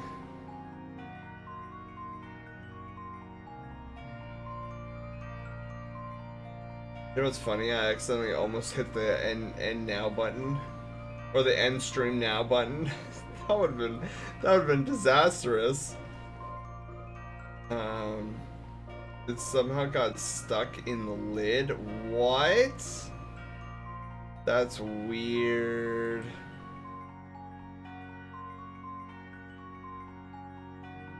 Yeah, that is very strange.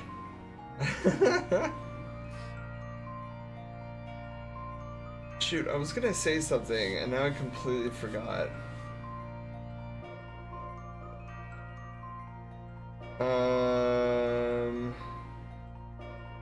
Dude, yeah, I think my brain flatlined there for a moment.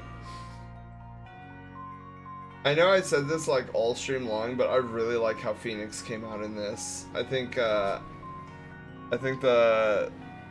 head tilt. Oh my god, Dark, thank you. For once, I'm having a very hard time retaliating to the artist comment. Yeah, baby. Yeah. I be winning all up in here. Only a matter of time.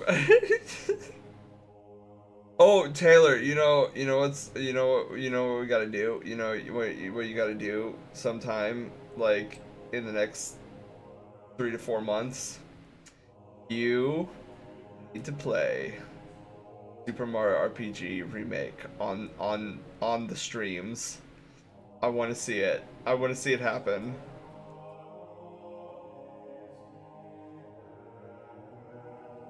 Tell us his favorite Halo.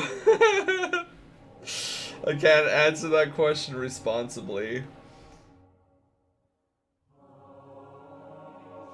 Dude, Taylor, if you ever play RPG on stream, I'm gonna glue myself to the screen and not let go. I want to see his reactions to like a lot of these things, even if it's just like, cause like I know it's a traditional turn-based JRPG,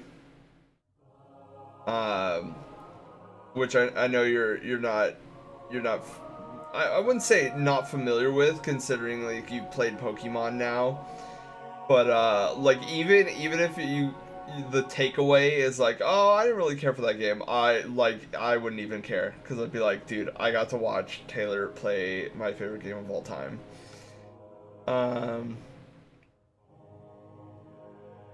But yeah, is this a Destiny song, right? Did anybody here, for those of us nerds who play Destiny, did you guys read up on the TWAB today? And if you guys have no idea what TWAB means, it's This Week at Bungie. Oh, but I suppose they're calling it TWID now, This Week in Destiny, which I guess is okay, but played Super Mario RPG, how long of a hiatus would that cause you to take to watch it? I don't even care. I'd be like, Brushtail Brigade, I love you guys to death, but Taylor's playing my favorite game of all time, so we're just gonna have to like postpone streams. or be like, hey guys, we'll stream for 30 minutes because Taylor's playing my favorite game of all time in like 30 minutes. I'm behind on a few TWIDs. Well, there wasn't any TWABs yet last week, but this week they talked a lot about PvP.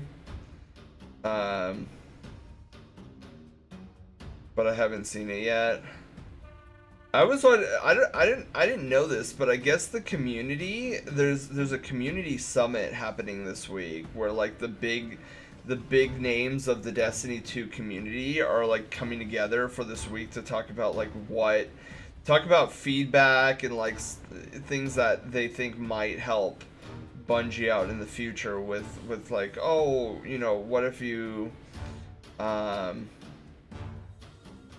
what if they tried this, what if they tried that. I've started watching like the first day of it, which is like 2 hours long. That reminds me, I played a bit of Halo CE last weekend. I'm gonna continue causing more yes, Lunar Claw. Yeah, the Halo series is a great franchise. The Halo series actually brought me into first-person shooters. Before Halo, I was like, I'm not really huge into first-person shooters. Like, I don't really like guns. I'd much prefer Magic. It sounds familiar with Destiny. But then somebody forced me to play Halo at an event or something. I'm trying to remember where. Like, alright, I'll play, and I played a little bit of CE multiplayer. I was like, oh, this is kind of fun. I kind of like this. And then all my cousins were getting into it. They're like, dude, you gotta play this Halo game. You gotta get Halo. And I was like, huh? Alright, I'll get it. Sure, I'll try it out. And then I just started playing the campaign, and I'm thinking, whoa! Like, this is what our first... You know, it's crazy to think about is because, Bungie kind of reinvented what the first-person shooter genre was, because before Bungie and the Halo series, many first-person shooters were like Doom. Like, Doom was the standard for first-person shooters, like, oh, narrow hallways, bunch of enemies coming at you. And then Bungie comes onto the field and is like, oh, you want a first-person shooter? Well, why don't we make it outside and in space? And, like, people were freaking out. I don't know, I think it was one of my classmates, Taylor? Like, one of my classmates brought, like, their Xbox to school and was like, Sen, play this game with us. And I was like, really don't want to play.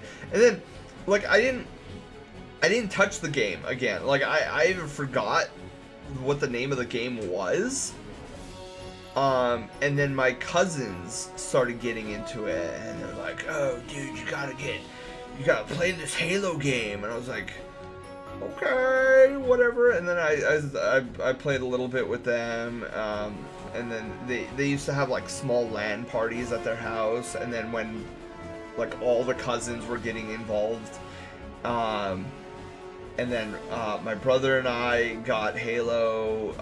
Then they like expanded it, and they would host like these giant family meetups where we were plugging in like 4 different Xboxes on 4 different televisions, and we were like, "Let's go!" And we would like play till 3 in the morning. What happens when you let go of your preconception and try new things? I know. Dude, I have such a... I miss LAN parties. Yeah, LAN parties were pretty cool. Dark, thank you for the hydrate, by the way, if I didn't thank you. But, yeah, what was I saying? We were talking about LAN parties. And, yeah, it was funny because, like, what was it? Halo 3 introduced Forge World? No, regular Forge? I think it was Halo 3. Forge came onto the scene. And, dude, we were all over that. I was the resident build crafter because my cousins were too, like, I don't know. They were like, "Sen, I don't know how you do this. You sit there for, like, 4 to 5 hours, like, just moving these little boxes." And like, "How is this not fun?" He's like, they're like, "Oh, no, it's not fun." And I would create these crazy maps for them to play on. I mostly did what we called Halo Kart maps, and they loved those.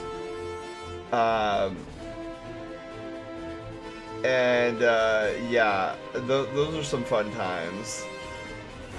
Baby Forge mode, yeah, baby. Now in Halo Infinite, it's like super tricked out. Fudge, are you coming back anytime soon? I really want to raid out to Fudge, but if he's not back in like, we'll say 10 more minutes. If he's not back in 10 more minutes, we're gonna do another raid target. Yeah, Ford. I would when I get back into Halo Infinite, I need to go back into that Forge mode, cause I played a little bit of Halo Infinite's Forge, and there was a lot there. And I think I was getting a little overwhelmed by all the little doodads. But like I know there's like extreme potential just based on the fact that people have made a Pokemon game in Halo Forge. I'm like, what the F am I watching right now? Like, this is cool, but yeah, and I could really, cause I made a series back in Forge World. I think that was Halo Reach was Forge World. I made this set of 7 maps that all loosely had Nintendo game themes to it, loosely. And I just feel like I could bring those back in Halo Infinite Forge and make it like way crazier than ever before.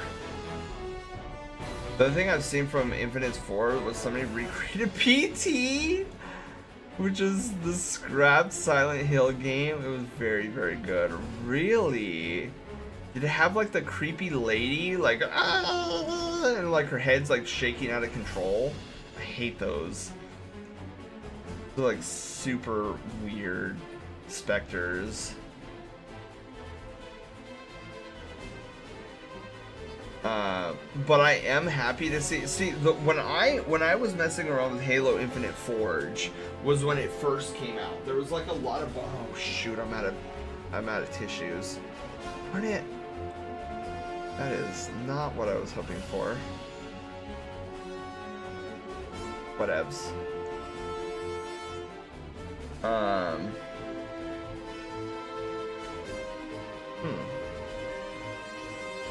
Anywho.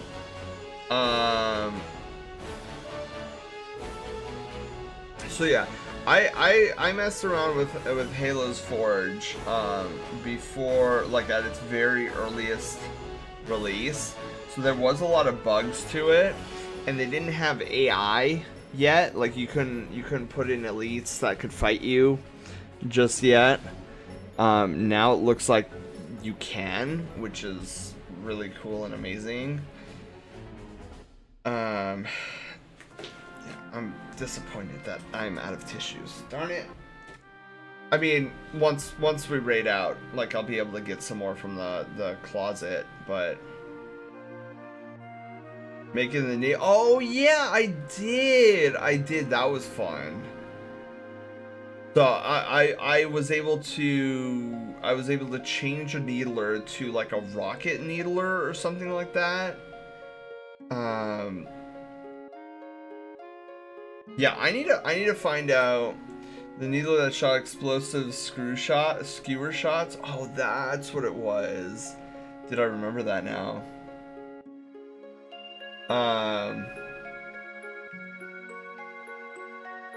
Yeah, I've seen people do some pretty crazy things in the new Forge. Like, I remember seeing a Lego world, and then somebody recreated Andy's room from Toy Story. I was like, how are you guys doing this? Rate of fire on those were so nuts. Yeah. But yeah, like, I don't understand how you get textures. Do they, from checking it out again, just go and do it? I will, Panda, but right now I have certain other priorities on my mind. Like, specifically, so I recently bought RPG Maker MZ, and I wanna like dive into that.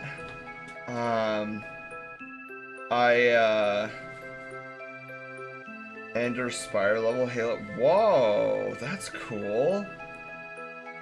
Oh my god, hang on, I gotta reset my, look at how far I'm turning. Like, what? There. That thing I did earlier, wasn't it? Yeah, I don't know how you get these. Like, do you have to upload textures into Halo Infinite? Is that how they're getting these crazy levels, or is this everything in engine? Like, I just don't understand how you get these like cloth textures. Similar and eventually become like years later if the opportunity grows. Yeah. No, Panda, you're definitely right on that one.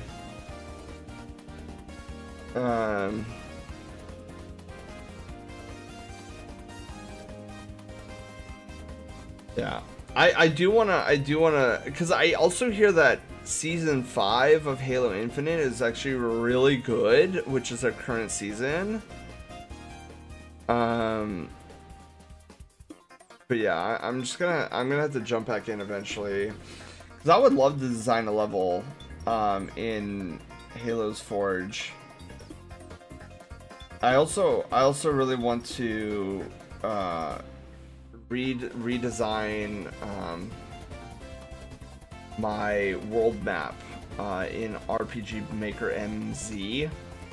So I recently bought it because it was 51% off, and I'm like, bro, 51% off of RPG Maker MZ. I'm like, that's a pretty good steal. Instead of paying like $90, I only paid $31.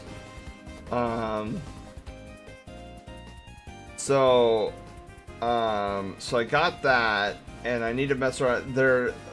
One of the reasons I was intrigued, because I knew about MZ's like release months ago, like almost a year ago now.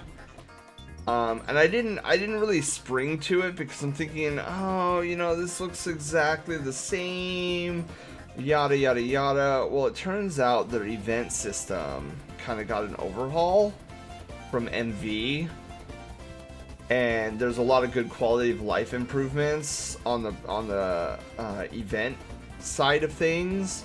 Like, for example, I don't know why this wasn't a thing in MV, but if I wanted to make a cutscene where my main character walks a certain path, or even just like a random NPC in a cutscene walks a certain path, I can make them walk that certain path. But in order to do that, I would have to like guess and check. Because what would happen is, to move an NPC or move your main character automatically, you would have to go to the event system, which is a window that blocks out, like, it's almost like a menu. So you have the map, you have your map, and then it opens up a menu, so you can no longer see your map that you're making, and it goes to the event maker. And then you can like input, go left, go left, go left, go up 1, go right 2, so go right, go up, and then you would hit save, and it would go back to the map, and then you would have the test. And a lot of times when I was doing that, it was so annoying because I wasn't able to see my character on the map. I couldn't be like, oh, if I move him 3 spaces up, he'd be hitting the wall of the house rather than like avoiding the house altogether. So I'd have these constant moments where like my whole game would break because I would want him to go up 4 and to the left 1. Sorry, yeah, left 1. But if I had him go up 3 spaces, he'd be hitting a wall of a house. And so I would get soft lock because the script kept going and trying to move him 4 spaces. He'd be like, okay, the event handler would be like, okay, well, we moved in 3 spaces, but I need to get to 4 spaces before this script ends. And so just soft lock. Now in MZ, like there's like a preview window, and it shows like with these little cool little dot things, like where I'm actually moving him when I'm typing it in. Like that's so much nicer.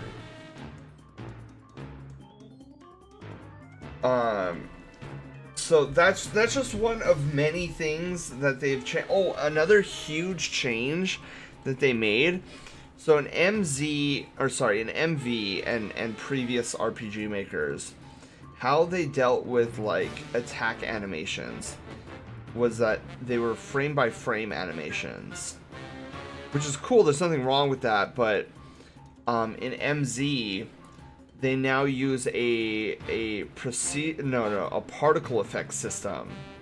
So it gives very similar results to the frame by frame animations in terms of like the attack looking cool, but because it's using a particle system and not like a bunch of images like rapidly firing, the particle system engine is so much smaller, kilobyte wise and like data wise, than the old frame by frame animations, so games run more smoothly and load quicker with this new particle system.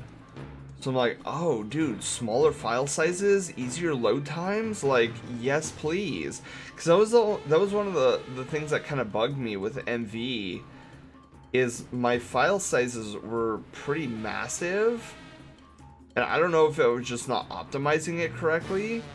But then people would play my little game and there would be loading times. And I Like, really? It's like, I didn't program a lot. So that should help. But then it was probably also just me not being, like, optimized savvy. Oh, okay, cool. So Fudge just made it back. Oh, I know, this track is amazing. Heretic.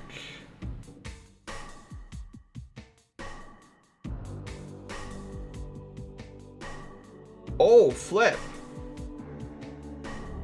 Wow. Okay.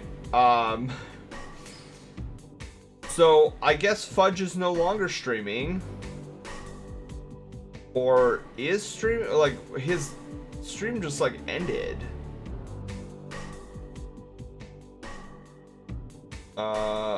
Okay. So let's try a new raid target then. Night Dark. Okay, let's find a new raid target. Because he just straight out, like, ended or something. Maybe his internet went out. I don't know. We're just gonna raid over to Ray the Yeen.